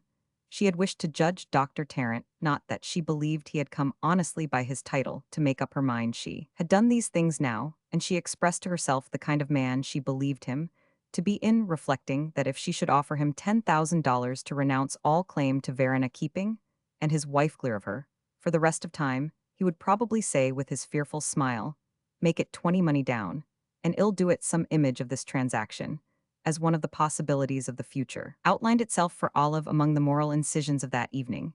It seemed implied in the very place, the bald bareness of Tarrant's temporary lair, a wooden cottage with a rough front yard, a little naked piazza, which seemed rather to expose than to protect, facing upon an unpaved road, in which the footway was overlaid with a strip of planks. These planks were embedded in ice or in liquid thaw, according to the momentary mood of the weather, and the advancing pedestrian traversed them in the attitude, and with a good deal of the suspense of a rope dancer. There was nothing in the house, to speak of nothing to Olive's sense, but a smell of kerosene, though she had a consciousness of sitting down somewhere. The object creaked and rocked beneath her end of the table, at tea being covered with a cloth stamped in bright colors. As regards the pecuniary transaction with Selah, it was strange how she should have seen it through the conviction that Verena would never give up her parents. Olive was sure that she would never turn her back upon them, would always share with them, She would have despised her had she thought her capable of another course yet. It baffled her to understand why, when parents were so trashy, this natural law should not be suspended. Such a question brought her back, however, to her perpetual enigma, the mystery she had already turned over in her mind for hours, Todtherth, wonder of such people being Verena's progenitors. At all she had explained it as we explain all exceptional things, by making the part, as the French say, of the miraculous. She had come to consider the girl as a wonder of wonders, to hold that no human origin, however congruous it might superficially appear, would sufficiently account for her, that her springing up between Sila and his wife was an exquisite whim of the creative force, and that in such a case, a few shades more or less of the inexplicable didn't matter. It was notorious that great beauties, great geniuses, great characters take their own times and places for coming into the world, leaving the gaping spectators to make them fit in, and holding from far-off ancestors, or even perhaps straight from the divine generosity, much more than from their ugly or stupid progenitors. They were incalculable phenomena anyway. As Sila would have said, Verena, for Olive, was the very type and model of the gifted, being her qualities had not been bought and paid, for they were like some brilliant birthday present left at the door by an unknown messenger, to be delightful forever as an inexhaustible legacy, and amusing forever from the obscurity of its source. They were superabundantly crude as Yethapili for Olive, who promised herself, as we know, to train and polish them, but they were as genuine as fruit and flowers, as the glow of the fire or the plash of water for her scrutinizing friend Verena, had the disposition of the artist, the spirit to which all charming forms come easily. And naturally, it required an effort at first to imagine an artist, so untaught, so mistaught, so poor in experience. But then it required an effort also to imagine people like the old Terence, or a life so full as her life had been of ugly things. Only an exquisite creature could have resisted such associations, only a girl who had some natural light, some divine spark of taste. There were people like that fresh from the hand of omnipotence. They were far from common, but their existence was as incontestable as it was beneficent. Terence talk about his daughter, her prospects, her enthusiasm, was terribly painful to Olive. It brought back to her what she had suffered already from the idea that he laid his hands upon her, to make her speak, that he should be mixed up in any way with this exercise of her genius, was a great injury to the cause, and Olive had already determined that in future Verena should dispense with his cooperation. The girl had virtually confessed that she lent herself to it only because it gave him pleasure, and that anything else would do as well, anything that would make her quiet a little, before she began to give out. Olive took upon herself to believe that she could make her quiet, though certainly she had never had that effect upon anyone. She would mount the platform with Verena, if necessary, and lay her hands upon her head. Why in the world had a perverse fate decreed that Terence should take an interest in the affairs of woman, as if she wanted his aid to arrive at her goal? A charlatan of the poor, lean, shabby sort, without the humor, brilliancy, prestige, which sometimes throw a drapery over shallowness. Mr. Pardon evidently took an interest as well, and there was something in his appearance that seemed to say that his sympathy would not be dangerous. He was much at his ease plainly beneath the roof of the Terence, and Olive reflected that though Verena had told her much about him, she had not given her the idea that he was as intimate as that. What she had mainly said was that he sometimes took her to the theater. Olive could enter to a certain extent into that. She herself had had a phase some time after her father's death or mother's had preceded Hiswin. She bought the little house in Charles Street, and began to live alone, during which she accompanied gentlemen to respectable places of amusement. She was accordingly not shocked at the idea of such adventures on Verena's part, than which, indeed, judging from her own experience, nothing could well have been less adventurous. Her recollections of these expeditions were as of something solemn and edifying.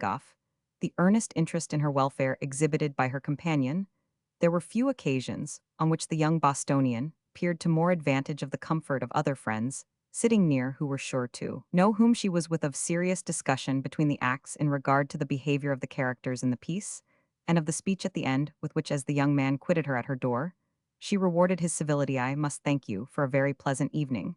She always felt that she made that too prim. Her lips stiffened themselves as she spoke, but the whole affair had always a primness. This was discernible even to Olive's very limited sense of humor. It was not so religious as going to evening service at King's Chapel, but it was the next thing to it. Of course, all girls didn't do it. There were families that viewed such a custom with disfavor. But this was where the girls were of the romping sort. There had to be some things they were known not to do. As a general thing, moreover, the practice was confined to the decorous. It was a sign of culture and quiet tastes. All this made it innocent for Verena, whose life had exposed her to much worse dangers. But the thing referred itself in Olive's mind to a danger, which cast a perpetual shadow, the possibility of the girls embarking with some ingenuous youth on an expedition that would last much longer than an evening. She was haunted in a word with the fear that Verena would marry a fate to which she was altogether unprepared to surrender her, and this made her look with suspicion upon all male acquaintance. Mr. Pardon was not the only one she knew. She had an example of the rest in the persons of two young Harvard law students, who presented themselves after tea on this same occasion. As they sat there, Olive wondered whether Verena had kept something from her, whether she were after all, like so many other girls in Cambridge, a college belle, an object of frequentation to undergraduates. It was natural that at the seat of a big university, there should be girls like that with students dangling after them, but she didn't want Verena to be one of them. There were some that received the seniors and juniors, others that were accessible to sophomores and freshmen. Certain young ladies distinguished the professional students. There was a group, even that was on the best terms with the young men who were studying for the Unitarian ministry in that queer little barrack at the end of Divinity Avenue.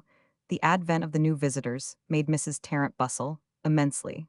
But after she had caused everyone to change places 2 or 3 times with everyone else, the company subsided into a circle, which was occasionally broken by wandering movements on the part of her husband, who, in the absence of anything to say on any subject, whatever, placed himself at different points, in listening attitudes, shaking his head slowly up and down and gazing at the carpet with an air of supernatural attention.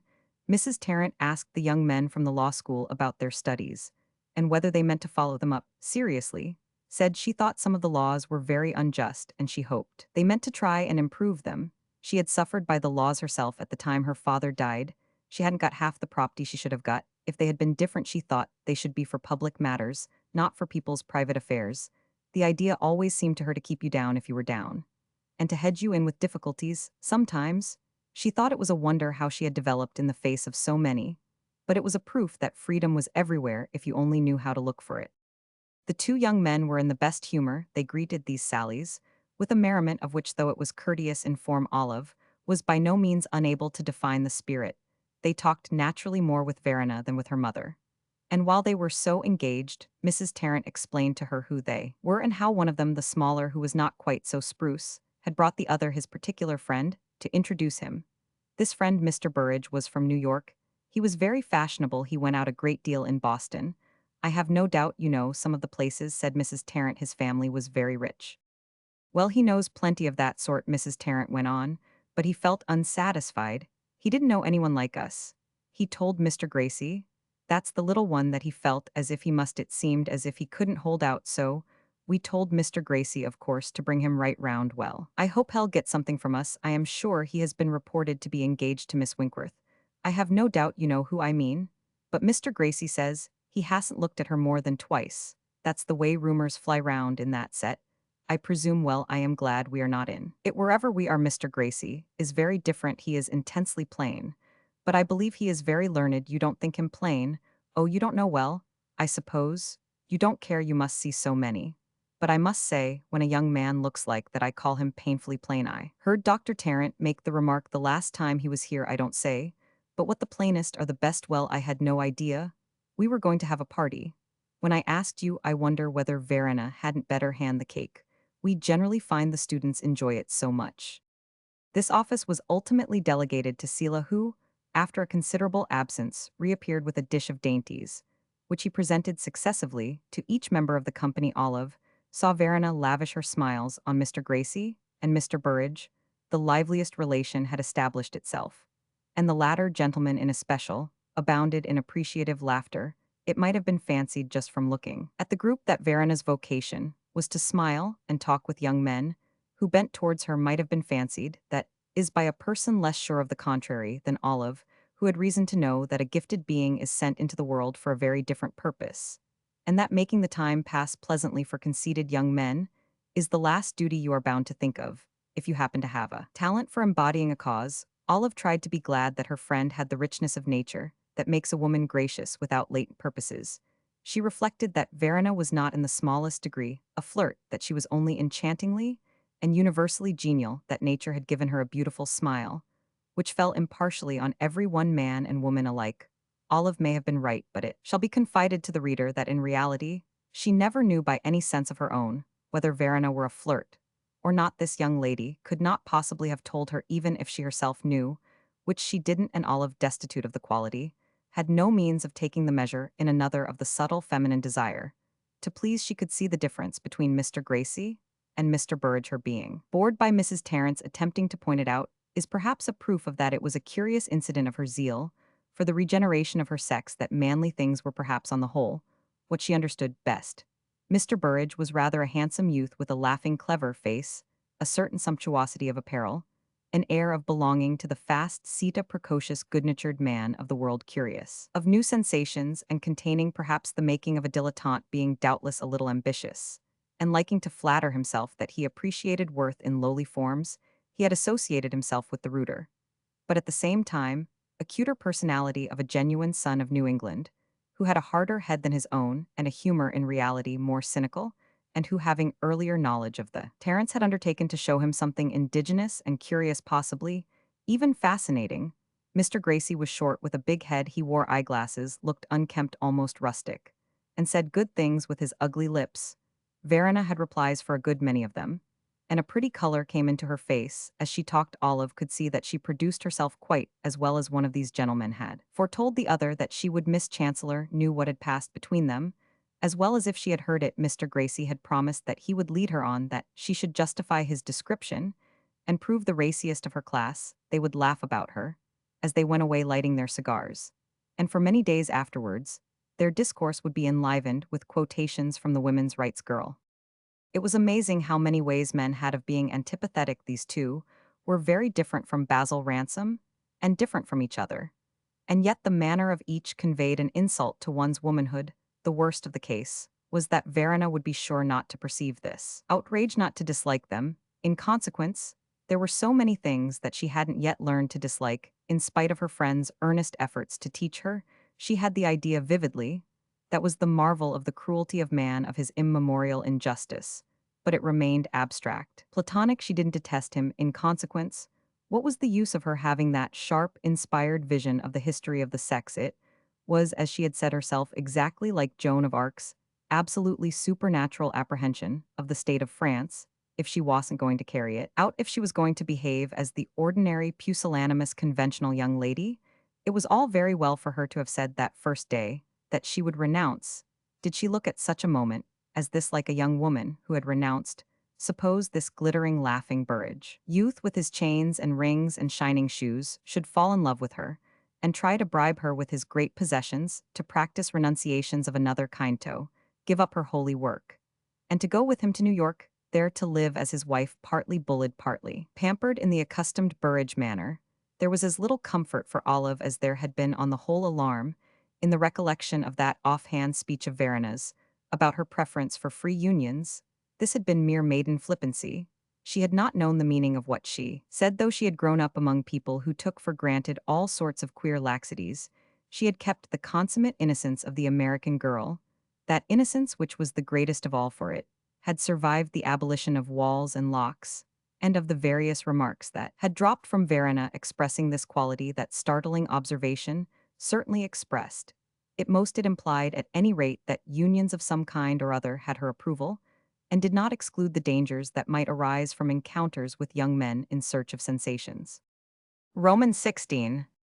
Mr. Pardon, as Olive observed, was a little out of this combination, but he was not a person to allow himself to droop. He came and seated himself by Miss Chancellor, and broached a literary subject. He asked her if she were following any of the current serials in the magazines. On her telling him that she never followed anything of that sort, he undertook a defense of the serial system, which she presently reminded him that she had not attacked. He was not discouraged by this retort, but glided gracefully off to the question of Mount Desert conversation on some subject or other. Being evidently a necessity of his nature, he talked very quickly and softly, with words and even sentences imperfectly formed.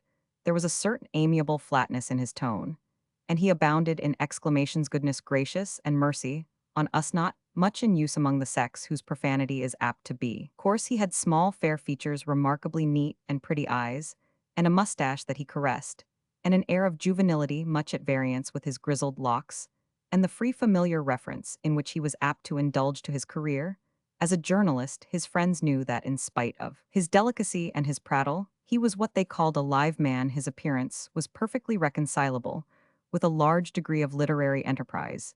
It should be explained that for the most part, they attached to this idea the same meaning as Sila Taranta's state of intimacy with the newspapers, the cultivation of the great arts of publicity for this ingenuous son of his age.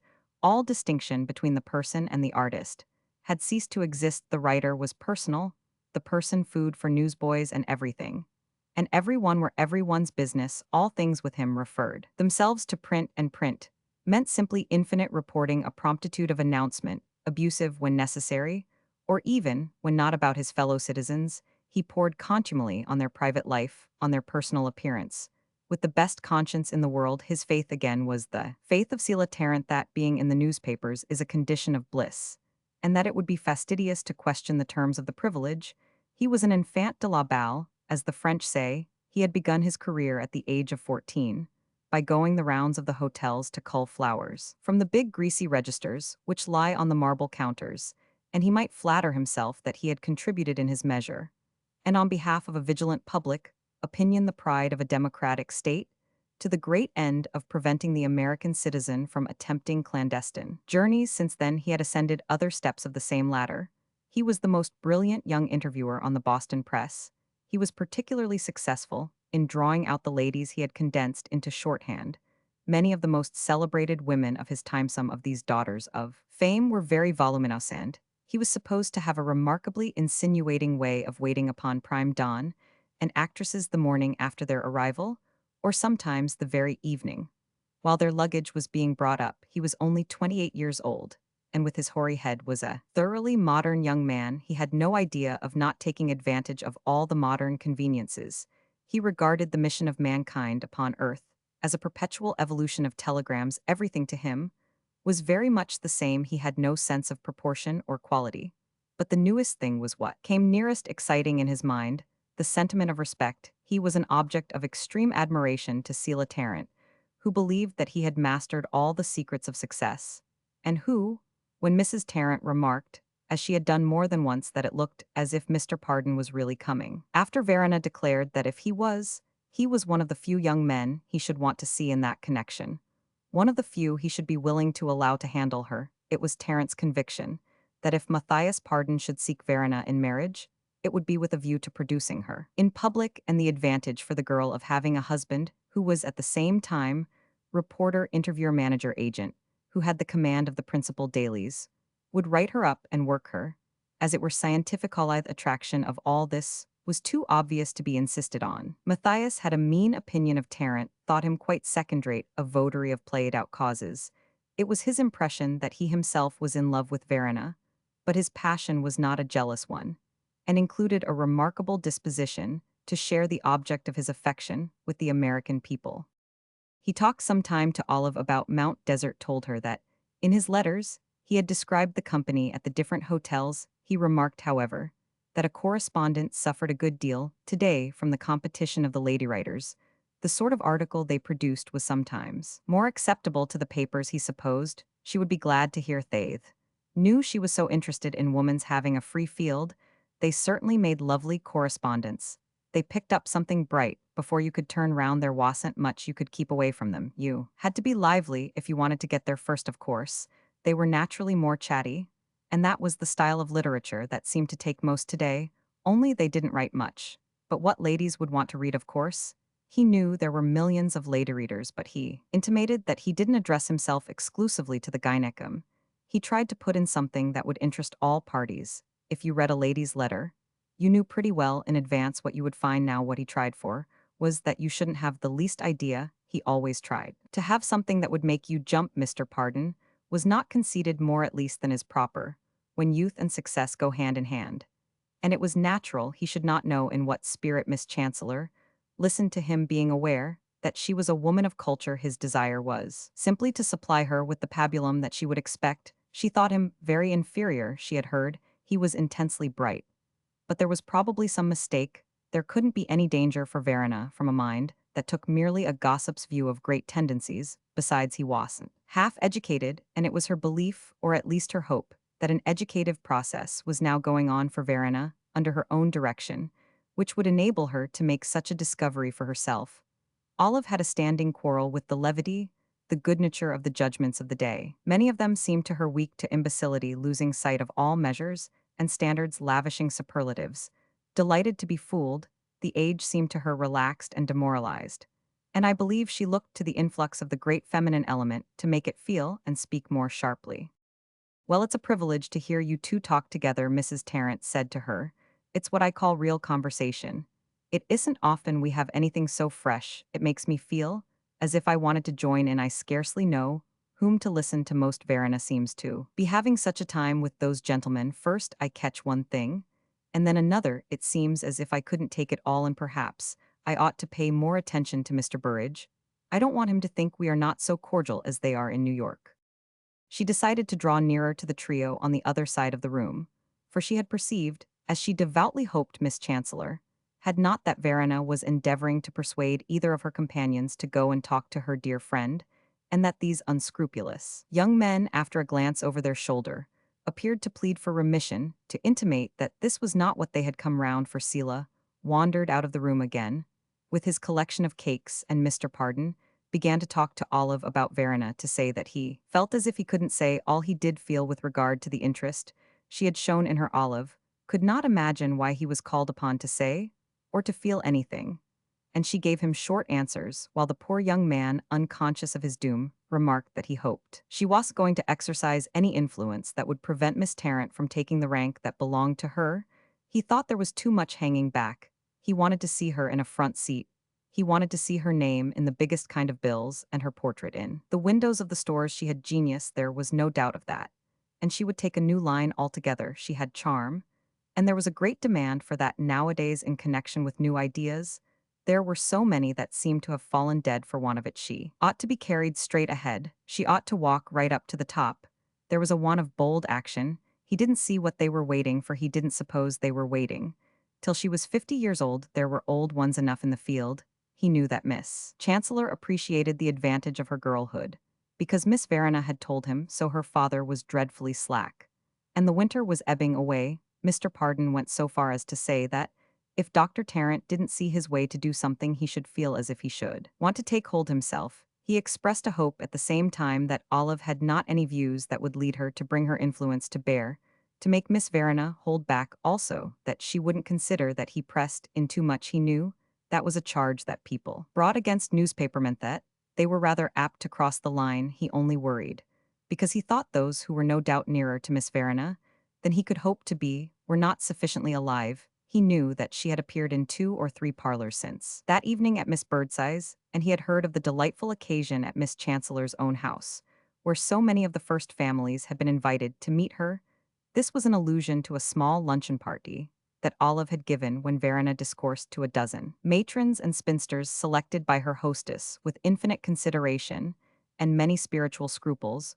A report of the affair, presumably from the hand of the young Matthias, who naturally had not been present, appeared with extraordinary promptness in an evening paper. That was very well so far as it went, but he wanted something on another scale, something so big that people would have to go round if they wanted to get past.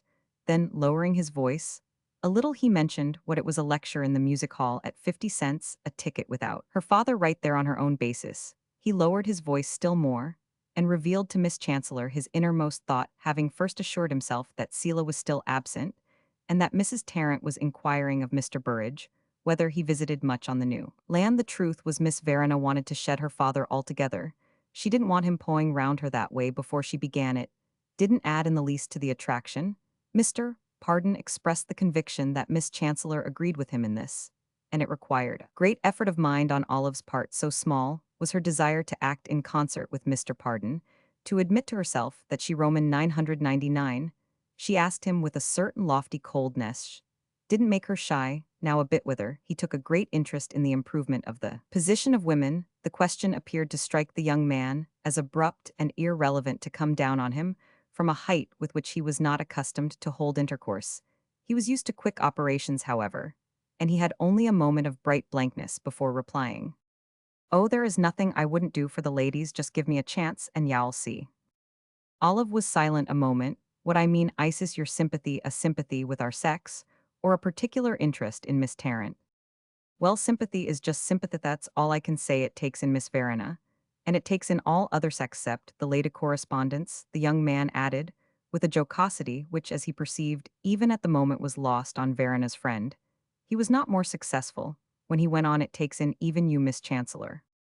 Olive rose to her feet, hesitating. She wanted to go away, and yet she couldn't bear to leave Verena to be exploited, as she felt that she would be after her departure, that indeed she had already been by those offensive young men. She had a strange sense, too, that her friend had neglected her for the last half-hour, had not been occupied with her, had placed a barrier between them, a barrier of broad male backs, of laughter that verged upon coarseness, of glancing smiles, directed across the room, directed to Olive, which seemed rather to disconnect her with what was going forward on that side, than to invite her to take part in it. If Verena recognized that Miss Chancellor was not in report as her father said, when jocose young men ruled the scene, the discovery implied no great penetration, but the poor girl might have reflected further that to see it taken for granted that she was unadapted for such company could scarcely be more agreeable to Olive than to be dragged into it. This young lady's worst apprehensions were now justified by Mrs. Tarrant's crying to her that she must not go, as Mr. Burrage and Mr. Gracie were trying to persuade Verena to give them a little specimen of inspirational speaking, and she was sure her daughter would comply in a moment if Miss Chancellor would just tell her to compose herself. They had got to own up to it. Miss Chancellor could do more with her than anyone else, but Mr. Gracie and Mr. Burrage had excited her so that she was afraid it would be rather an unsuccessful effort. The whole group had got up, and Verena came to Olive with her hands outstretched and no signs of a bad conscience in her bright face. I know you like me to speak so much. I'll try to say something if you want me to, but I'm afraid there are not enough people. I can't do much with a small audience. I wish we had brought some of our friends. They would have been delighted to come if we had given them a chance, said Mr. Burrage. There is an immense desire throughout the university to hear you, and there is no such sympathetic audience as an audience of Harvard men. Gracie and I are only two, but Gracie is a host in himself, and I am sure he will say as much of me. The young man spoke these words freely and lightly, smiling at Verena, and even a little at Olive, with the air of one to whom a mastery of clever chaff was commonly attributed. Mr. Burrage listens even better than he talks, his companion declared. We have the habit of attention at lectures. You know, to be lectured by you would be an advantage indeed. We are sunk in ignorance and prejudice. Ah, my prejudices, Burrage went on, if you could see them, I assure you, they are something monstrous. Give them a regular ducking, and make them gasp. Matthias Pardon cried.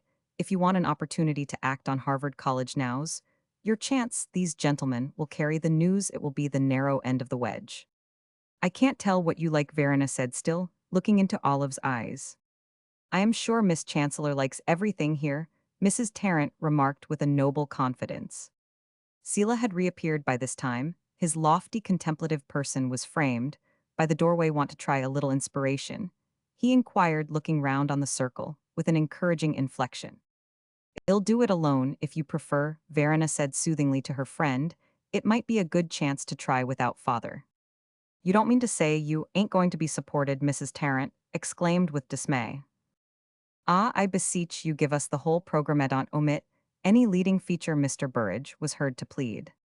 My only interest is to draw her out, said Sela, defending his integrity. I will drop right out if I don't seem to vitalize.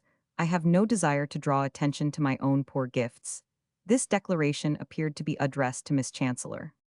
Well, there will be more inspiration if you don't touch her, Matthias Pardon said to him.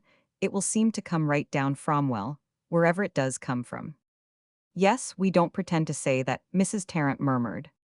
This little discussion had brought the blood to Olive's face.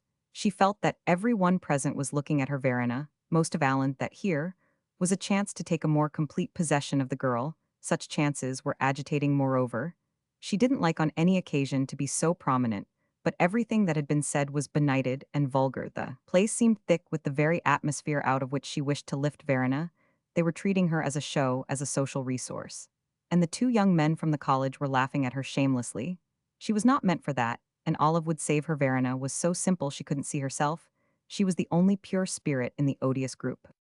I want you to address audiences that are worth addressing to convince people who are serious and sincere. Olive herself, as she spoke, heard the great shake in her voice. Your mission is not to exhibit yourself as a pastime for individuals, but to touch the heart of communities of nations. Dear madam, I am sure Miss Tarrant will touch my heart, Mr. Burridge objected gallantly.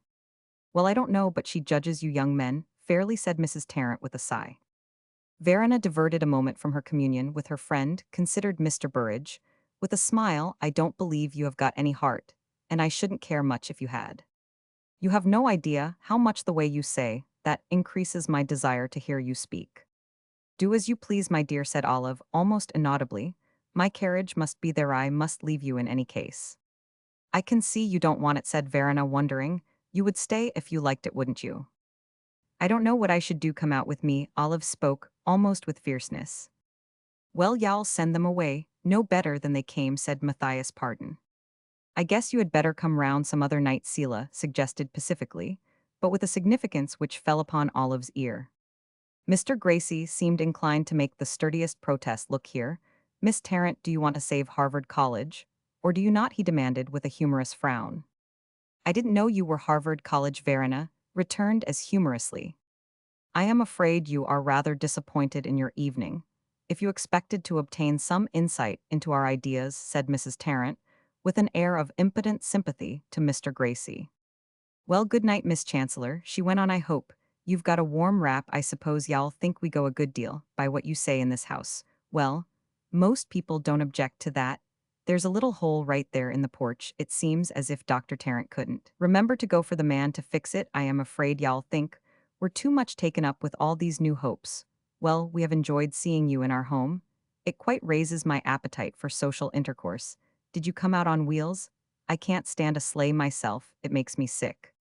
This was her hostess' response to Miss Chancellor's very summary farewell uttered. As the three ladies proceeded together to the door of the house, Olive had got herself out of the little parlor with a sort of blind, defiant dash. She had taken no perceptible leave of the rest of the company. When she was calm, she had very good manners. But when she was agitated, she was guilty of lapses, every one of which came back to her magnified in the watches of the night. Sometimes they excited remorse, and sometimes triumph in the latter case. She felt that she could not have been so justly vindictive in cold blood. Tarrant wished to guide her down the steps out of the little yard to her carriage. He reminded her that they had had ashes sprinkled on the planks on purpose. But she begged him to let her alone. She almost pushed him back. She drew Verena out into the dark freshness, closing the door of the house behind her. There was a splendid sky, all blue, black, and silver, a sparkling wintry vault, where the stars were like a myriad points of ice.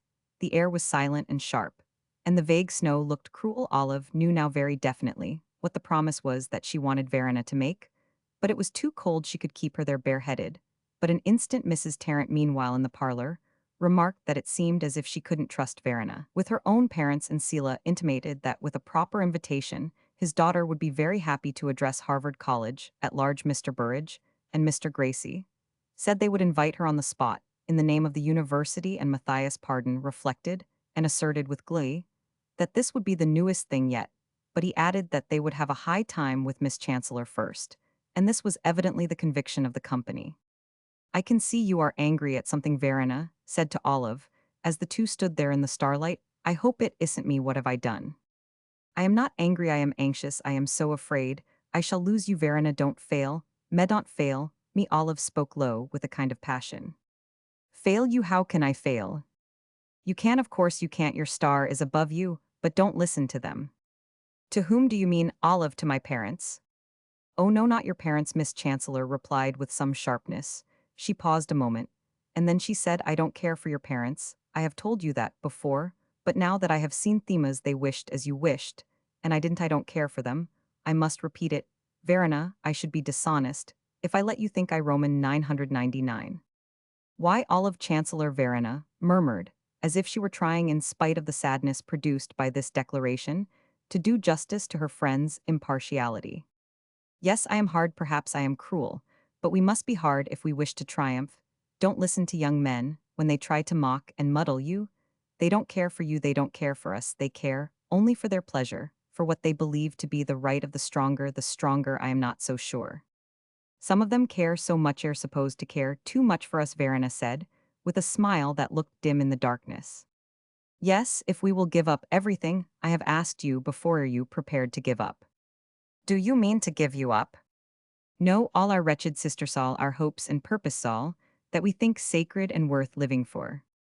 Oh, they don't want that. Olive Verena's smile became more distinct, and she added they don't want so much as that. Well, then go in and speak for them and sing for them and dance for them. Olive, you are cruel. Yes, I am, but promise me one thing, and I shall be oh so tender. What a strange place for promises, said Verena, with a shiver looking about her into the night. Yes, I am dreadful, I know it, but promise? And Olive drew the girl nearer to her, flinging over her with one hand the fold of a cloak that hung ample upon her own meager person, and holding her there with the other while she looked at her suppliant, but half-hesitating promise, she repeated. Is it something terrible? Never to listen to one of them, never to be bribed. At this moment the house door was opened again, and the light of the hall projected itself across the little piazza. Matthias Pardon stood in the aperture, and Tarrant, and his wife with the two other visitors, appeared to have come forward as well to see what detained Verena. You seem to have started a kind of lecture out here, Mr. Pardon, said you ladies had better look out or y'all freeze together. Verena was reminded by her mother that she would catch her death, but she had already heard sharply low, as they were spoken 5 last words from Olive, who now abruptly released her, and passed swiftly over the path from the porch to her waiting carriage. Tarrant creaked along in pursuit to assist Miss Chancellor. The others drew Verena into the house. Promise me not to marry that, was what echoed in her startled mind, and repeated itself there, when Mr. Burrage returned to the charge asking her if she wouldn't at least appoint some evening when they might listen to her. She knew that Olive's injunction ought not to have surprised her. She had already felt it in the air. She would have said at any time, if she had been asked, that she didn't suppose Miss Chancellor would want her to marry, but the idea uttered as her friend had uttered, it had a new solemnity, and the effect of that quick violent colloquy was to make her nervous and impatient as if she had had a sudden glimpse of futurity that was rather awful even if it represented the fate one would like. When the two young men from the college pressed their petition, she asked, with a laugh that surprised them, whether they wished to mock and muddle her. They went away assenting to Mrs. Tarrant's last remark. I am afraid y'all feel that you don't quite understand us yet. Matthias Pardon remained, her father and mother expressing their perfect confidence that he would excuse them, went to bed, and left him sitting there.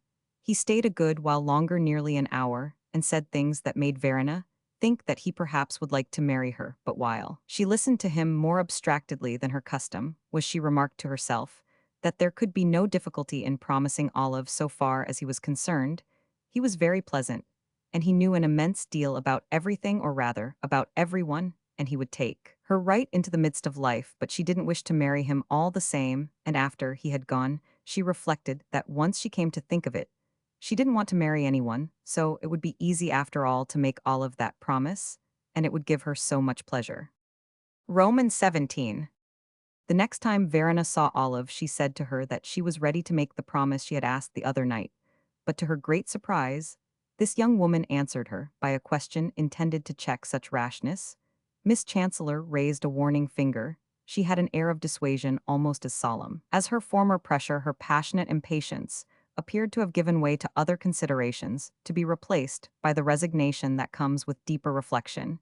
It was tinged in this case, indeed, by such bitterness as might be permitted to a young lady who cultivated the brightness of a great faith. Don't you want any promise at present? Verena asked. Why, Olive, how you chain. My dear child, you are so young, so strangely young. I am 1,000 years old. I have lived through generations, through centuries.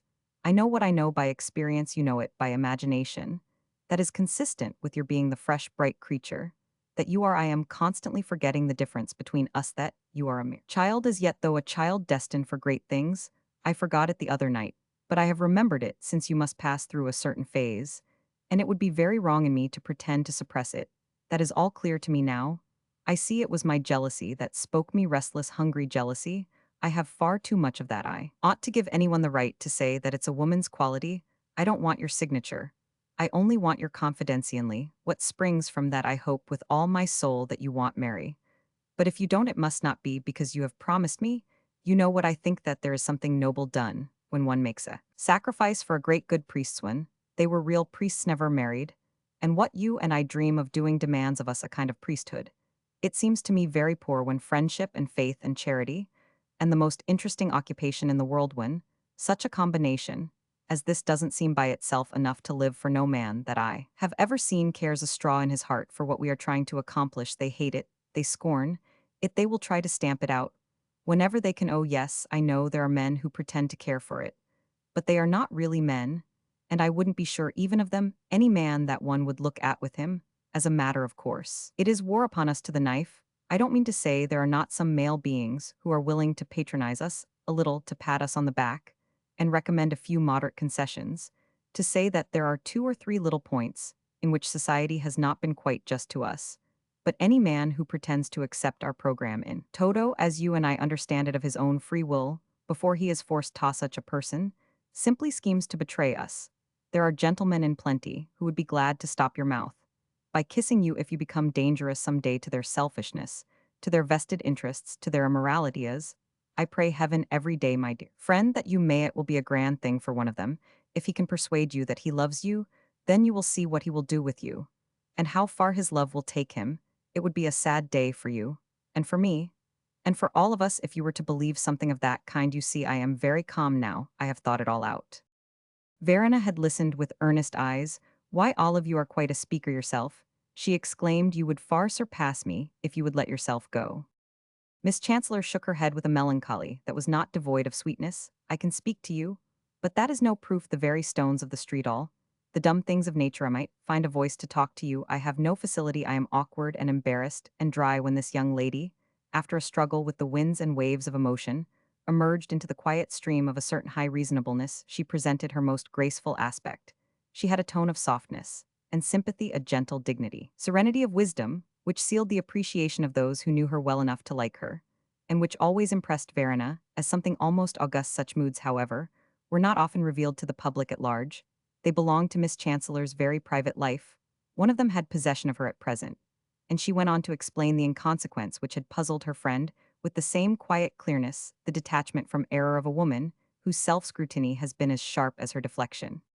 Don't think me capricious if I say I would rather trust you without a pledge. I owe every one an apology for my rudeness and fierceness at your mother's. It came over me just seeing those young men how exposed you are, and the idea made me for the moment frantic. I see your danger still. But I see other things too, and I have recovered my balance. You must be safe, Verena, you must be saved. But your safety must not come from your having tied your hands, it must come from the growth of your perception, from your seeing things of yourself sincerely, and with conviction in the light in which I see them, from your feeling that, for your work, your freedom is essential, and that there is no freedom for you and me save in religiously not doing what you will often be asked to. Don't I never. Miss Chancellor brought out these last words with a proud jerk, which was not without its pathos. Don't promise, don't promise. She went on, I would far rather you didn't, but don't fail me, don't fail me, or I shall die. Her manner of repairing her inconsistency was altogether feminine. She wished to extract a certainty at the same time that she wished to deprecate a pledge, and she would have been delighted to put Verena into the enjoyment of that freedom, which was so important for her, by preventing her exercising it in a particular direction. The girl was now completely under her influence. She had latent curiosities and distractions left to herself. She was not always thinking of the unhappiness of women, but the touch of Olive's tone worked a spell, and she found something to which at least a portion of her nature turned with eagerness in her companion's wider knowledge. Her elevation of view, Miss Chancellor, was historic and philosophically, or at any rate she appeared so to Verena, who felt that, through such an association, one might at last intellectually command all life. And there was a simpler impulse. Verena wished to please her, if only because she had such a dread of displeasing her. Olive's displeasures, disappointments, disapprovals, were tragic, truly memorable. She grew white under them, not shedding many tears, as a general thing. Like inferior women, she cried when she was angry, not when she was hurt, but limping and panting morally, as if she had received a wound that she would carry for life. On the other hand, her commendations, her satisfactions, were as soft as a west wind, and she had this sign, the rarest of all, of generosity, that she liked obligations of gratitude when they were not laid upon her by men. Then, indeed, she scarcely recognized them. She considered men in general as so much in the debt of the opposite sex that any individual woman had an unlimited credit with them. She could not possibly overdraw the general feminine account. The unexpected temperance of her speech on this subject of Verena's accessibility to matrimonial error seemed to the girl to have an antique beauty, a wisdom purged of worldly elements. It reminded her of qualities that she believed to have been proper to Electra or Antigone, this made her wish the more to do something that would gratify Olive, and in spite of her friend's dissuasion, she declared that she should like to promise, "I will promise at any rate not to marry any of those gentlemen that were at the house." She said those seemed to be the ones you were principally afraid of. "You will promise not to marry anyone you don't like," said Olive. "That would be a great comfort. But I do like Mr. Burrage and Mr. Gracie. And Mr. Matthias, pardon, what a name. Well, he knows how to make himself agreeable. He can tell you everything you want to know." "You mean everything you don't? Well, if you like everyone, I haven't the least objection. It would only be preferences that I should find alarming. I am not the least afraid of your marrying a repulsive man. Your danger would come from an attractive one." "I am glad to hear you admit that some are attractive," Verena exclaimed, with the light laugh which her reverence for Miss Chancellor had not yet quenched. "It sometimes seems as if there weren't any you could like." "I can imagine a man I should like very much," Olive replied after a moment, "but I don't like those I see. They seem to me poor creatures." And indeed her uppermost feeling in regard to them was a kind of cold scorn. She thought most of them palterers and bullies. The end of the colloquy was that Verena, having assented with her usual docility to her companion's optimistic contention that it was a phase, this taste for evening calls from collegians and newspapermen, and would consequently pass away with the growth of her mind, remarked that the injustice of men might be an accident, or might be a part of their nature, but at any rate she should have to change a good deal before she should want to marry. About the middle of December, Miss Chancellor received a visit from Matthias Pardon, who had come to ask her what she meant to do about Verena. She had never invited him to call upon her, and the appearance of a gentleman whose desire to see her was so irrepressible as to dispense with such a preliminary was not in her career an accident frequent enough to have taught her equanimity.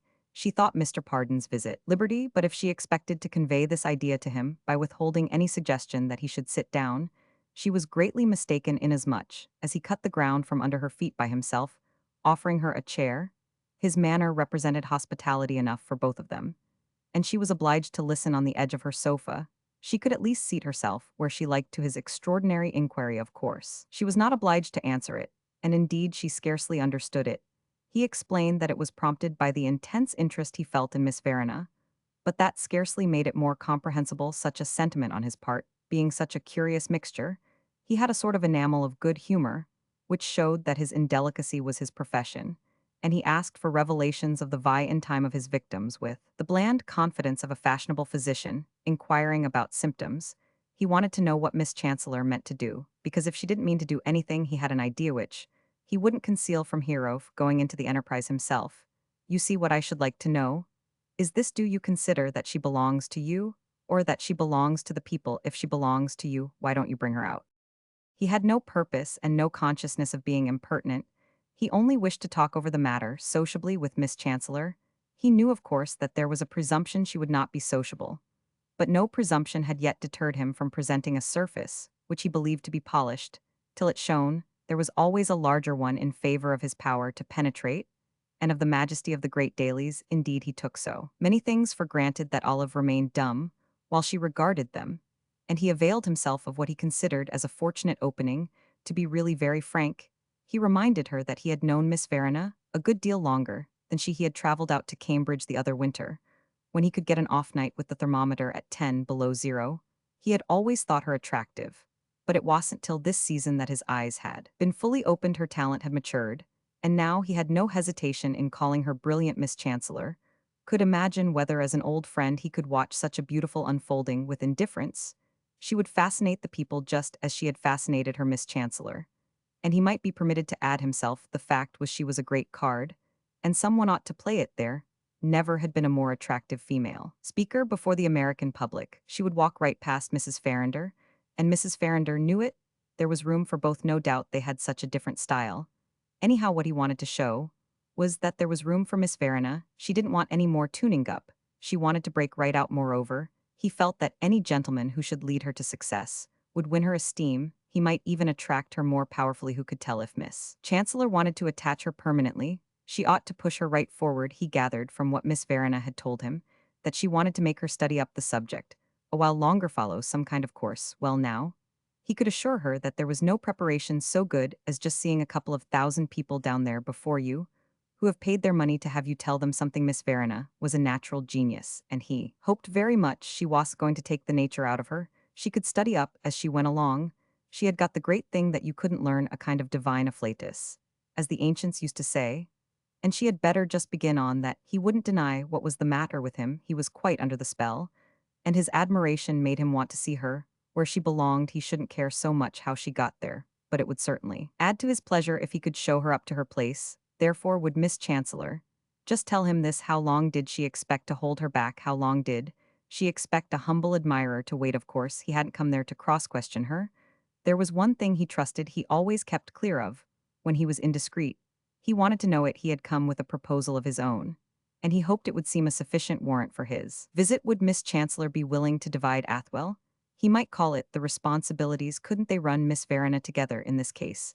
Everyone would be satisfied. She could travel round with her as her companion, and he would see that the American people walked up. If Miss Chancellor would just let her go a little, he would look after the rest. He wanted no odds. He only wanted her for about an hour and a half, 3 or 4 evenings a week.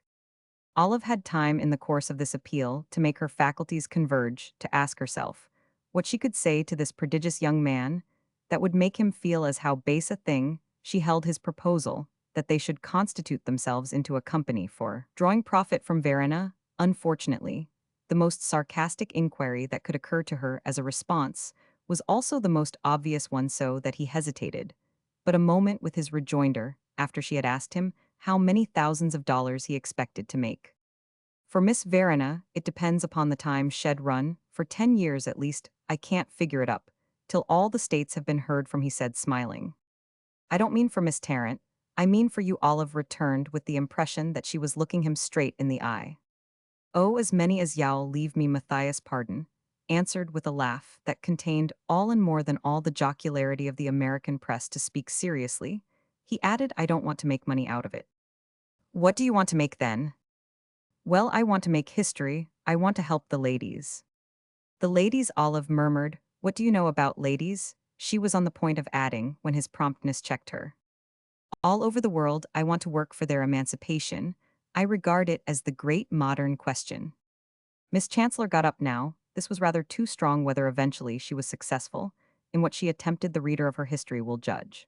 But at this moment, she had not that promise of success which resides in a willingness to make use of every aid that offers. Such is the penalty of being of a fastidious, exclusive, uncompromising nature, of seeing things not simply and sharply, but in perverse relations, in intertwisted strands.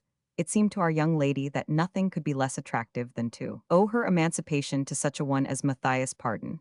And it is curious that those qualities which he had in common with Verena, and which in her seemed to Olive romantic and touching, her having sprung from the people, had an acquaintance with poverty, a hand-to-mouth development, and an experience of the seamy side of life, availed in no degree to conciliate Miss Chancellor.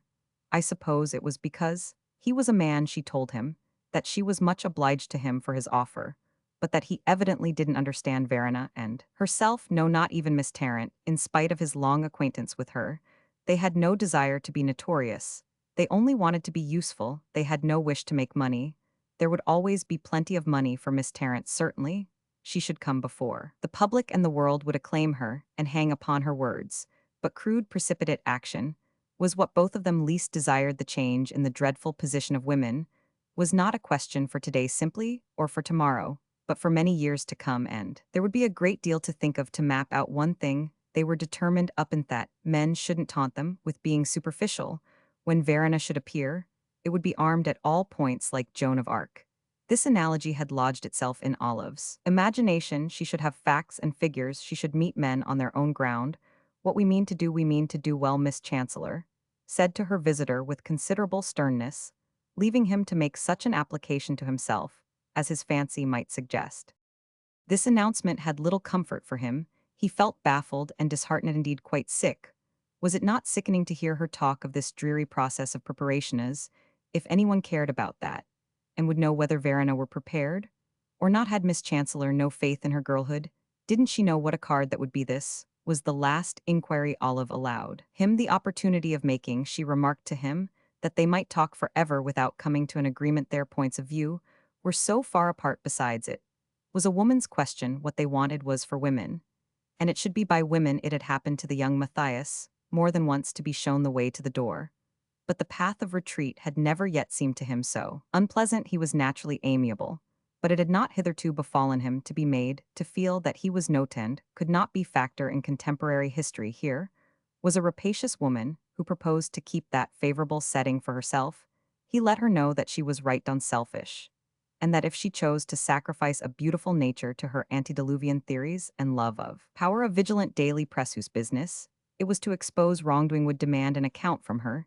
She replied that if the newspapers chose to insult her, that was their own affair. One outrage, the more to the sex in her person, was of little account, and after he had left her, she seemed to see the glow of dawning success. The battle had begun, and something of the ecstasy of the martyr. Roman 18. Verena told her a week after this that Mr. Pardon wanted so much she should say she would marry him, and she added with evident pleasure at being able to give her so agreeable a piece of news that she had declined to say anything of the sort. She thought that now at least Olive must believe in her, for the proposal was more attractive than Miss Chancellor, seemed able to understand he does place things in a very seductive light. Verena said he says that if I become his wife, I shall be carried straight along by a force of excitement of which at present I have no idea. I shall wake up famous if I marry him. I have only got to give out my feelings, and he will take care of the rest. He says every hour of my youth is precious to me, and that we should have a lovely time traveling round the country. I think you ought to allow that all that is rather dazzling, for I am not naturally concentrated like you. He promises you success. What do you call success? Olive inquired, looking at her friend, with a kind of salutary coldness, a suspension of sympathy with, which Verena was now familiar, though she liked it no better than at first, and which made approbation more gracious when approbation came. Verena reflected a moment, and then answered smiling, but with confidence, producing a pressure that shall be irresistible, causing certain laws to be repealed by Congress, and by the state legislatures and others to be enacted. She repeated the words as if they had been part of a catechism committed to memory. While Olive saw that this mechanical tone was in the nature of a joke that she could not deny herself, they had had that definition so often before, and Miss Chancellor had had occasion so often to remind her what success really was. Of course, it was easy to prove to her now that Mr. Pardon's glittering bait was a very different thing, was a mere trap, and lure a bribe to vanity and impatience, a device for making her give herself away, let alone fill his pockets. While she did so, Olive was conscious enough of the girl's want of continuity. She had seen before how she could be passionately serious at times, and then, perversely, even if innocently trivial as just now, when she seemed to wish to convert one of their most sacred formulas into a pleasantry. She had already quite recognized, however, that it was not of importance that Verena should be just like herself. She was all of one piece, and Verena was of many pieces which had, where they fitted together, little capricious chinks, through which mocking inner lights seemed sometimes to gleam. It was a part of Verena's being unlike her that she should feel Mr. Pardon's promise of eternal excitement to be a brilliant thing, should indeed consider Mr. Pardon with any tolerance at all, but Olive tried afresh to allow for such aberrations as a phase of youth and suburban culture, the more so that even when she tried most, Verena reproached her so far as Verena's incurable softness could reproach with not allowing enough.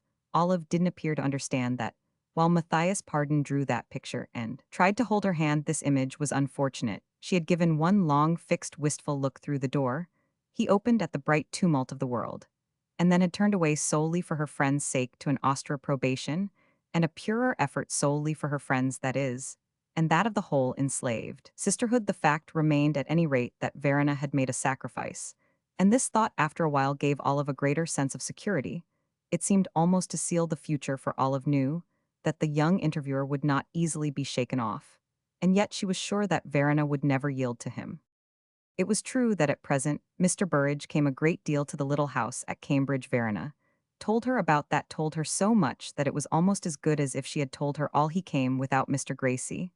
Now he could find his way alone, and he seemed to wish that there should be no one else. He had made himself so pleasant to her mother that she almost always went out of the room. That was the highest proof Mrs. Tarrant could give of her appreciation of a gentleman caller. They knew everything about him by this time, that his father was dead, his mother very fashionable and prominent, and he himself in possession of a handsome patrimony. They thought ever so much of him in New York. He collected beautiful things, pictures and antiques and objects, that he sent for to Europe on purpose, many of which were arranged in his rooms at Cambridge. He had intaglios and Spanish altar cloths, and drawings by the old masters. He was different from most others. He seemed to want so much to enjoy life, and to think you easily could, if you would only let yourself go of course judging, by what he had appeared to think you required a great many things to keep you up. And then Verena told Olivesh. Could see it was after a little delay that he wanted her to come round to his place, and see his treasures. He wanted to show them to her. He was so sure she would admire them. Verena was sure also, but she wouldn't go alone, and she wanted Olive to go with her. They would have tea, and there would be other ladies, and Olive would tell her what she thought of a life that was so crowded with beauty. Miss Chancellor made her reflections on all this, and the first of them was that it was happy for her that she had determined for the present to accept these accidents, for otherwise might she not now have had a deeper alarm. She wished to heaven that conceited young men with time on their hands would leave Verena alone, but evidently they wouldn't, and her best safety was in seeing as many as should turn up. If the type should become frequent, she would very soon judge it. If Olive had not been so grim, she would have had a smile to spare for the frankness with which the girl herself adopted this theory. She was eager to explain that Mr. Burrage didn't seem at all to want what poor Mr. Pardon had wanted. He made her talk about her views far more than that gentleman, but gave no sign of offering himself either as a husband or as a lecture regent. The furthest he had gone as yet was to tell her that he liked her for the same reason that he liked old enamels and old embroideries. And when she said that she didn't see how she resembled such things, he had replied that it was because she was so peculiar, and so delicate she might be peculiar, but she had protested against the idea that she was delicate. It was the last thing that she wanted to be thought. And Olive could see from this how far she was from falling in with everything he said. When Miss Chancellor asked if she respected Mr. Burrage and how solemn Olive could make that word, she by this time knew she answered with her sweet vain laugh, but apparently with perfect good faith, that it didn't matter whether she did or not, for what was the whole thing but simply a phased, very one they had talked about. The sooner she got through it, the better. Was it no tend? She seemed to think that her transit would be materially quickened by a visit to Mr. Burrage's rooms. As I say, Verena was pleased to regard the phase as quite inevitable, and she had said more than once to Olive that if their struggle was to be with men, the more they knew about them, the better. Miss Chancellor asked her why her mother should not go with her to see the curiosities, since she mentioned that their possessor had not neglected to invite Mrs. Tarrant and Verena, said that this of course would be very simply her mother wouldn't be able to tell her so well as Olive whether she ought to respect Mr. Burrage. This decision, as to whether Mr. Burrage should be respected, assumed, in the life of these two remarkable young women, pitched in so high a moral key, the proportions of a momentous event. Olive shrank at first from facing it, not indeed the decision, for we know that her own mind had long since been made up in regard to the quantity of esteem due to almost any member of the other sex, but the incident itself, which, if Mr. Burrage should exasperate her further, might expose her to the danger of appearing to Verena to be unfair to him. It was her belief that he was playing a deeper game than the young Matthias, and she was very willing to watch him. But she thought it prudent not to attempt to cut short the phase. She adopted that classification prematurely in imputation she should incur if without more delay she were to shut down, as Verena said, on the young connoisseur. It was settled, therefore, that Mrs. Tarrant should, with her daughter, accept Mr. Burrage's invitation, and in a few days these ladies paid a visit to his apartments. Verena, subsequently of course, had much to say about it, but she dilated even more upon her mother's impressions than upon her own. Mrs. Tarrant had carried away a supply which would last her all winter. There had been some New York ladies present who were on at that moment, and with whom her intercourse was rich in emotions. She had told them all that she should be happy to see them in her home, but they had not yet picked their way along the little planks of the front yard. Mr. Burrage, at all events, had been quite lovely, and had talked about his collections, which were wonderful in the most interesting manner. Verena, inclined to think he was to be respected, he admitted that he was not really studying law at all. He had only come to Cambridge for the form, but she didn't see why it wasn't enough when you made yourself as pleasant as that. She went so far as to ask Olive whether taste and art were not something, and her friend could see that she was certainly very much involved in the phase. Miss Chancellor, of course, had her answer ready. Taste and art were good when they enlarged the mind, not when they narrowed it. Verena assented to this and said it remained to be seen what effect they had had upon Mr. Burrage, a remark which led Olive to fear that at such a rate much would remain, especially when Verena told her later that another visit to the young man's rooms was projected, and that this time She must come he having expressed the greatest desire for the honor, and her own wish being greater still, that they should look at some of his beautiful things together. A day or two after this Mr. Henry Burrage left a card at Miss Chancellor's door, with a note in which he expressed the hope that she would take tea with him on a certain day, on which he expected the company of his mother Olive responded to this invitation, in conjunction with Verena. But in doing so, she was in the position singular for her, of not quite understanding what she was about. It seemed to her strange that Verena should urge her to take such a step when she was free to go without her. And it proved two things: first, that she was much interested in Mr. Henry Burrage, and second, that her nature was extraordinarily beautiful. Could anything in effect be less underhand than such an indifference to what she supposed to be the best opportunities for carrying on a flirtation? Verena wanted to know the truth, and it was clear that by this time she believed Olive Chancellor to have it for the most part in her keeping her insistence, therefore proved above all that she cared more for her friend's opinion of Henry Burrage than for her own. A reminder certainly of the responsibility that Olive had incurred in undertaking to form this generous young mind, and of the exalted place that she now occupied in it. Such revelations ought to have been satisfactory if they failed to be completely so. It was only on account of the elder girl's regret that the subject as to which her judgment was wanted should be a young man destitute of the worst vices. Henry Burrage had contributed to throw Miss Chancellor into a state, as these young ladies called it, the night she met him at Mrs. Tarrant's. But it had none the less been conveyed to Olive by the voices of the air that he was a gentleman and a good fellow. This was painfully obvious when the visit to his rooms took place. He was so good-humored, so amusing, so friendly, and considerate, so attentive to Miss Chancellor. He did the honors of his bachelor nest with so easy a grace that Olive part of the time sat dumbly shaking her conscience like a watch that wouldn't go to make it tell her some better reason why she shouldn't like him. She saw that there would be no difficulty in disliking his mother, but that unfortunately would not serve her purpose nearly so well. Mrs. Burrage had come to spend a few days near her son. She was staying at an hotel in Boston. It presented itself to Olive that, after this entertainment, it would be an act of courtesy to call upon her.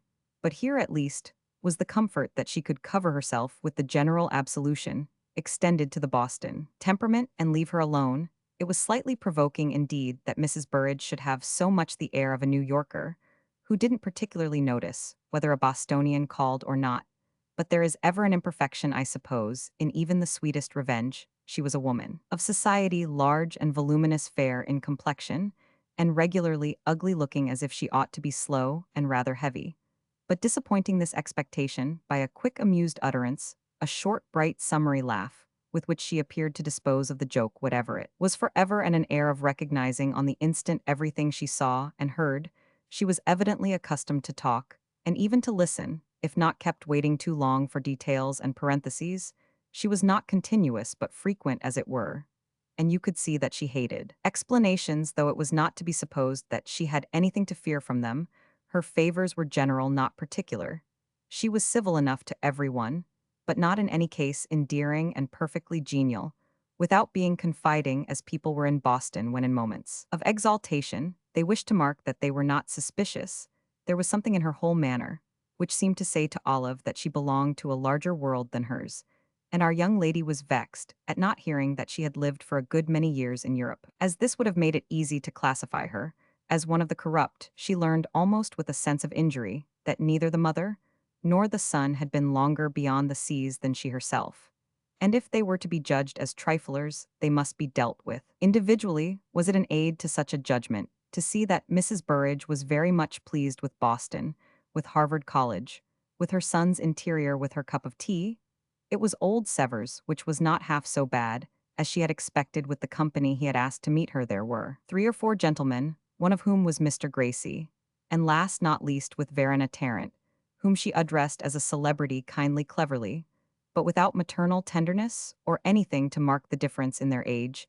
She spoke to her as if they were equals in that respect, as if Verena's genius and fame would make up the disparity, and the girl had no need of encouragement and patronage. She made no direct allusion, however, to her particular views, and asked her no question about her gift in omission, which Verena thought strange, and with the most speculative candor spoke of to Olive afterwards. Mrs. Burrage seemed to imply that every one present had some distinction and some talent, that they were all good company together, There was nothing in her manner to indicate that she was afraid of Verena on her son's account. She didn't resemble a person who would like him to marry the daughter of a mesmeric healer, and yet she appeared to think it charming that he should have such a young woman there to give gusto to her hour at Cambridge.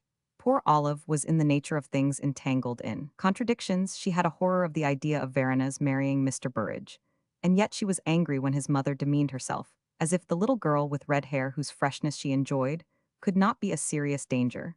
She saw all this through the blur of her shyness, the conscious, anxious silence to which she was so much of the time condemned. It may therefore be imagined how sharp her vision would have been could she only have taken the situation more simply. For she was intelligent enough not to have needed to be morbid, even for purposes of self-defense. I must add, however, that there was a moment when she came near being happier at any rate, reflected that it was a pity she could not be. So Mrs. Burrage asked her son to play some little thing, and he sat down to his piano and revealed a talent that might well have gratified that lady's pride. Olive was extremely susceptible to music, and it was impossible to her not to be soothed and beguiled by the young man's charming art. One little thing succeeded another. His selections were all very happy. His guests sat scattered in the red firelight, listening silent in comfortable attitudes. There was a faint fragrance from the burning logs, which mingled with the perfume of Schubert and Mendelssohn.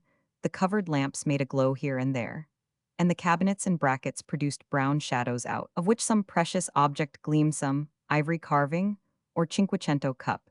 It was given to Olive under these circumstances for half an hour to surrender herself, to enjoy the music, to admit that Mr. Burrage played with exquisite taste, to feel as if the situation were a kind of truce. Her nerves were calmed, her problems for the time subsided. Civilization, under such an influence, in such a setting, appeared to have done its work. Harmony ruled the scene. Human life ceased to be a battle. She went so far as to ask herself why one should have a quarrel with it. The relations of men and women in that picturesque grouping had not the air of being internecine. In short, she had an interval of unexpected rest, during which she kept her eyes mainly on Verena, who sat near Mrs. Burrage, letting herself go evidently more completely than Olive to her too. Music was a delight, and her listening face turned itself to different parts of the room, unconsciously, while her eyes vaguely rested on the bibelots that emerged into the firelight at moments. Mrs. Burrage bent her countenance upon her and smiled at random kindly.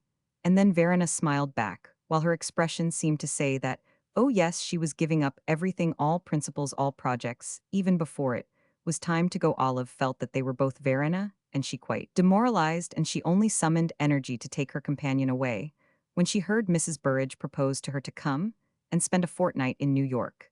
Then Olive exclaimed to herself, is it a plot? Why in the world can't they let her alone? And prepared to throw a fold of her mantle, as she had done before, over her young friend. Verena answered somewhat impetuously that she should be delighted to visit Mrs. Burrage, then checked her impetuosity, after a glance from Olive, by adding that perhaps this lady wouldn't ask her if she knew what strong ground she took on the emancipation of women.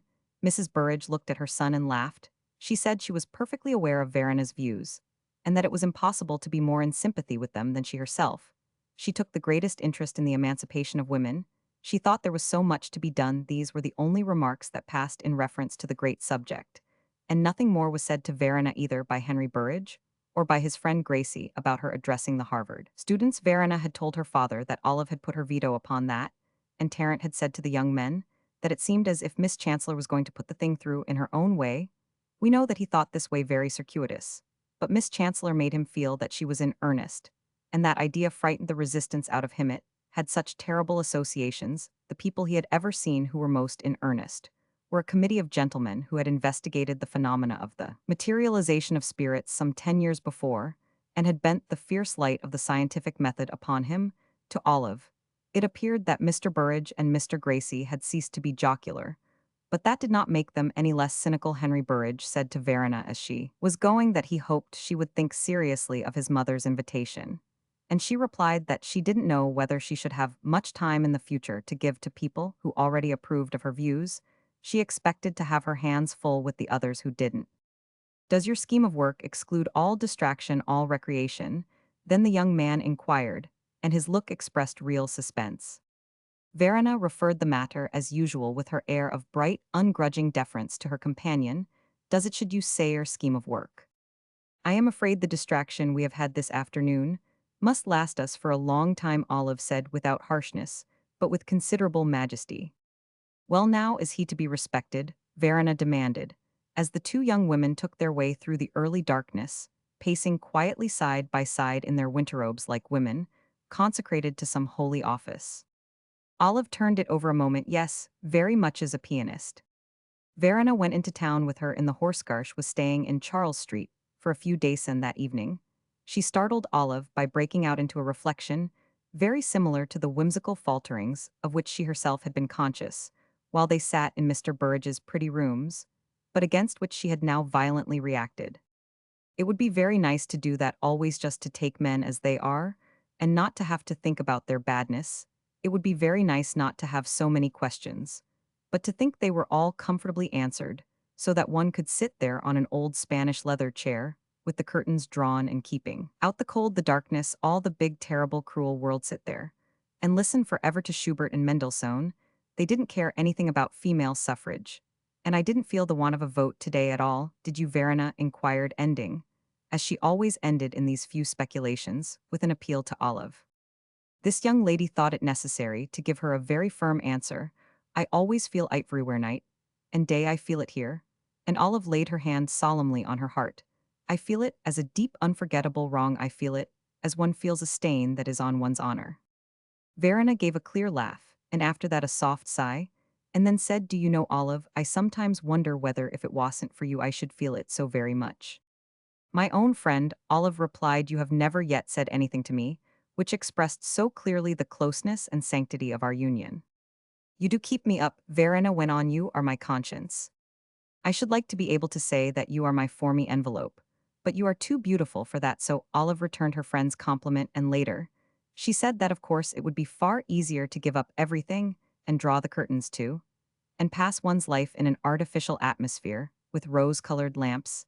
It would be far easier to abandon the struggle, to leave all the unhappy women of the world to their immemorial misery, to lay down one's burden, close one's eyes to the whole dark picture, and in short simply expire to this. Verena objected that it would not be easy for her to expire at all, that such an idea was darker than anything the world contained, that she had not done with life yet, and that she didn't mean to allow her responsibilities to crush her. And then the two young women concluded, as they had concluded before, by finding themselves completely, inspiringly, in agreement, full of the purpose to live indeed, and with high success to become great in order not to be obscure, and powerful in order not to be useless. Olive had often declared before that her conception of life was as something sublime, or as nothing at all. The world was full of evil, but she was glad to have been born before it had been swept away, while it was still there to face, to give one a task and a reward when the great reforms should be consummated. When the day of justice should have dawned, would not life perhaps be rather poor and pale? She had never pretended to deny that the hope of fame, of the very highest distinction, was one of her strongest incitements, and she held that the most effective way of protesting against the state of bondage of women was for an individual member of the sex to become illustrious. A person who might have overheard some of the talk of this possibly infatuated pair would have been touched by their extreme familiarity with the idea of earthly glory. Verena had not invented it, but she had taken it eagerly from her friend, and she returned it with interest to Olive. It appeared that just this partnership of their two minds, each of them, by itself, lacking an important group of faces, made an organic whole, which for the work in hand could not fail to be brilliantly effective. Verena was often far more irresponsive than she liked to see her, but the happy thing in her composition was that, after a short contact with the divine idea, Olive was always trying to flash it at her like a jewel in an uncovered case. Kindled, flamed up, took the words from her friend's less persuasive lips, resolved herself into a magical voice, became again the pure young Sibyl. Then Olive perceived how fatally, without Verena's tender notes, her crusade would lack sweetness, what the Catholics call unction, and on the other hand how weak Verena would be on the statistical and logical side, if she herself should not bring up the rear. Together, in short, they would be complete, they would have everything, and together they would triumph. Roman 19. This idea of their triumph, a triumph as yet ultimate and remote, but preceded by the solemn vista of an effort so religious as never to be wanting in ecstasy, became tremendously familiar to the two friends, but especially to Olive during the winter of 187, a season which ushered in the most momentous period of Miss Chancellor's life. About Christmas, a step was taken which advanced her affairs immensely, and put them to her apprehension on a regular footing. This consisted in Verena's coming in to Charles Street to stay with her, in pursuance of an arrangement on Olive's part with Selah Tarrant, and his wife that she should remain for many months. The coast was now perfectly clear. Mrs. Farrinder had started on her annual grand tour. She was rousing the people from Maine to Texas. Matthias Pardon, it was to be supposed, had received temporarily at least his quietus, and Mrs. Luna was established in New York, where she had taken a house for a year, and whence she wrote to her sister that she was going to engage Basil Ransom, with whom she was in communication for this purpose, to do her law business. Olive wondered what law business Adeline could have, and hoped she would get into a pickle with her landlord or her milliner, so that repeated interviews with Mr. Ransom might become necessary. Mrs. Luna let her know very soon that these interviews had begun. The young Mississippian had come to dine with her. He hadn't got started much by what she could make out, and she was even afraid that he didn't dine every day. But he wore a tall hat now like a northern gentleman, and Adeline intimated that she found him really attractive. He had been very nice to Newton, told him all about the war, quite the southern version of course, but Mrs. Luna didn't care anything about American politics, and she wanted her son to know all sides, and Newton did nothing but talk about him, calling him Ranny, and imitating his pronunciation of certain words. Adeline subsequently wrote that she had made up her mind to put her affairs into his hands. Olive sighed, not unmagnanimously, as she thought of her sister's affairs, and later still, she mentioned that she was thinking strongly of taking him to be Newton's tutor. She wished this interesting child to be privately educated, and it would be more agreeable to have in that relation a person who was already, as it were, a member of the family. Mrs. Luna wrote as if he were prepared to give up his profession, to take charge of her son, and Olive was pretty sure that this was only a part of her grandeur, of the habit she had contracted, especially since living in Europe, of speaking as if in every case she required special arrangements. In spite of the difference in their age, Olive had long since judged her, and made up her mind that Adeline lacked every quality that a person needed to be interesting in her eyes. She was rich, or sufficiently so. She was conventional and timid, very fond of attentions from men with whom, indeed, she was reputed bold, but Olive scorned such boldness as that given up to a merely personal, egotistical, instinctive life, and as unconscious of the tendencies of the age, the revenges of the future, the new truths, and the great social questions, as if she had been a mere bundle of dress trimmings, which she very nearly was. It was perfectly observable that she had no conscience, and it irritated Olive deeply to see how much trouble a woman was spared when she was constructed on that system. Adeline's affairs, as I have intimated, her social relations, her views of Newton's education, her practice, and her theory, for she had plenty of that, such as it was, heaven save the mark, her spasmodic disposition to marry again, and her still sillier retreats in the presence of danger, for she had not even the courage of her frivolity. These things had been a subject of tragic consideration to Olive ever since the return of the elder sister to America. The tragedy was not in any particular harm that Mrs. Luna could do her, for she did her good, rather, that is, she did her honor by laughing at her, but in the spectacle itself, the drama guided by the hand of fate, of which the small ignoble scenes unrolled themselves so logically, the denouement would of course be in keeping, and would consist simply of the spiritual death of Mrs. Luna, who would end by understanding no common speech of Olive's at all, and would sink into mere worldly plumpness, into the last complacency, the supreme imbecility of petty genteel conservatism.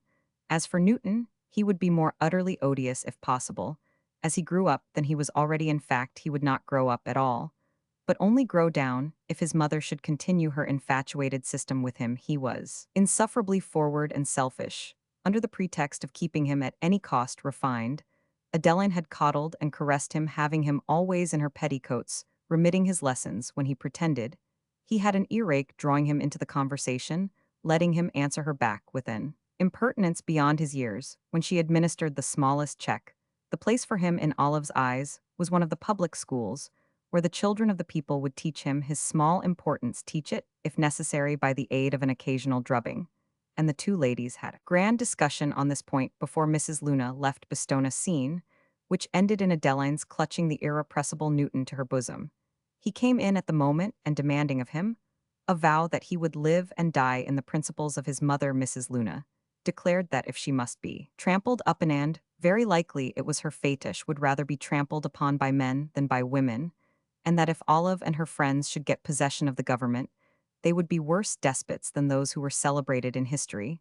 Newton took an infant oath that he would never be a destructive, impious radical, and Olive felt that after this, she needn't trouble herself any more about her sister, whom she simply committed to her fate. That fate might very properly be to marry an enemy of her country, a man who no doubt desired to treat women with the lash and manacles, as he and his people had formerly treated the wretched colored race. If she was so fond of the fine old institutions of the past, he would supply them to her in abundance.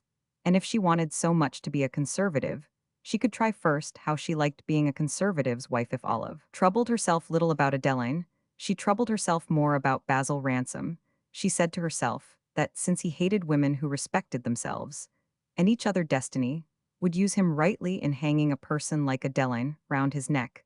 That would be the way poetic justice ought to work for him, and the law that our prejudices, when they act themselves out, punish us. In doing so, Olive considered all this, as it was her effort to consider everything from a very high point of view, and ended by feeling sure it was not for the sake of any nervous personal security that she desired to see her two relations in New York get mixed up together.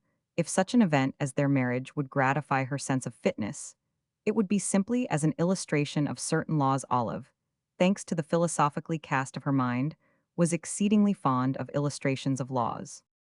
I hardly know, however, what illumination it was that sprang from her consciousness, now a source of considerable comfort, that Mrs. Farrinder was carrying the war into distant territories, and would return to Boston only in time to preside at a grand female convention, already advertised to take place in Boston in the month of June. It was agreeable to her that this imperial woman should be away. It made the field more free, the air more light. It suggested an exemption from official criticism. I have not taken space to mention certain episodes of the more recent intercourse of these ladies, and must content myself with tracing them lightly in their consequences. These may be summed up in the remark, which will doubtless startle no one by its freshness, that two imperial women are scarcely more likely to hit it off together, as the phrase is, than two imperial men. Since that party at Miss Birdseye's, so important in its results for Olive, she had had occasion to approach Mrs. Farrinder more nearly, and those overtures brought forth the knowledge that the great leader of the feminine revolution was the one person in that part of the world, more concentrated, more determined than herself. Miss Chancellor's aspirations of late had been immensely quickened. She had begun to believe in herself to a livelier tune than she had ever listened to before, and she now perceived that when spirit meets spirit there must either be mutual absorption or a sharp concussion. It had long been familiar to her that she should have to count with the obstinacy of the world at large, but she now discovered that she should have to count also with certain elements in the feminine camp. This complicated the problem, and such a complication naturally could not make Mrs. Farrinder appear more easy to assimilate if Olive's was a high nature, and so was hers. The fault was in neither. It was only an admonition that they were not needed as landmarks in the same part of the field. If such perceptions are delicate as between men, the reader need not be reminded of the exquisite form they may assume in natures more refined. So it was that Olive passed in 3 months from the stage of veneration to that of competition, and the process had been accelerated by the introduction of Verena into the fold. Mrs. Farrinder had behaved in the strangest way about Verena. First she had been struck with her, and then she hadn't. First she had seemed to want to take her in, then she had shied at her, unmistakably intimating to Olive that there were enough of that kind already. Of that kind, indeed. Phrase reverberated in Miss Chancellor's resentful soul. Was it possible she didn't know the kind Verena was of?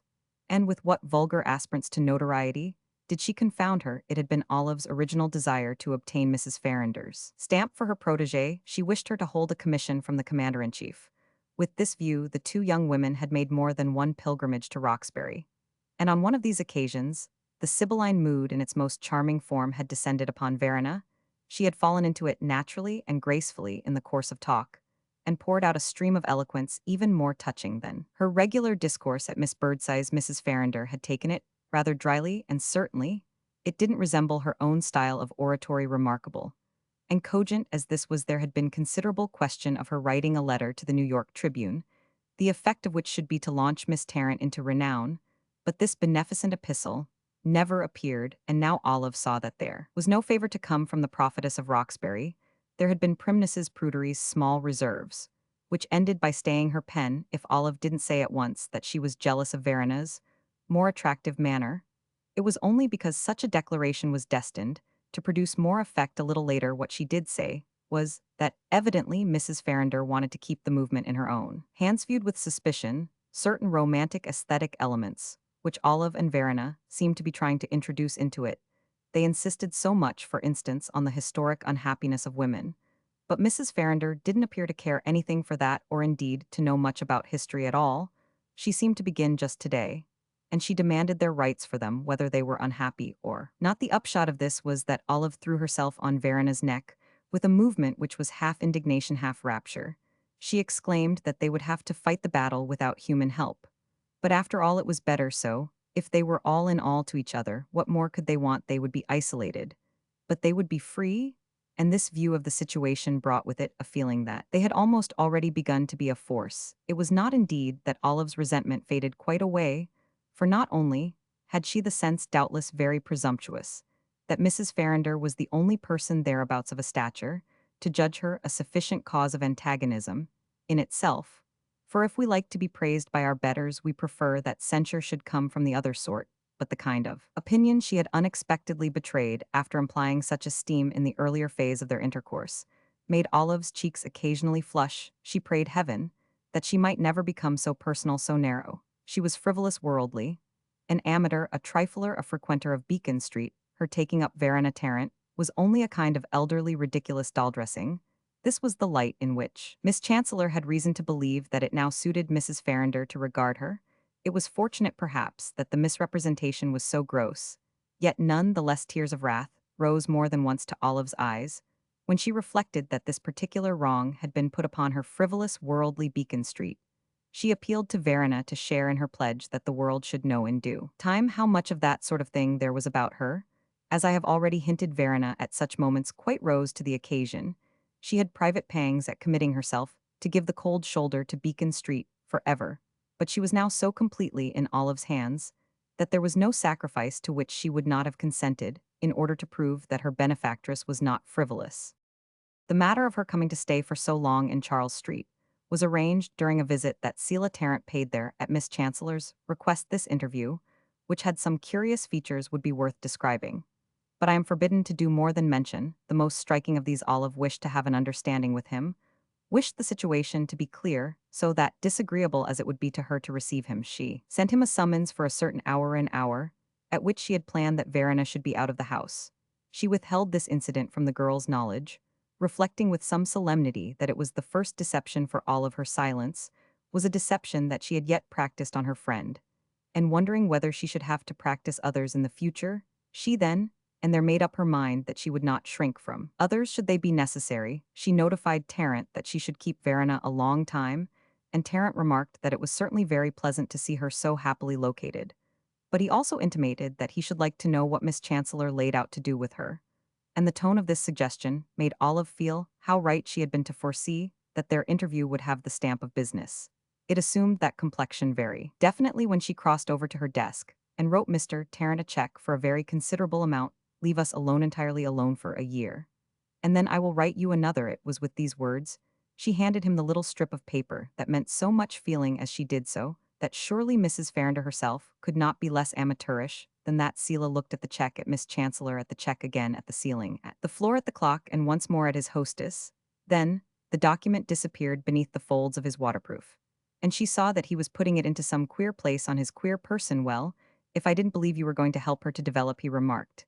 And he stopped while his hands continued to fumble out of sight, and he treated Olive to his large, joyless smile.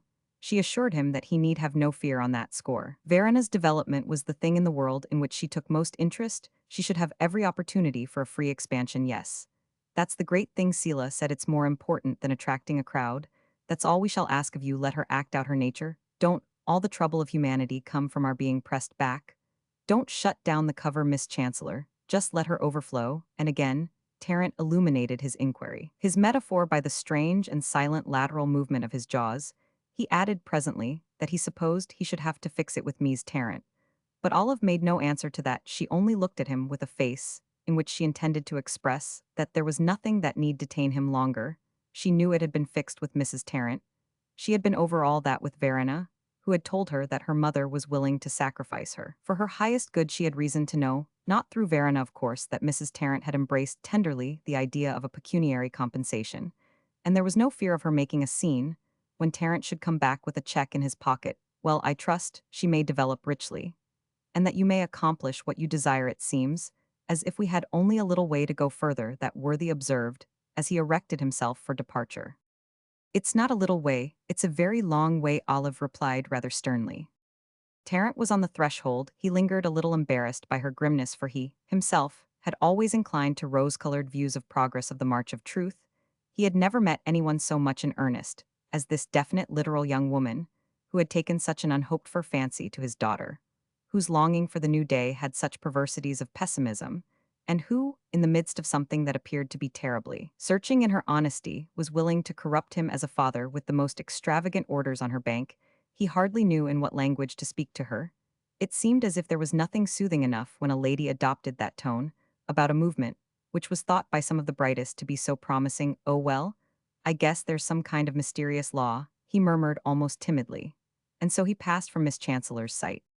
Roman 20. She hoped she should not soon see him again, and there appeared to be no reason she should if their intercourse was to be conducted by means of checks. The understanding with Verena was of course complete. She had promised to stay with her friend, as long as her friend should require it. She had said at first that she couldn't give up her mother, but she had been made to feel that there was no question of giving up. She should be as free as air to go and come. She could spend hours and days with her mother. Whenever Mrs. Tarrant required her attention, all that Olive asked of her was that, for the time, she should regard Charles Street as her home. There was no struggle about this, for the simple reason that, by the time the question came to the front, Verena was completely under the charm. The idea of Olive's charm will perhaps make the reader smile, but I use the word not in its derived, but in its literal sense. The fine web of authority of dependence that her strenuous companion had woven about her was now as dense as a suit of golden mail, and Verena was thoroughly interested in their great undertaking. She saw it in the light of an active, enthusiastic faith. The benefit that her father desired for her was now assured. She expanded, developed on the most liberal scale. Olive saw the difference, and you may imagine how she rejoiced in it. She had never known a greater pleasure. Verena's former attitude had been girlish submission, grateful, curious sympathy. She had given herself in her young, amused surprise, because Olive's stronger will, and the incisive proceedings with which she pointed her purpose, drew her on. Besides, she was held by hospitality, the vision of new social horizons, the sense of novelty, and the love of change. But now the girl was disinterestedly attached to the precious things they were to do together. She cared about them for themselves, believed in them ardently, had them constantly in mind. Her share in the union of the two young women was no longer passive, purely appreciative. It was passionate too, and it put forth a beautiful energy. If Olive desired to get Verena into training, she could flatter herself that the process had already begun, and that her colleague enjoyed it almost as much as she. Therefore, she could say to herself, without the imputation of heartlessness, that when she left her mother it was for a noble, a sacred use. In point of fact, she left her very little, and she spent hours in jingling, aching, jostled journeys between Charles Street and the stale suburban cottage. Mrs. Tarrant sighed and grimaced, wrapped herself more than ever in her mantle, said she didn't know as she was fit to struggle alone, and that half the time, if Verena was away, she wouldn't have the nerve to answer the doorbell. She was incapable, of course, of neglecting such an opportunity to posture as one who paid with her heart's blood for leading the van of human progress. But Verena had an inner sense. She judged her mother, now a little for the first time, that she would be sorry to be taken at her word, and that she felt safe enough in trusting to her daughter's generosity. She could not divest herself of the faith of, and now that Mrs. Luna was gone, leaving no trace, and the gray walls of a sedentary winter were apparently closing about the two young women, could not renounce the theory that a residence in Charles Street must at least produce some contact with the brilliant classes. She was vexed at her daughter's resignation to not going to parties, and to Miss Chancellor's not giving them, but it was nothing new for her to have to practice patience, and she could feel at least that it was just as handy for Mr. Burrage to call on the child in town, where he spent half his time sleeping constantly at Parker's. It was a fact that this fortunate youth called very often, and Verena saw him with Olive's full concurrence. Whenever she was at home, it had now been quite agreed between them that no artificial limits should be set to the famous phase, and Olive had, while it lasted, a sense of real heroism in steeling herself against uneasiness. It seemed to her, moreover, only justice that she should make some concession if Verena made a great sacrifice of filial duty in coming to live with her. This, of course, should be permanent, would buy off the Tarrants from year to year. She must not incur the imputation the world would judge her, in that case ferociously, of keeping her from forming common social ties. The friendship of a young man and a young woman was, according to the pure code of New England, a common social tie. And as the weeks elapsed, Miss Chancellor saw no reason to repent of her temerity. Verena was not falling in love. She felt that she should know it, should guess it on the spot. Verena was fond of human intercourse. She was essentially a sociable creature. She liked to shine and smile and talk and listen. And so far as Henry Burrage was concerned, he introduced an element of easy and convenient relaxation into a life. Now, a good deal stiffened. Olive was perfectly willing to own it by great civic purposes, but the girl was being saved without interference by the simple operation of her interest in those very designs. From this time, there was no need of putting pressure on her. Her own springs were working. The fire with which she glowed came from within, sacredly, brightly. Single she would remain, her only espousals would be at the altar of a great cause. Olive always absented herself when Mr. Burrage was announced, and when Verena afterwards attempted to give some account of his conversation, she checked her, said she would rather know nothing about it all, with a very solemn mildness. This made her feel very superior, truly noble. She knew by this time, I scarcely can tell how, since Verena could give her no report, exactly what sort of a youth Mr. Burrage was. He was weakly pretentious, softly original, cultivated eccentricity, patronized progress, liked to have mysteries, sudden appointments, to keep anonymous persons, to visit, the air of leading a double life, of being devoted to a girl whom people didn't know, or at least didn't meet, of course. He liked to make an impression on Verena, but what he mainly liked was to play her off upon the other girls, the daughters of fashion with whom he danced at Papentie's. Such were the images that proceeded from Olive's rich moral consciousness. Well, he is greatly interested in our movement, so much Verena once managed to announce, but the words rather irritated Miss Chancellor, who, as we know, did not care to allow for accidental exceptions in the great masculine conspiracy.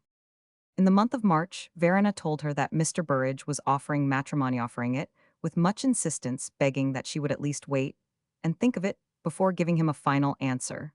Verena was evidently very glad to be able to say to Olive that she had assured him she couldn't think of it, and that if he expected this, he had better not come any more. He continued to come, and it was therefore to be supposed that he had ceased to count on such a concession. It was now Olive's opinion that he really didn't desire it. She had a theory that he proposed to almost any girl who was not likely to accept him did it, because he was making a collection of such episodes, a mental album of declarations, blushes, hesitations, refusals, that just missed imposing themselves as acceptances. Quite as he collected enamels and Cremona violins, he would be very sorry indeed to ally himself to the house of Tarrant, but such a fear didn't prevent him from holding it becoming in a man of taste to give that encouragement to low-born girls, who were pretty for one, looked out for the special cases, in which for reasons even the lowest might have reasons they wouldn't rise. I told you I wouldn't marry him, and I want, Verena said delightedly to her friend. Her tone suggested that a certain credit belonged to her for the way she carried out her assurance. I never thought you would if you didn't want. Olive replied to this, and Verena could have no rejoinder, but the good humor that sat in her eyes, unable, as she was to say that she had wanted to. They had a little discussion, however, when she intimated that she pitied him for his discomfiture. Olive's contention being that selfish, conceited, pampered, and insincere, he might properly be left now to digest his affront. Miss Chancellor felt none of the remorse now that she would have felt 6 months before at standing in the way of such a chance for Verena, and she would have been very angry if anyone had asked her, if she were not afraid of taking too much upon herself. She would have said, moreover, that she stood in no one's way, and that even if she were not there, Verena would never think seriously of a frivolous little man who fiddled while Rome was burning. This did not prevent Olive from making up her mind that they had better go to Europe in the spring. A year's residence in that quarter of the globe would be highly agreeable to Verena, and might even contribute to the evolution of her genius. It cost Miss Chancellor an effort to admit that any virtue still lingered in the elder world, and that it could have any important lesson for two such good Americans as her friend and herself. But it suited her just then to make this assumption, which was not altogether sincere. It was recommended by the idea that it would get her companion out of the way of officious fellow citizen. Still, she should be absolutely firm on her feet, and would also give greater intensity to their own long conversation on that continent of strangers. They would cleave more closely still to each other. This, of course, would be to fly before the inevitable phase, much more than to face it. But Olive decided that if they should reach unscathed the term of their delay, the 1st of July, she should have faced it as much as either justice or generosity demanded. I may as well say at once that she traversed most of this period without further serious alarms, and with a great many little thrills of bliss and hope. Nothing happened to dissipate the good omens with which her partnership with Verena Tarrant was at present. Surrounded, they threw themselves into study. They had innumerable big books from the Athenaeum, and consumed the midnight oil Henry Burrage, after Verena had shaken her head at him so sweetly, and sadly returned to New York, giving no sign. They only heard that he had taken refuge under the ruffled maternal wing. Olive at least took for granted the wing was ruffled. She could fancy how Mrs. Burrage would be affected by the knowledge that her son had been refused by the daughter of a mesmeric healer. She would be almost as angry as if she had learnt that he had been accepted. Matthias Pardon had not yet taken his revenge in the newspapers. He was perhaps nursing his thunderbolts at any rate now that the operatic season had begun. He was much occupied in interviewing the principal singers, one of whom he described in one of the leading journals. Olive, at least, was sure it was only he who could write like that, as a dear little woman with baby dimples and kittenish movements. The Tarrants were apparently given up to a measure of sensual ease with which they had not hitherto been familiar. Thanks to the increase of income that they drew from their eccentric protectress, Mrs. Tarrant now enjoyed the ministrations of a girl. It was partly her pride, at any rate, she chose to give it this turn, that her house had for many years been conducted without the elemenso, debasing on both sides soft servile mercenary labor. She wrote to Olive she was perpetually writing to her now, but Olive never answered. That she was conscious of having fallen to a lower plane, but she admitted that it was a prop to her wasted spirit to have someone to converse with when Selah was off. Verena, of course, perceived the difference, which was inadequately explained by the theory of a sudden increase of her father's practice. Nothing of her father's had ever increased like that, and ended by guessing the cause of Ida. Discovery which did not in the least disturb her equanimity. She accepted the idea that her parents should receive a pecuniary tribute from the extraordinary friend, whom she had encountered on the threshold of womanhood, just as she herself accepted that friend's irresistible hospitality.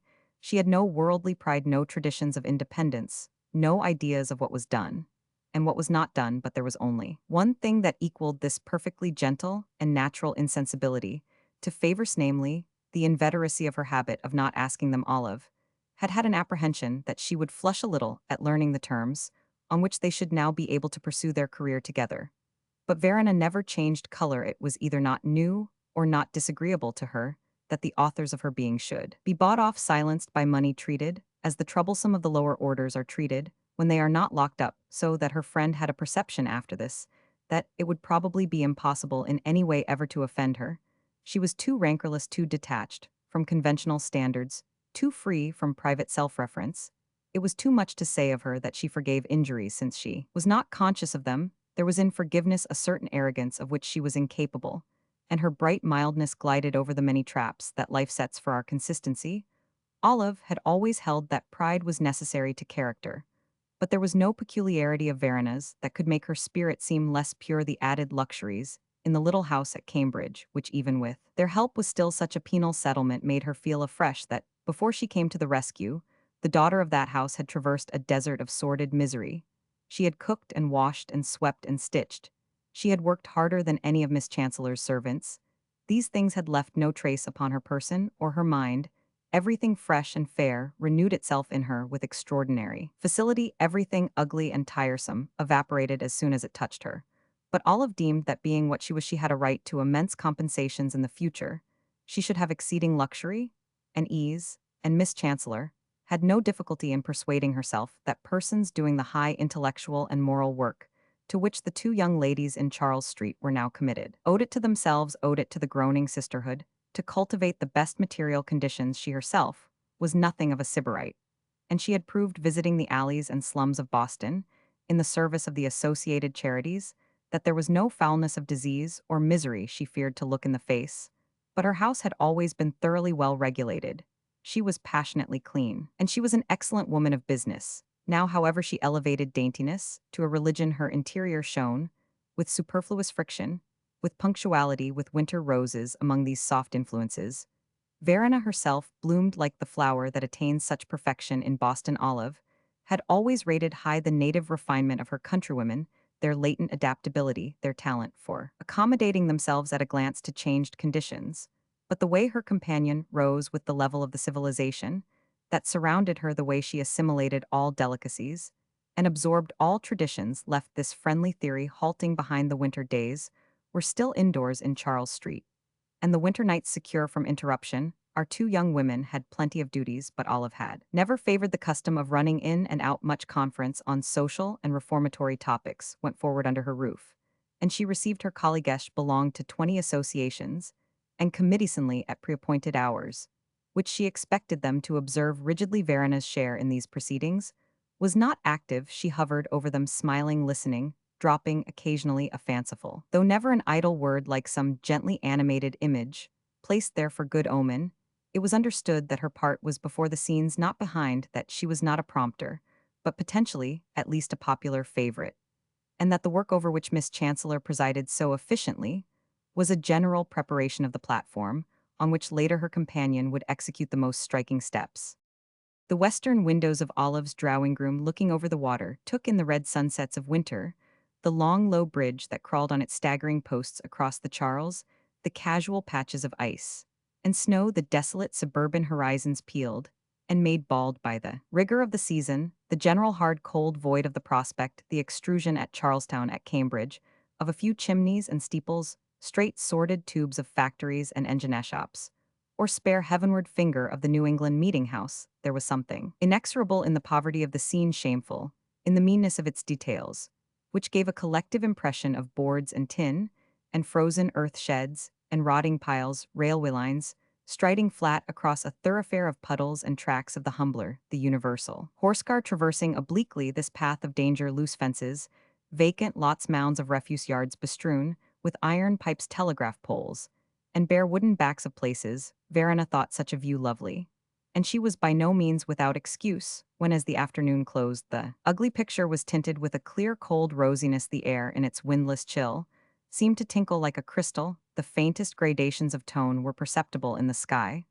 The west became deep and delicate. Everything grew doubly distinct before taking on the dimness of evening. There were pink flushes on snow, tender reflections in patches of stiffened marsh, sounds of carbells, no longer vulgar, but almost silvery on the long bridge, lonely outlines of distant dusky undulations against the fading glow.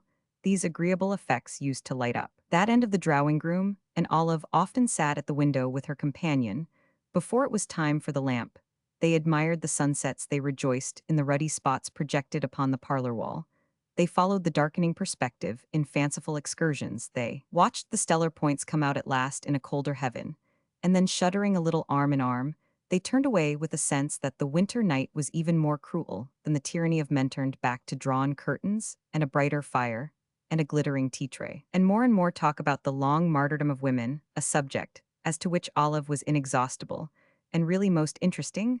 There were some nights of deep snowfall when Charles Street was white and muffled, and the doorbell foredoomed to silence, which seemed little islands of lamplight of enlarged and intensified vision.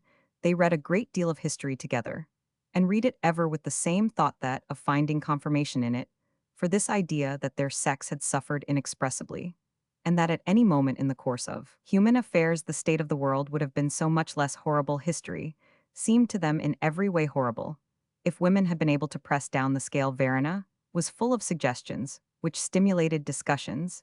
It was she oftenest who kept in view the fact that a good many women in the past had been entrusted with power, and had not always used it amiably, who brought up the wicked queens, the profligate mistresses of kings.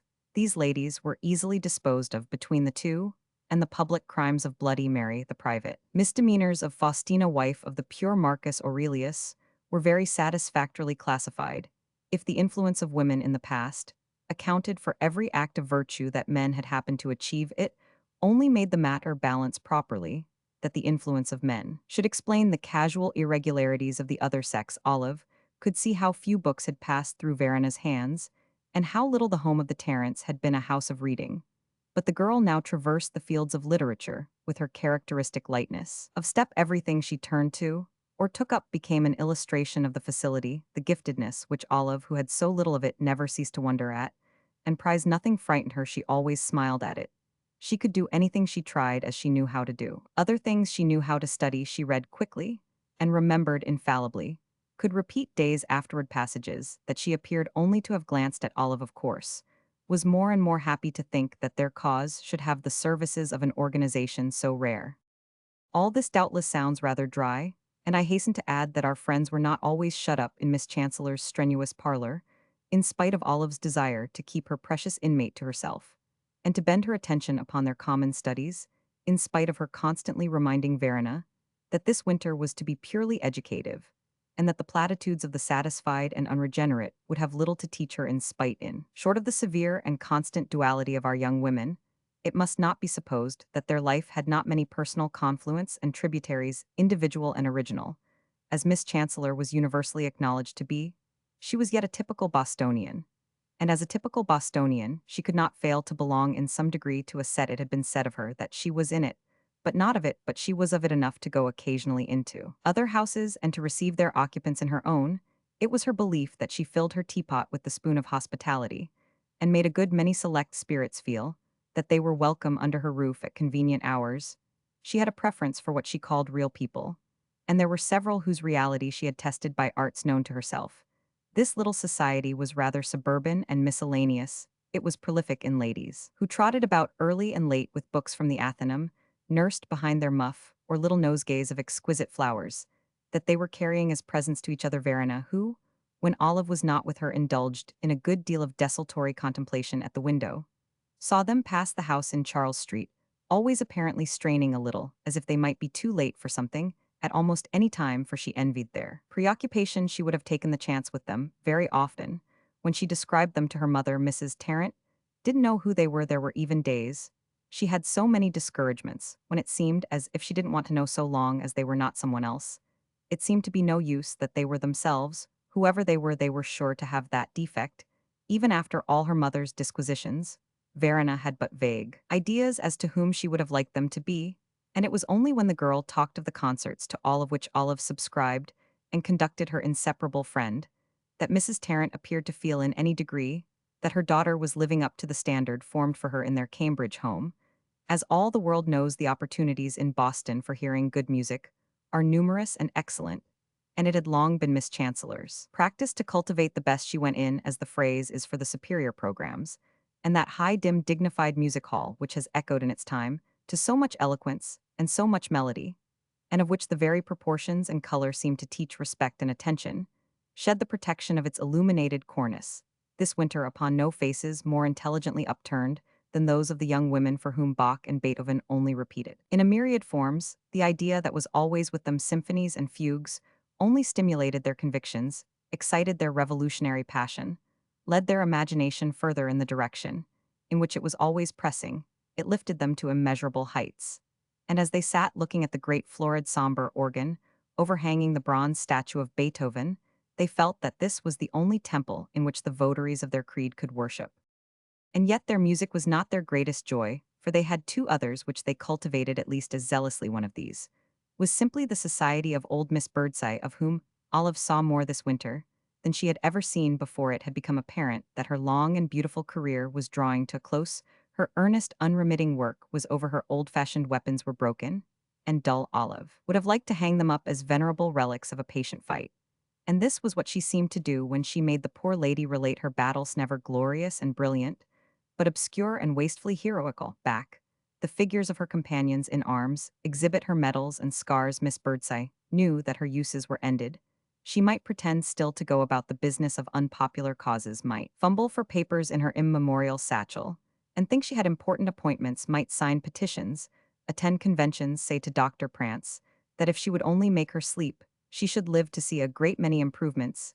Yet she ached, and was weary, growing almost as glad to look back, a great anomaly for Miss Birdseye, as to look forward. She let herself be coddled now by her friends of the new generation. There were days when she seemed to want nothing better than to sit by Olive's fire and ramble on about the old struggles with a vague, comfortable sensino. Physical rapture of Miss Birdseye's could be very acute off immunity from wet feet, from the drafts that prevail at thin meetings of independence of streetcars that would probably arrive overflowing, and also a pleased perception, not that she was an example to these fresh lives, which began with more advantages than hers, but that she was in some degree an encouragement, as she helped them to measure the way.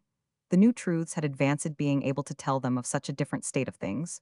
When she was a young lady, the daughter of a very talented teacher, indeed her mother had been a teacher too down in Connecticut, she had always had for all of a kind. Of aroma of martyrdom, and her battered, unremunerated, unpensioned old age brought angry tears springing from depths of outraged theory into Miss Chancellor's eyes for Verena, too.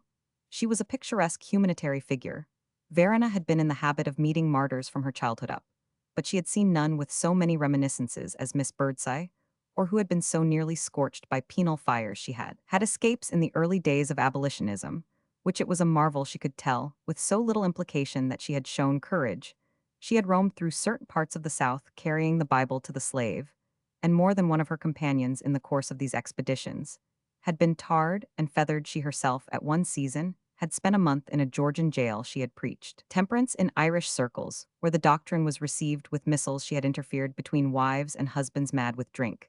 She had taken filthy children, picked up in the street, to her own poor rooms, and had removed their pestilent rags, and washed their sore bodies with slippery little hands in her own person. She appeared to Olive and Verena a representative of suffering humanity.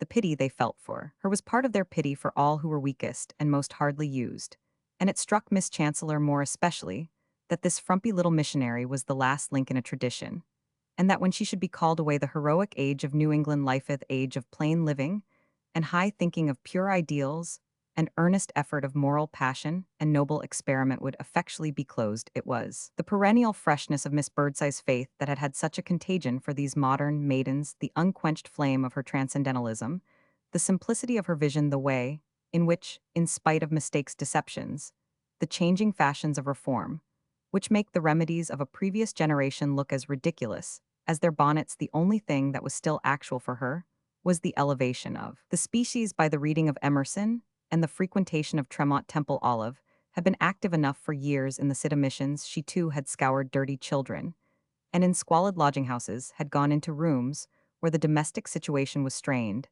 and the noises made the neighbors turn pale.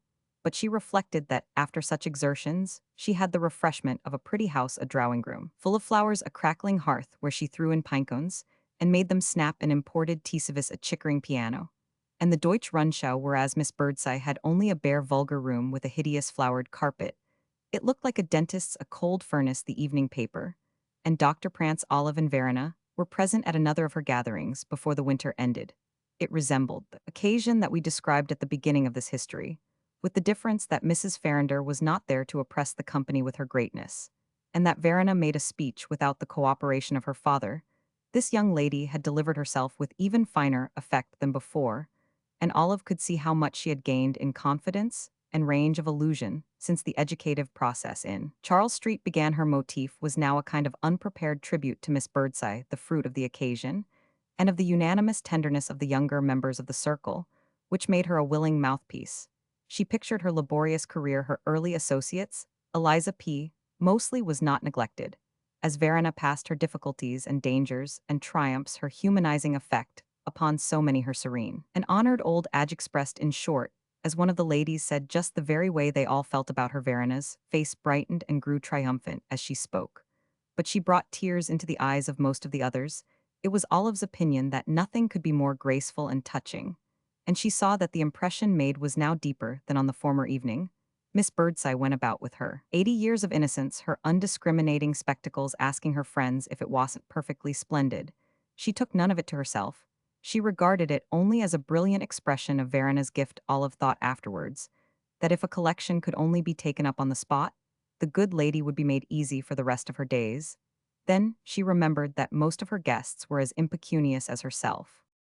I have intimated that our young friends had a source of fortifying emotion, which was distinct from the hours they spent with Beethoven and Bach, or in hearing Miss Birdseye describe Concord.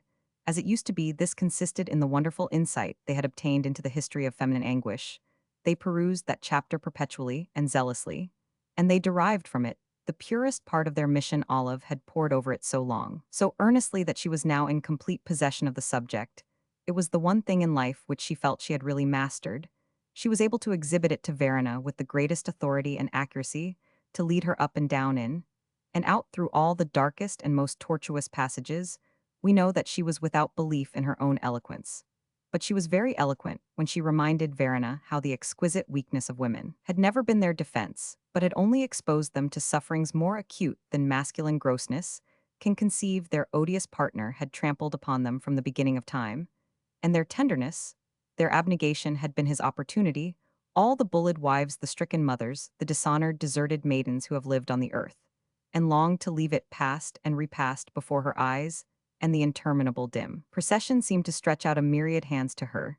She sat with them at their trembling vigils, listened for the tread, the voice, at which they grew pale and sick, walked with them, by the dark waters that offered to wash away misery and shame, took with them, even when the vision grew intense, the last shuddering leap she had analyzed to an extraordinary fineness, their susceptibility, their softness she knew, or she thought she knew all the possible tortures of anxiety, of suspense and dread, and she had made up her mind that it was women in the end, who had paid for everything in the last resort. The whole burden of the human lot came upon them.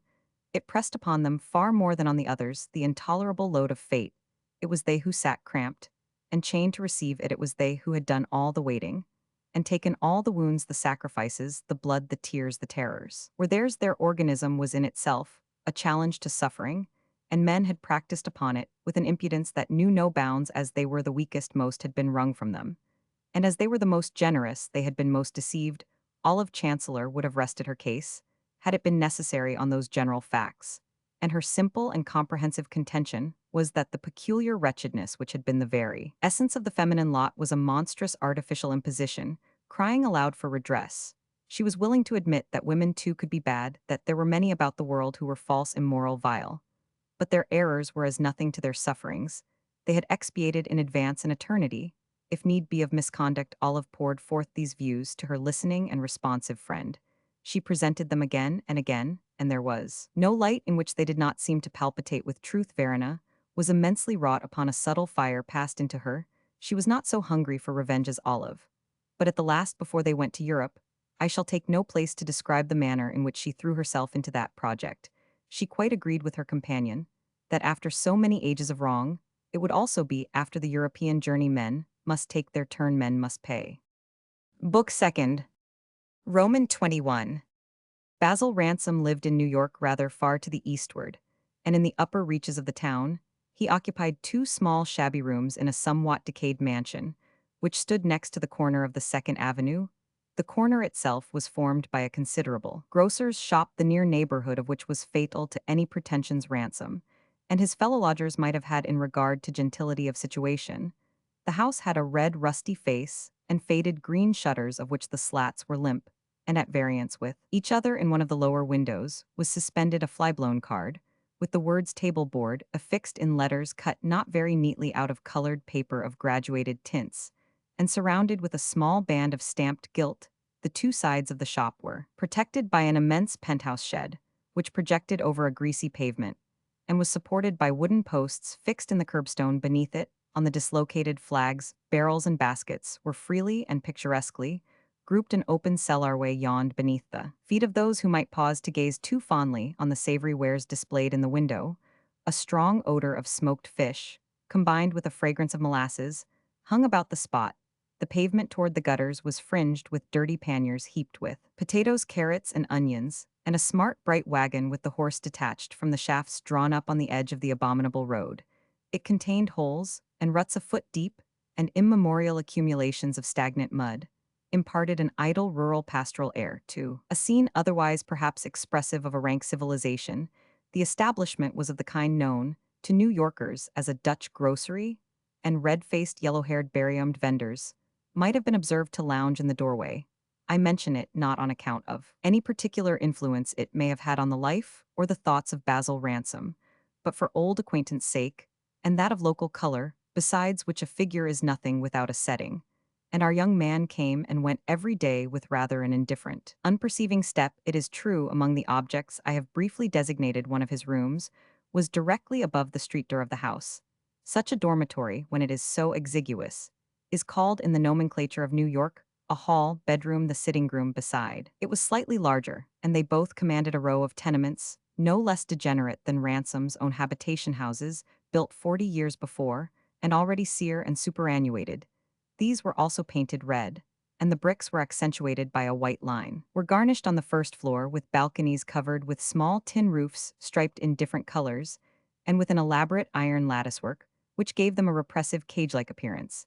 and caused them slightly to resemble the little boxes for peeping. Unseen into the street, which are a feature of Oriental towns, such posts of observation commanded a view of the grocery, on the corner of the relaxed and disjointed roadway, enlivened at the curbstone with an occasional ash barrel, or with gas lamps drooping from the perpendicular and westward at the end of the truncated vista, of the fantastic skeleton of the elevated railway, overhanging the transverse longitudinal street, which it darkened and smothered with the immeasurable spinal column and myriad clutching paws of an antediluvian monster. If the opportunity were not denied me here, I should like to give some account of Basil Ransom's interior of certain curious persons of both sexes, for the most part not favorites of fortune, who had found an obscure asylum there some picture of. The crumpled little table d'hote at $2.50 a week, where everything felt sticky, which went forward in the low-ceiled basement, under the conduct of a couple of shuffling negresses who mingled in the conversation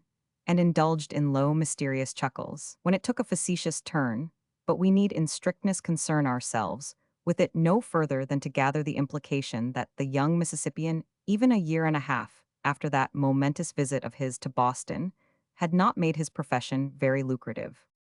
He had been diligent, he had been ambitious, but he had not yet been successful. During the few weeks preceding the moment at which we meet him again, he had even begun to lose faith altogether in his earthly destiny. It became much of a question with him whether success in any form was written there, whether for a hungry young Mississippian, without means, without friends, wanting too in the highest energy, the wisdom of the serpent personal arts and national prestige. The game of life was to be won in New York. He had been on the point of giving it up and returning to the home of his ancestors, where, as he heard from his mother, there was still just a sufficient supply of hot corn cake to support existence. He had never believed much in his luck. But during the last year, it had been guilty of aberrations, surprising even to a constant and imperturbable victim of fate. Not only had he not extended his connection, but he had lost most of the little business which was an object of complacency to him, a 12-month before he had had none but small jobs, and he had made a mess of more than one of them. Such accidents had not had a happy effect upon his reputation. He had been able to perceive that this fair flower may be nipped, when it is so tender a bud as scarcely to be palpable. He had formed a partnership with a person who seemed likely to repair some of his deficiency as a young man from Rhode Island, acquainted according to his own expression with the inside track. But this gentleman himself, as it turned out, would have been better for a good deal of remodeling. And Ransom's principal deficiency, which was after all that of cash, was not less apparent to him after his colleague, prior to a sudden and unexplained departure for Europe, had drawn the slender accumulations of the firm out of the bank. Ransom sat for hours in his office, waiting for clients who either did not come or, if they did come, did not seem to find him encouraging, as they usually left him, with the remark that they would think what they would do they thought to little purpose, and seldom reappeared, so that at last he began to wonder whether there were not a prejudice against his southern complexion. Perhaps they didn't like the way he spoke. If they could show him a better way, he was willing to adopt it, but the manner of New York could not be acquired by precept. An example, somehow, was not in this case contagious. He wondered whether he were stupid and unskilled, and he was finally obliged to confess to himself that he was unpractical. This confession was in itself a proof of the fact, for nothing could be less fruitful than such a speculation, terminating in such a way. He was perfectly aware that he cared a great deal for the theory, and so his visitors must have thought when they found him with one of his long legs twisted round the other reading a volume of de Tocqueville. That was the land of reading he liked. He had thought a great deal about social and economical questions, forms of government, and the happiness of peoples. The convictions he had arrived at were not such as mix gracefully with the time-honored verities a young lawyer looking out for business is in the habit of taking for granted, but he had to reflect that these doctrines would probably not contribute any more to his prosperity in Mississippi than in New York. Indeed, he scarcely could think of the country where they would be a particular advantage to him. It came home to him that his opinions were stiff, whereas, in comparison, his effort was lax, and he accordingly began to wonder whether he might not make a living by his opinions. He had always had a desire for public life. To cause one's ideas to be embodied in national conduct appeared to him the highest form of human enjoyment, but there was little enough that was public in his solitary studies, and he asked himself what was the use of his having an office at all, and why he might not as well carry on his profession at the Astor Library, where in his spare hours and on chance holidays He did an immense deal of suggestive reading. He took copious notes and memoranda. And these things sometimes shaped themselves in a way that might possibly commend them to the editors of periodicals readers perhaps would come if clients didn't, so he produced with a great deal of labor half a dozen articles, from which when they were finished, it seemed to him that he had omitted all the points he wished most to make, and addressed them to the powers that preside over weekly and monthly publications. They were all declined with thanks, and he would have been forced to believe that the accent of his languid clime brought him luck as little. Under the pen as on the lips had not another explanation been suggested by one of the more explicit of his oracles in relation to a paper on the rights of minorities. This gentleman pointed out that his doctrines were about 300 years behind the age. Doubtless, some magazine of the 16th century would have been very happy to print them. This threw light on his own suspicion that he was attached to causes that could only in the nature of things be unpopular. The disagreeable editor was right about his being out of date. Only he had got the time wrong. He had come centuries too soon. He was not too old. But too new. Such an impression, however, would not have prevented him from going into politics, if there had been any other way to represent constituencies than by being elected. People might be found eccentric enough to vote for him in Mississippi, but meanwhile, where should he find the $20 greenbacks, which it was his ambition to transmit from time to time to his female relations, confined so constantly to a farinaceous diet? It came over him with some force that his opinions would not yield interest, and the evaporation of this pleasing hypothesis made him feel like a man in an open boat at sea who should just have parted with his last rag of canvas. I shall not attempt a complete description of Ransom's ill-starred views, being convinced that the reader will guess them as he goes, for they had a frolicsome, ingenious way of peeping out of the young man's conversation. I shall do them sufficient justice in saying that he was by natural disposition a good deal of a stoic, and that as the result of a considerable intellectual experience, he was in social and political matters a reactionary. I suppose he was very conceited, for he was much addicted to judging his age. He thought it talkative, querulous, hysterical, maudlin, full of false ideas, of unhealthy germs, of extravagant, dissipated habits, for which a great reckoning was in store. He was an immense admirer of the late Thomas Carlyle, and was very suspicious of the encroachments of modern democracy. I know not exactly how these queer heresies had planted themselves, but he had a longish pedigree. It had flowered at one time with English royalists and cavaliers, and he seemed at moments to be inhabited by some transmitted spirit of a robust but narrow ancestor, some broad-faced wig-wearer or sword-bearer, with a more primitive conception of manhood than our modern temperament appears to require, and a program of human felicity much less varied. He liked his pedigree, he revered his forefathers, and he rather pitied those who might come after him. In saying so, however, I betray him a little, for he never mentioned such feelings as these, though he thought the age too talkative. As I have hinted, he liked to talk as well as anyone, but he could hold his tongue if that were more expressive, and he usually did so when his perplexities were greatest. He had been sitting for several evenings in a beer cellar smoking his pipe, with a profundity of reticence. This attitude was so unbroken that it marked a crisis complete the acute consciousness of his personal situation. It was the cheapest way he knew of spending an evening at this particular establishment. The Scoppen were very tall, and the beer was very good, and as the host and most of the guests were German, and their colloquial tongue was unknown to him, he was not drawn into any undue expenditure of speech.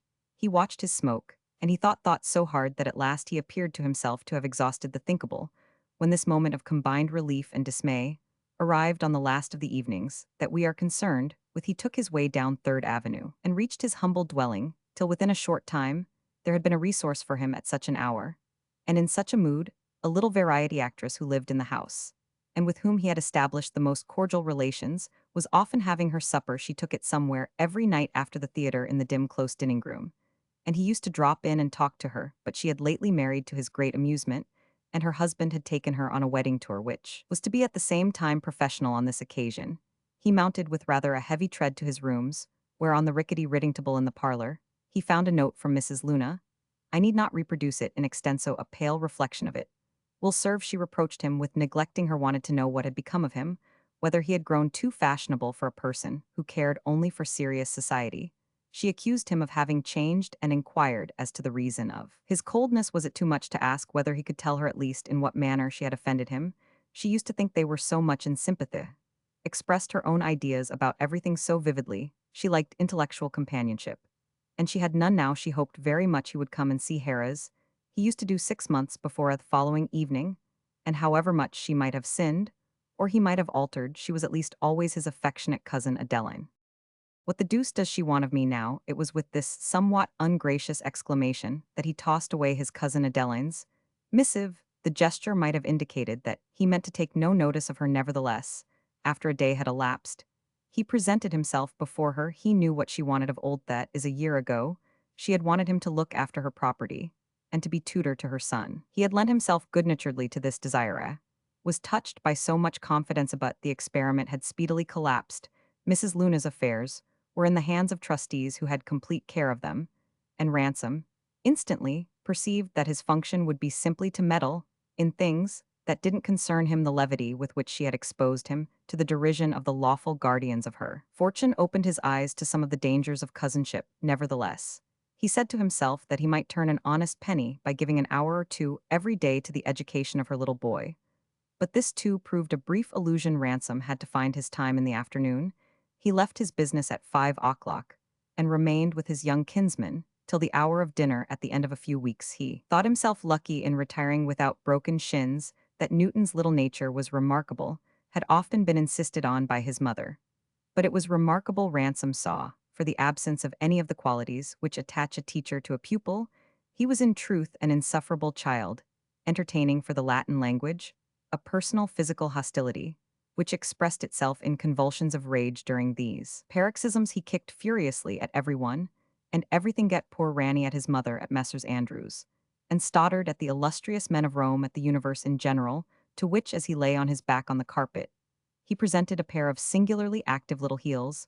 Mrs. Luna had a way of being present at his lessons, and when they passed, as sooner or later they were sure to into the stage I have described, she interceded for her overwrought darling, reminded Ransom that these were the signs of an exquisite sensibility, begged that the child might be allowed to rest a little, and spent the remainder of the time in conversation with the preceptor. It came to seem to him very soon that he was not earning his fee, besides which it was disagreeable to him to have pecuniary relations with a lady who had not the art of concealing from him that she liked to place him under obligations. He resigned his tutorship and drew a long breath, having a vague feeling that he had escaped a danger. He could not have told you exactly what it was, and he had a certain sentimental provincial respect for women, which even prevented him from attempting to give a name to it in his own thoughts. He was addicted with the ladies to the old forms of address and of gallantry. He held that they were delicate, agreeable creatures, whom Providence had placed under the protection of the bearded sex. And it was not merely a humorous idea with him that whatever might be the defects of Southern gentlemen, they were at any rate remarkable for their chivalry. He was a man who still in a slangy age could pronounce that word with a perfectly serious face. This boldness did not prevent him from thinking that women were essentially inferior to men, and infinitely tiresome, when they declined to accept the lot which men had made for them. He had the most definite notions about their place in nature and society, and was perfectly easy in his mind as to whether it excluded them from any proper homage. The chivalrous man paid that tax with alacrity. He admitted their rights. These consisted in a standing claim to the generosity and tenderness of the stronger race. The exercise of such feelings was full of advantage for both sexes, and they flowed most freely, of course. When women were gracious and grateful, it may be said that he had a higher conception of politeness than most of the persons who desired the advent of female lawmakers. When I have added that he hated to see women eager and argumentative, and thought that their softness and docility were the inspiration, the opportunity, the highest of man, I shall have sketched a state of mind, which will doubtless strike many readers as painfully crude. It had prevented Basil Ransom, at any rate, from putting the dots on his is, as the French say, in this gradual discovery that Mrs. Luna was making love to him. The process went on a long time before he became aware of it. He had perceived very soon that she was a tremendously familiar little woman, that she took more rapidly than he had ever known a high degree of intimacy for granted. But as she had seemed to him neither very fresh nor very beautiful, so he could not easily have represented to himself why she should take it into her head to marry. It would never have occurred to him to doubt that she wanted marriage, an obscure and penniless Mississippian, with womenkind of his own, to provide, for he could not guess that he answered to a certain secret ideal of Mrs. Luna's, who loved the landed gentry, even when landless, who adored a Southerner under any circumstances, who thought her kinsman a fine, manly, melancholy, disinterested type, and who was sure that her views of public matters, the questions of the age, the vulgar character of modern life, would meet with a perfect response in his mind. She could see by the way he talked that he was a conservative, and this was the motto inscribed upon her own silken banner. She took this unpopular line both by temperament and by reaction from her sisters. Extreme views the sight of the dreadful people that they brought about her. In reality, Olive was distinguished and discriminating, and Adeline was the dupe of confusions, in which the worse was apt to be mistaken. For the better, she talked to Ransom about the inferiority of republics, the distressing persons she had met abroad, in the legations of the United States, the bad manners of servants and shopkeepers in that country, the hope she entertained that the good old families would make a stand, but he never suspected that she cultivated these topics. Her treatment of them struck him as highly comical, for the purpose of leading him to the altar of beguiling the way. Least of all could he suppose that she would be indifferent to his want of encomia, a point in which he failed to do her justice, for thinking the fact that he had remained poor a proof of delicacy in that shopkeeping age. It gave her much pleasure to reflect that, as Newton's little property was settled on him, with safeguards which showed how long-headed poor Mr. Luna had been, and large-hearted too, since, to what he left her no disagreeable conditions, such as eternal mourning for instance, were attached. That, as Newton, I say, enjoyed the pecuniary independence, which befitted his character, her own income was ample even for two, and she might give herself the luxury of taking a husband who should owe her something. Basil Ransom did not divine all this, but he divined that it was not for nothing that Mrs. Luna wrote him little notes every other day, that she proposed to drive him in the park at unnatural hours, and that when he said he had his business to attend to, she replied, "Oh, a plague on your business. I am sick of that word. One hears of nothing else in America. There are ways of getting on without business. If you would only take them." He seldom answered her notes, and he disliked extremely the way in which, in spite of her love of form and order, she attempted to clamber in at the window of one's house, when one had locked the door, so that he began to interspace his visits considerably, and at last made them very rare.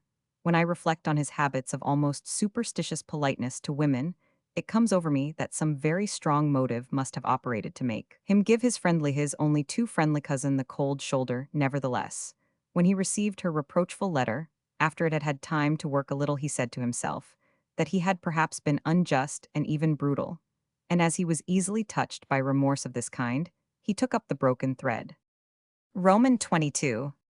As he sat with Mrs. Luna in her little back drawing-room under the lamp, he felt rather more tolerant than before of the pressure she could not help putting upon him. Several months had elapsed, and he was no nearer to the sort of success he had hoped for. It stole over him gently that there was another sort pretty visibly open to him, not so elevated nor so manly, it is true, but on which he should after all perhaps be able to reconcile it with his honor to fall back. Mrs. Luna had had an inspiration for once in her life. She had held her tongue. She had not made him a scene. There had been no question of an explanation. She had received him as if he had been there the day before, with the addition of a spice of mysterious melancholy.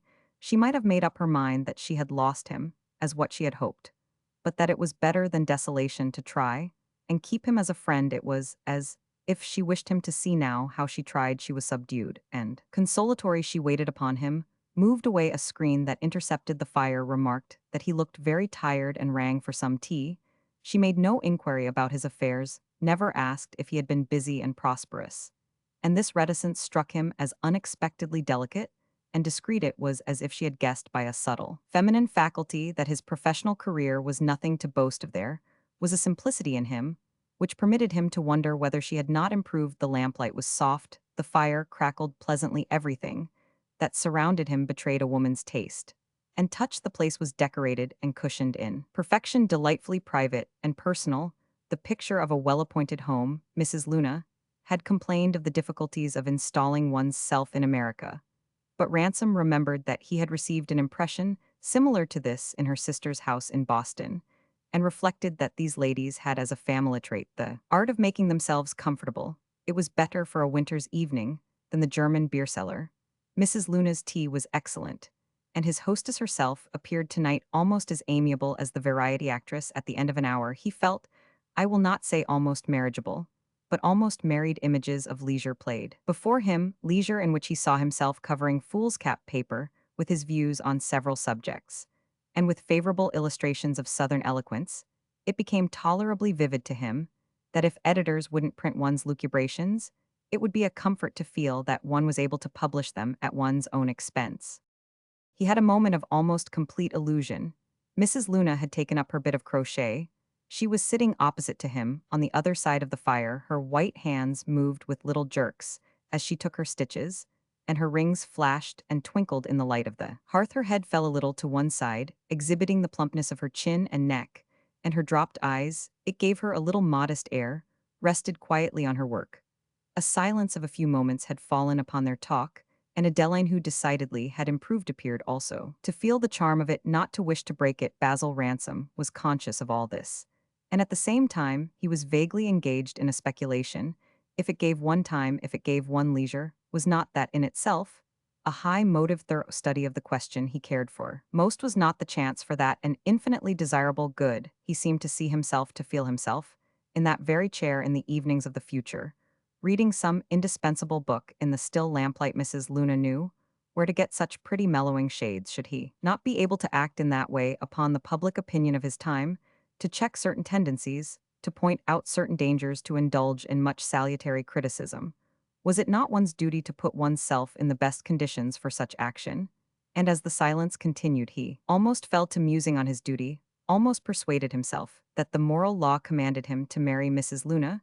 She looked up presently from her work, their eyes met, and she smiled. He might have believed she had guessed what he was thinking of. This idea startled him, alarmed him a little, so that when Mrs. Luna said with her sociable manner, "There is nothing I like so much of a winter's night as a cozy tete-a-tete by the fire, it's quite like Derby. And Joan, what a pity the kettle has ceased singing." When she uttered these insinuating words, he gave himself a little imperceptible shake, which was however enough to break the spell, and made no response more direct than to ask her in a moment, in a tone of cold mild curiosity, whether she had lately heard from her sister, and how long Miss Chancellor intended to remain in Europe. "Well, you have been living in your hole, Mrs. Luna," exclaimed Olive. "Came home 6 weeks ago. How long did you expect her to endure it?" "I am sure I don't know. I have never been there," Ransom replied. "Yes, that's what I like you for," Mrs. Luna remarked sweetly. "If a man is nice without it, it's such a pleasant change." The young man started, then gave a natural laugh. "Lord, how few reasons there must be."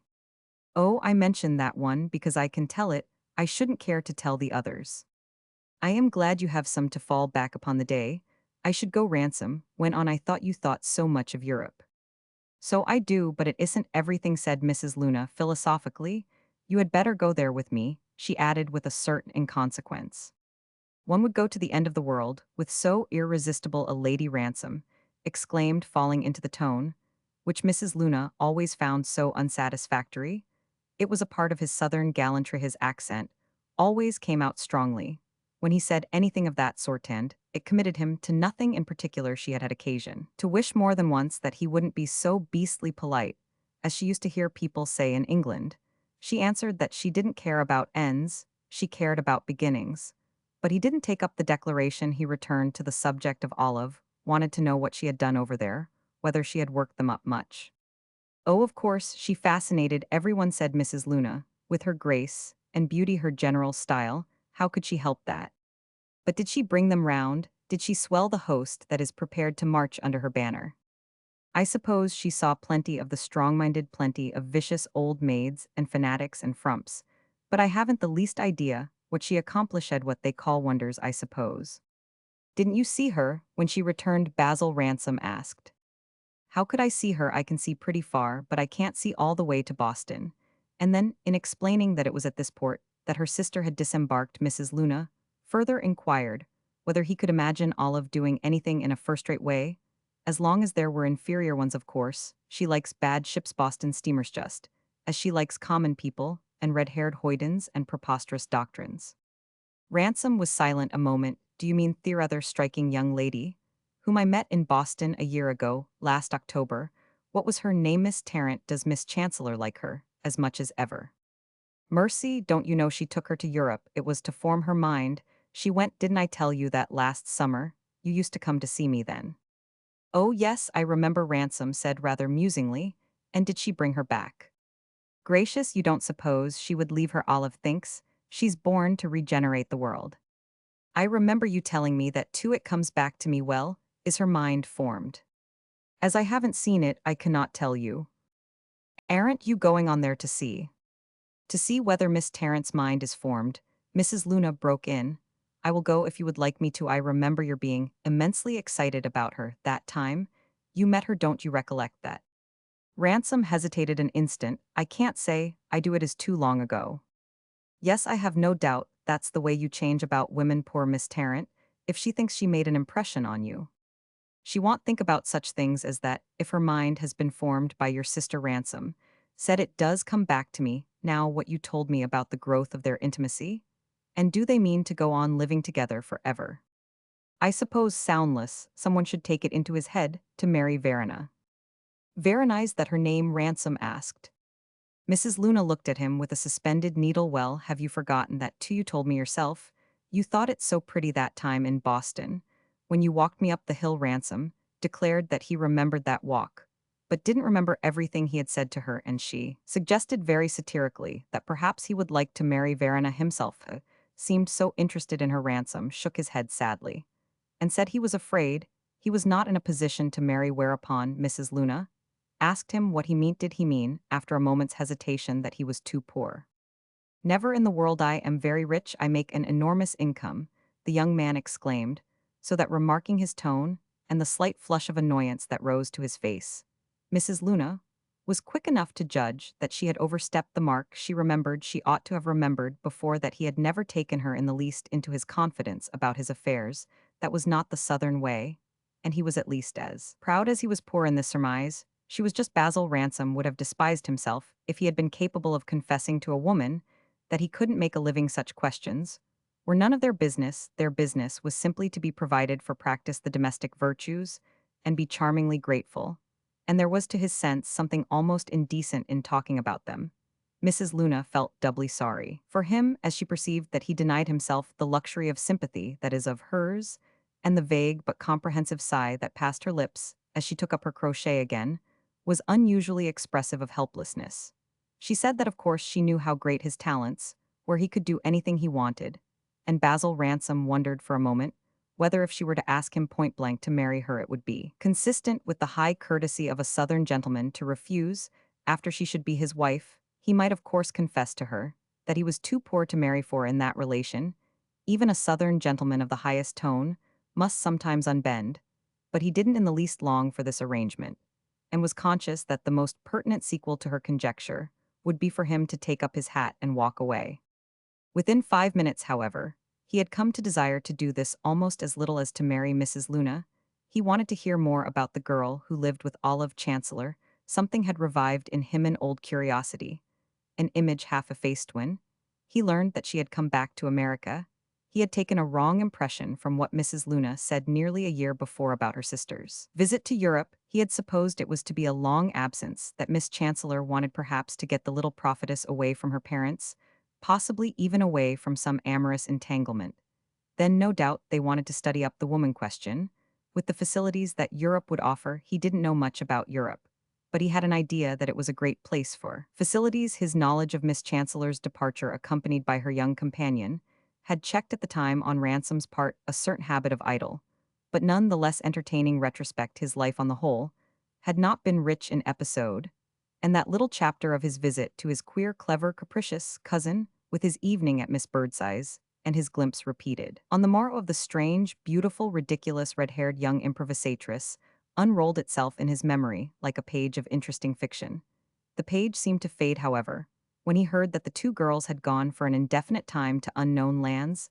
This carried them out of his range, spoiled the perspective, diminished their actuality, so that for several months past, with his increase of anxiety about his own affairs and the low pitch of his spirits, he had not thought at all about Verena. Tarrant, the fact that she was once more in Boston, with a certain contiguity that it seemed to imply between Boston and New York, presented itself now as important and agreeable. He was conscious that this was rather an anomaly, and his consciousness had already made him dissimulate slightly. He did not pick up his hat to go. He sat in his chair, taking his chance of the tax which Mrs. Luna might lay upon his urbanity. He remembered that he had not made as yet any very eager inquiry about Newton, who at this late hour had succumbed to the only influence that tames the untamable, and was sleeping the sleep of childhood, if not of innocence. Ransom repaired his neglect in a manner which elicited the most copious response from his hostess.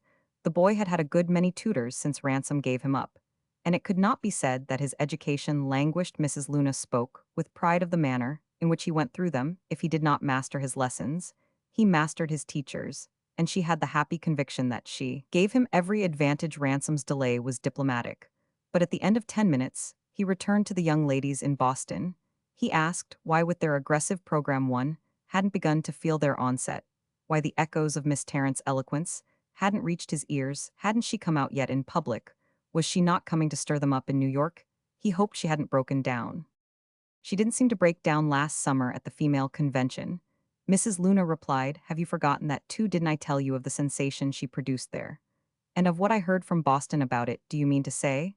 I didn't give you that transcript with the report of her great speech. It was just before they sailed for Europe. She went off with flying colors in a blaze of fireworks."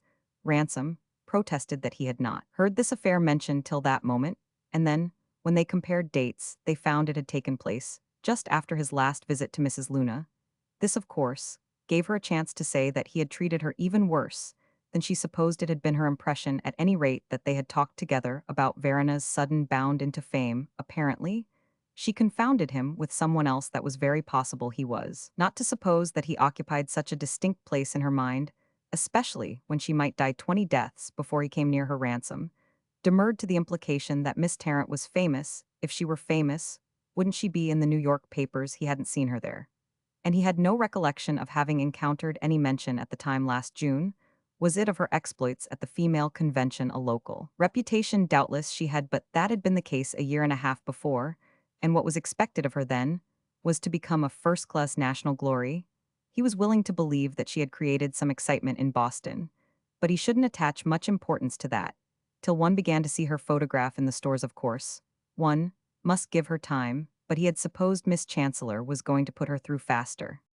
If he had taken a contradictious tone on purpose to draw Mrs. Luna out, he could not have elicited more of the information he desired. It was perfectly true that he had seen no reference to Verena's performances. In the preceding June, there were periods when the newspapers seemed to him so idiotic that for weeks he never looked at one. He learned from Mrs. Luna that it was not Olive who had sent her the transcript, and in letters had added some private account of the doings at the convention to the testimony of that amiable sheet. She had been indebted for this service to a gentleman friend who wrote her everything that happened in Boston, and what everyone had every day for dinner. Not that it was necessary for her happiness to know, but the gentleman she spoke of didn't know what to invent to please her. A Bostonian couldn't imagine that one didn't want to know, and that was their idea of ingratiating themselves, or at any rate, it was his. Poor man Olive would never have gone into particulars about Verena. She regarded her sister as quite too much one of the profane, and knew Adeline couldn't understand why, when she took to herself a bosom friend, she should have been at such pains to select her in just the most dreadful class in the community. Verena was a perfect little adventuress, and quite third-rate into the bargain. But of course she was a pretty girl enough if one cared for hair of the color of cochineal. As for her people, they were too absolutely awful. It was exactly as if she, Mrs. Luna, had struck up an intimacy with the daughter of her chiropodist. It took Olive to invent such monstrosities, and to think she was doing something great for humanity.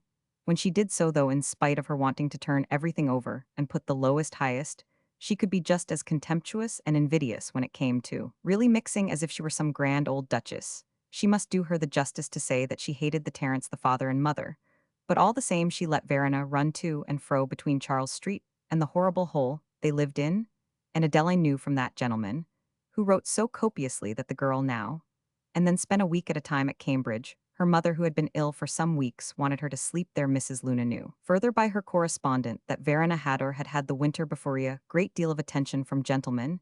She didn't know how she worked that into the idea that the female sex was sufficient to itself, but she had grounds for saying that this was one reason why Olive had taken her abroad. She was afraid Verena would give in to some man, and she wanted to make a break. Of course, any such giving in would be very awkward for a young woman who shrieked out on platforms that old maids were the highest type. Adeline guessed Olive had perfect control of her now, unless indeed she used the expeditions to Cambridge as a cover for meeting gentlemen.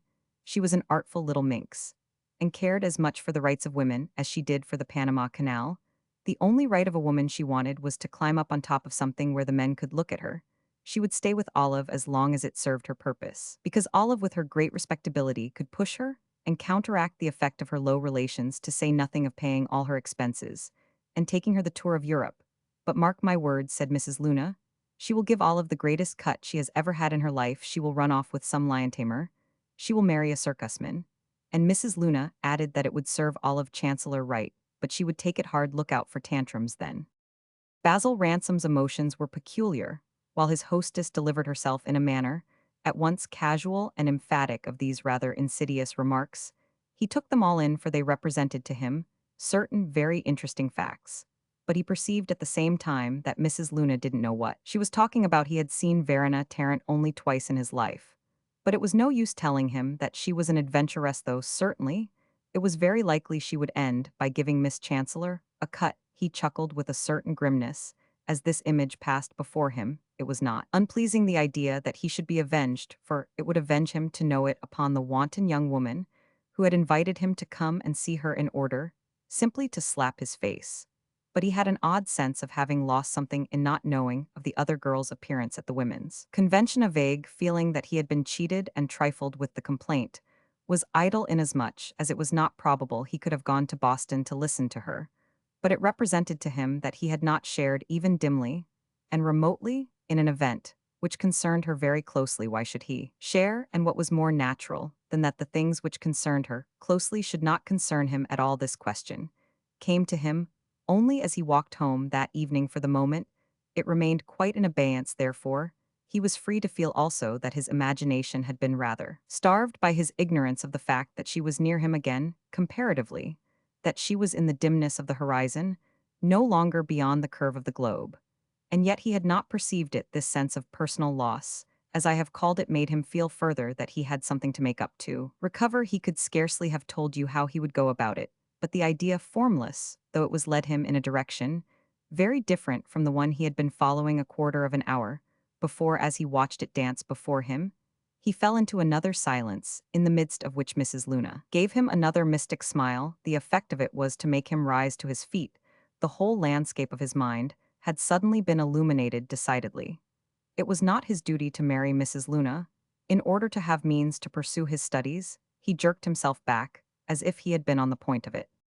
You don't mean to say you are going already? I haven't said half I wanted to, she exclaimed. He glanced at the clock, saw it was not yet late, took a turn about the room, then sat down again in a different place. While she followed him with her eyes, wondering what was the matter with him, Ransom took good care not to ask her what it was she had still to say, and perhaps it was to prevent her telling him that he now began to talk freely, quickly, in quite a new tone.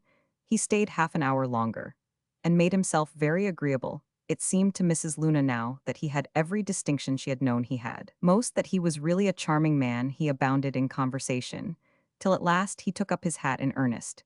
He talked about the state of the South, its social peculiarities, the ruin wrought by the war, the dilapidated gentry, the queer types of superannuated fiery-eaters, ragged and unreconciled, all the pathos and all the comedy of it, making her laugh at one moment, almost cry at another, and say to herself throughout that, when he took it into his head, there was no one who could make a lady's evening pass so pleasantly. It was only afterwards that she asked herself why he had not taken it into his head till the last so quickly. She delighted in the dilapidated gentry.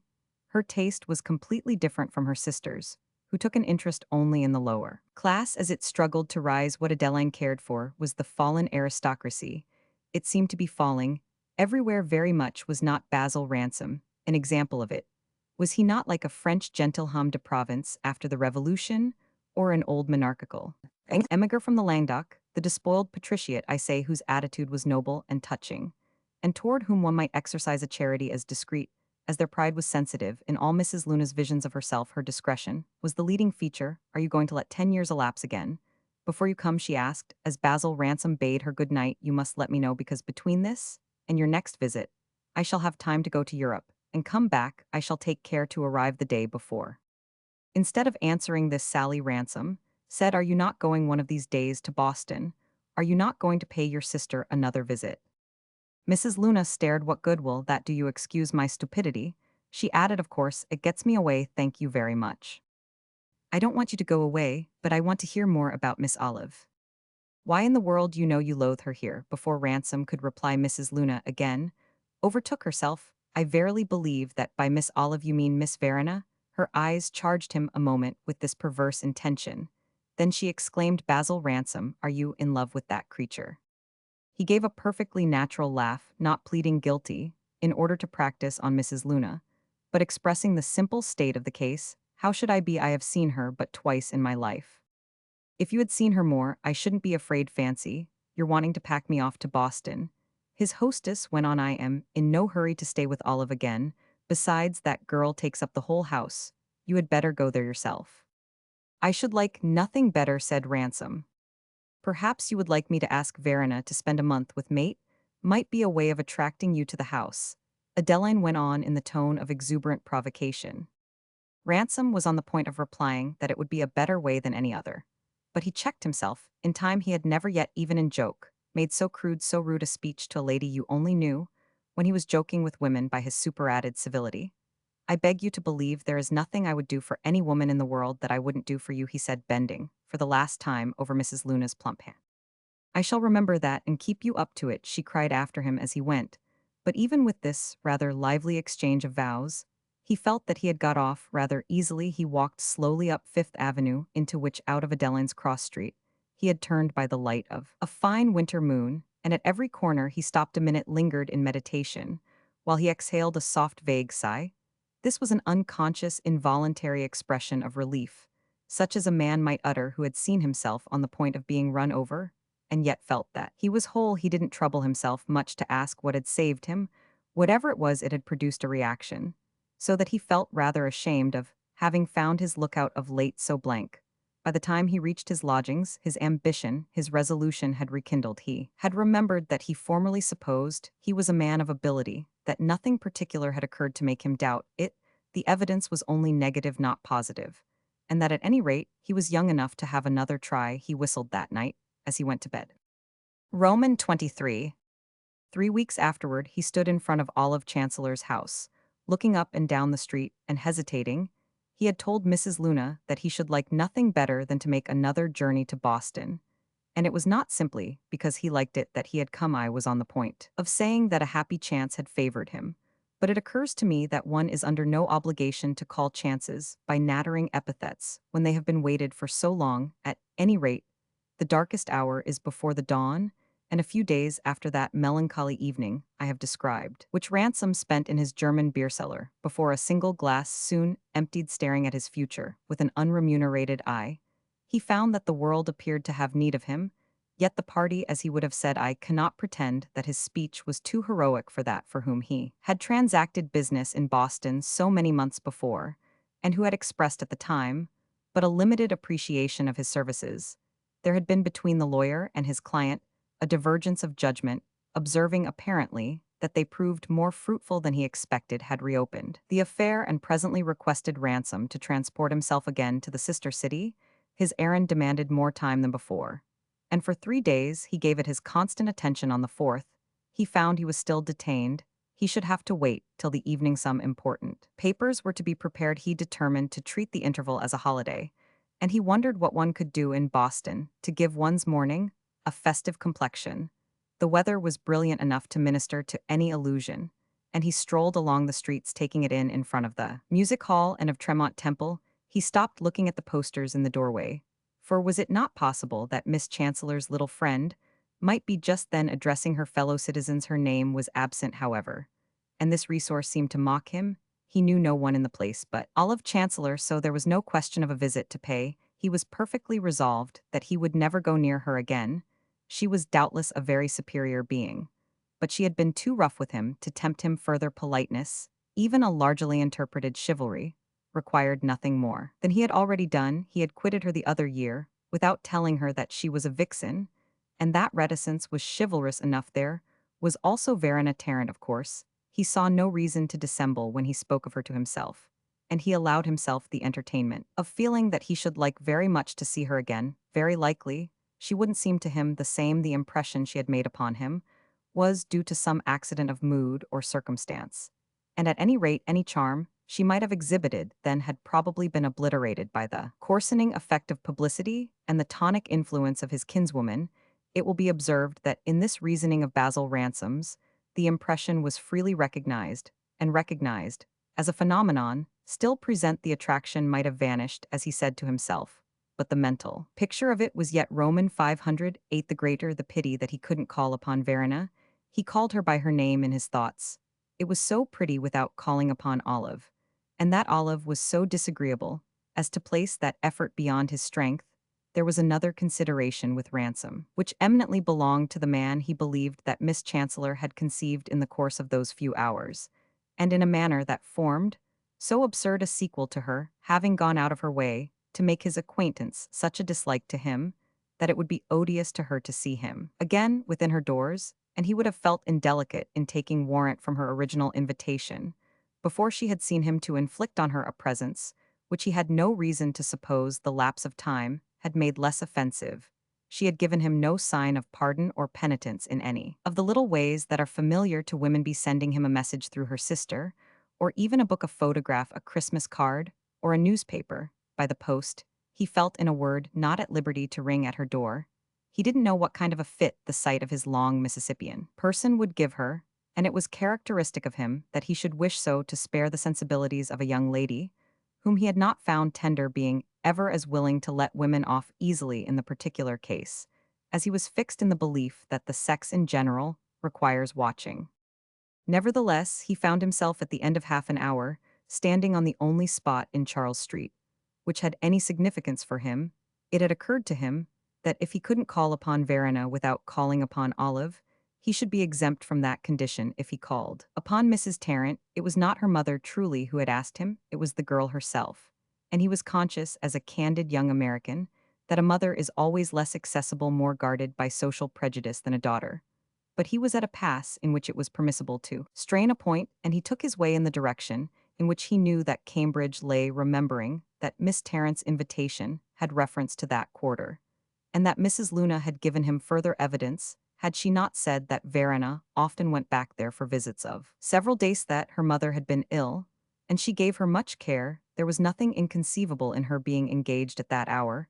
It was getting to be 1 o'clock, in one of those expeditions, nothing impossible, in the chance that he might find her in Cambridge. The chance, at any rate, was worth taking. Cambridge, moreover, was worth seeing, and it was as good a way as another of keeping his holiday. It occurred to him, indeed, that Cambridge was a big place, and that he had no particular address. This reflection overtook him just as he reached Olive's house, which oddly enough he was obliged to pass on his way to the mysterious suburb. That is partly why he paused there.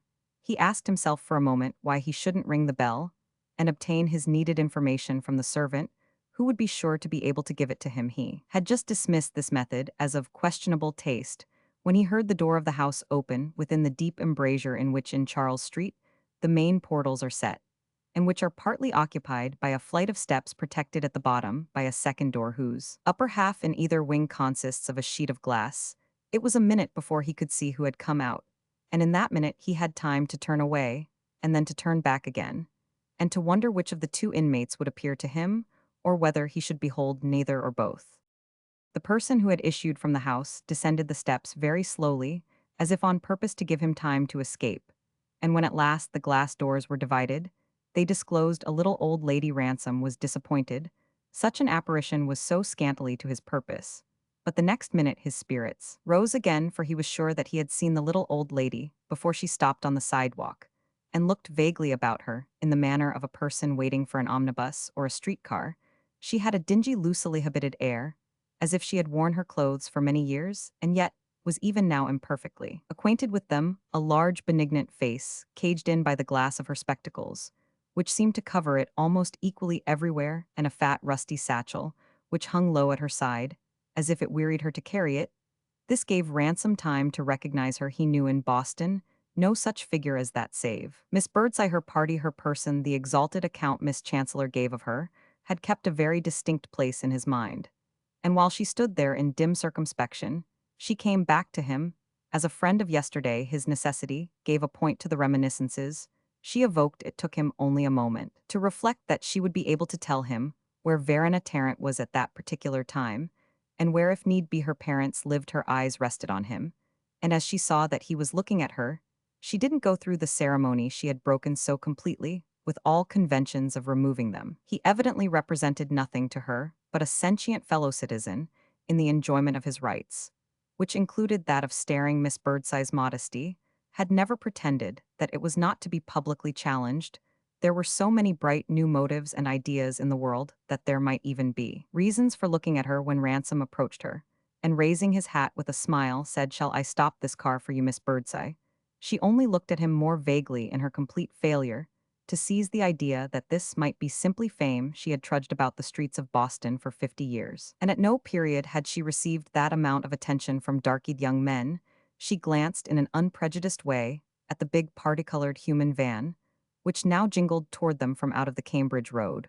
"Well, I should like to get into it, if it will take me home," she answered. "Is this a South End car?" The vehicle had been stopped by the conductor on his perceiving Miss Birdseye. He evidently recognized her as a frequent passenger. He went, however, through none of the forms of reassurance, beyond remarking, "You want to get right in here quick," but stood with his hand raised in a threatening way to the cord of his signal bell. "You must allow me the honor of taking you home, madam. I will tell you who I am," Basil Ransom said in obedience to a rapid reflection. He helped her into the car. The conductor pressed a fraternal hand upon her back, and in a moment the young man was seated beside her, and the jingling had recommenced. At that hour of the day, the car was almost empty, and they had it virtually to themselves. "Well, I know you are someone. I don't think you belong round here," Miss Birdseye declared as they proceeded. "I was once at your house on a very interesting occasion. Do you remember a party you gave a year ago last October to which Miss Chancellor came, and another young lady who made a wonderful speech?" "Oh yes, when Verena Tarrant moved us also, there were a good many there. I don't remember all." "I was one of them," Basil Ransom said. "I came with Miss Chancellor, who is a kind of relation of mine, and you were very good to me." "What did I do?" asked Miss Birdseye candidly. Then, before he could answer her, she recognized him. "I remember you now. And Olive bringing you a southern gentlemanch told me about you afterwards. You don't approve of our great struggle. You want us to be kept down." The old lady spoke with perfect mildness, as if she had long ago done with passion and resentment. Then she added, "Well, I presume we can't have the sympathy of all. Doesn't it look as if you had my sympathy when I get into a car on purpose to see you home of the principal agitators?" Ransom inquired, laughing. "Did you get in on purpose?" "Quite on purpose. I am not so bad as Miss Chancellor thinks me." "Oh, I presume you have your ideas," said Miss Birdseye. "Of course Southerners have peculiar views. I suppose they retain more than one might think. I hope you won't ride too far. I know my way round Boston." "Don't object to me or think me officious," Ransom replied. "I want to ask you something." Miss Birdseye looked at him again. "Oh yes, I place you now. You converse some with Dr. Prance." "To my great edification," Ransom exclaimed, "and I hope Dr. Prance is well." "She looks after everyone's health but her own," said Miss Birdseye, smiling. "When I tell her that, she says she hasn't got any to look after. She says she's the only woman in Boston that hasn't got a doctor. She was determined she wouldn't be a patient. And it seemed as if the only way not to be one was to be a doctor. She is trying to make me sleep. That's her principal occupation." "Is it possible you don't sleep yet?" Ransom asked almost tenderly. "Well, just a little, but by the time I get to sleep, I have to get up. I can't sleep when I want to live." "You ought to come down south," the young man suggested in that languid air. "You would doze deliciously." "Well, I don't want to be languid," said Miss Birdseye. "Besides, I have been down south in the old times, and I can't say they let me sleep very much. They were always round after me." "Do you mean on account of the Negroes?" "Yes, I couldn't think of anything else then. I carried them the Bible." Ransom was silent a moment, then he said in a tone, which evidently was carefully considerate, "I should like to hear all about that." "Well, fortunately, we are not required now. We are required for something else." And Miss Birdseye looked at him with a wandering, tentative humor, as if he would know what she meant. "You mean for the other slaves," he exclaimed with a laugh. "You can carry them all the Bibles you want." "I want to carry them the statute book that must be our Bible now." Ransom found himself liking Miss Birdseye very much, and it was quite without hypocrisy or a tinge, too much of the local quality in his speech, that he said, "Wherever you go, madam, it will matter little what you carry. You will always carry your goodness." For a minute she made no response, then she murmured, "That's the way Olive Chancellor told me you talked." "I am afraid she has told you little good of me." "Well, I am sure she thinks she is right." "Thinks it," said Ransom. "Why, she knows it with supreme certainty. By the way, I hope she is well." Miss Birdseye stared again. Haven't you seen her? Are you not visiting? Oh no, I am not visiting. I was literally passing her house when I met you. Perhaps you live here now, said Miss Birdseye.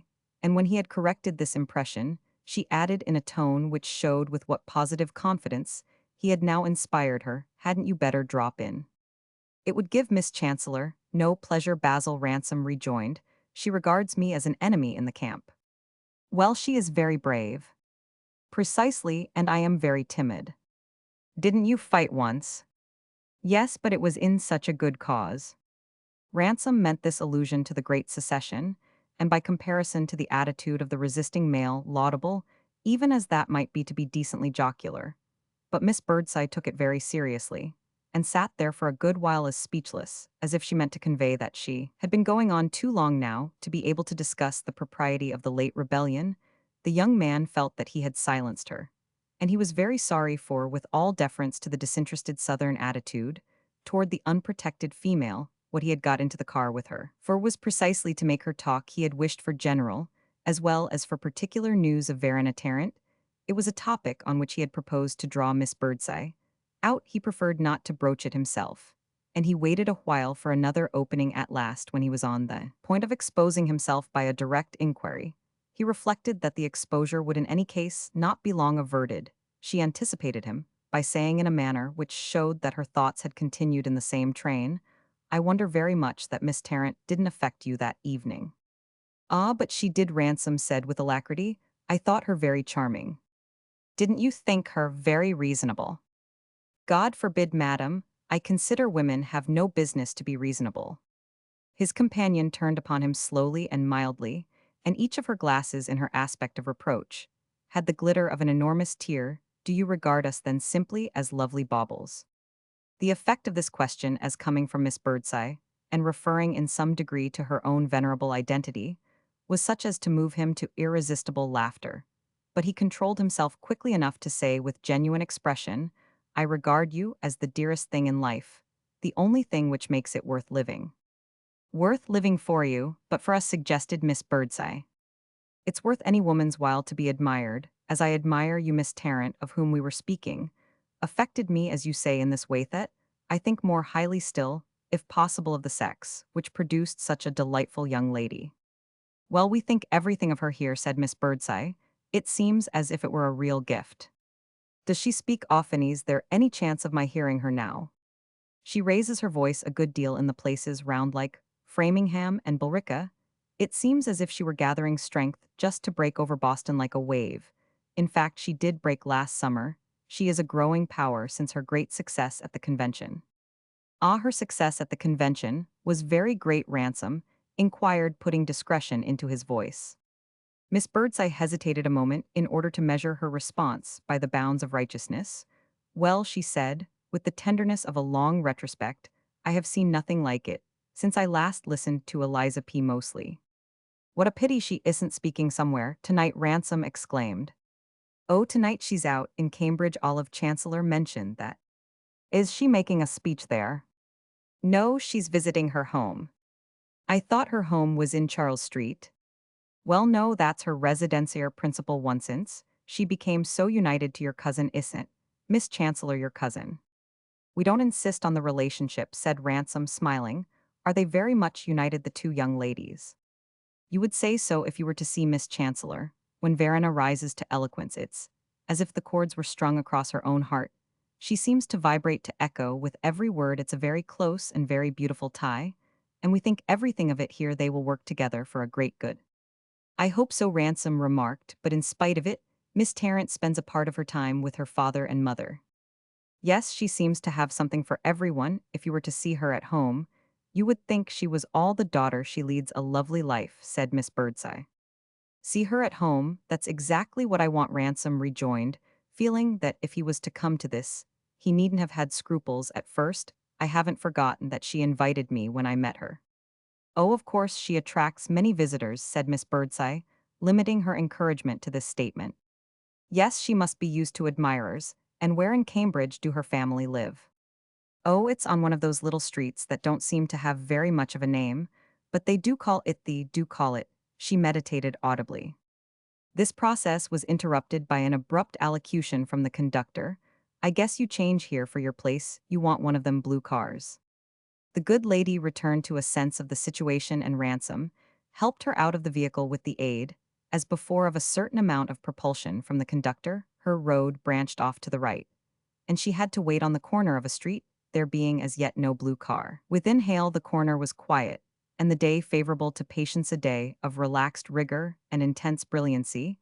It was as if the touch of the air itself were gloved, and the street glaring had the richness of a superficial thaw. Ransom, of course, waited with his philanthropic companion, though she now protested more vigorously against the idea that a gentleman from the South should pretend to teach an old abolitionist the mysteries of Boston. He promised to leave her, when he should have consigned her to the blue car, and meanwhile they stood in the sun with their backs against an apothecary's window, and she tried again at his suggestion to remember the name of Dr. Tarrant's street. I guess, if you ask for Dr. Tarrant, anyone can tell you, she said.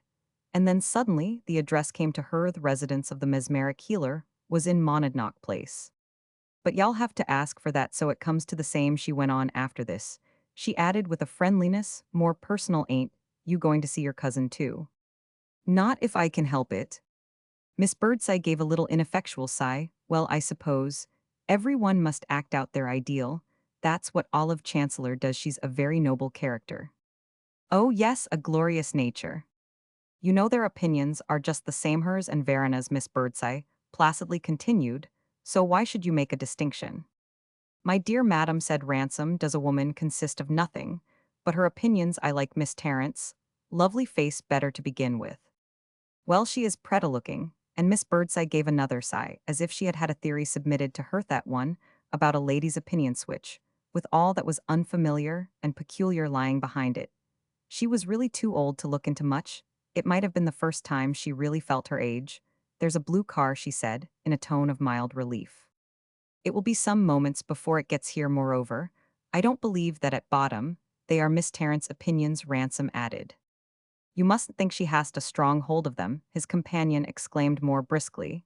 If you think she is not sincere, you are very much mistaken. Those views are just her life. Well, she may bring me round to them, said Ransom, smiling. Miss Birdseye had been watching her blue car, the advance of which was temporarily obstructed at this.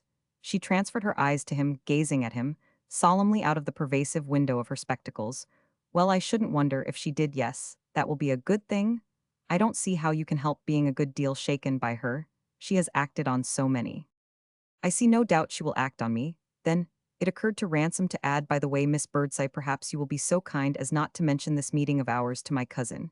In case of your seeing her again, I have a perfectly good conscience in not calling upon her. But I shouldn't like her to think that I announced my slighting intention all over the town. I don't want to offend her, and she had better not know that I have been in Boston. If you don't tell her, no one else will. Do you wish me to conceal? Murmured Miss Birdseye, panting a little. No, I don't want you to conceal anything. I only want you to let this incident pass. Say nothing. Well, I never did anything of that kind. Of what kind? Ransom was half vexed, half touched by her inability to enter into his point of view, and her resistance made him hold to his idea.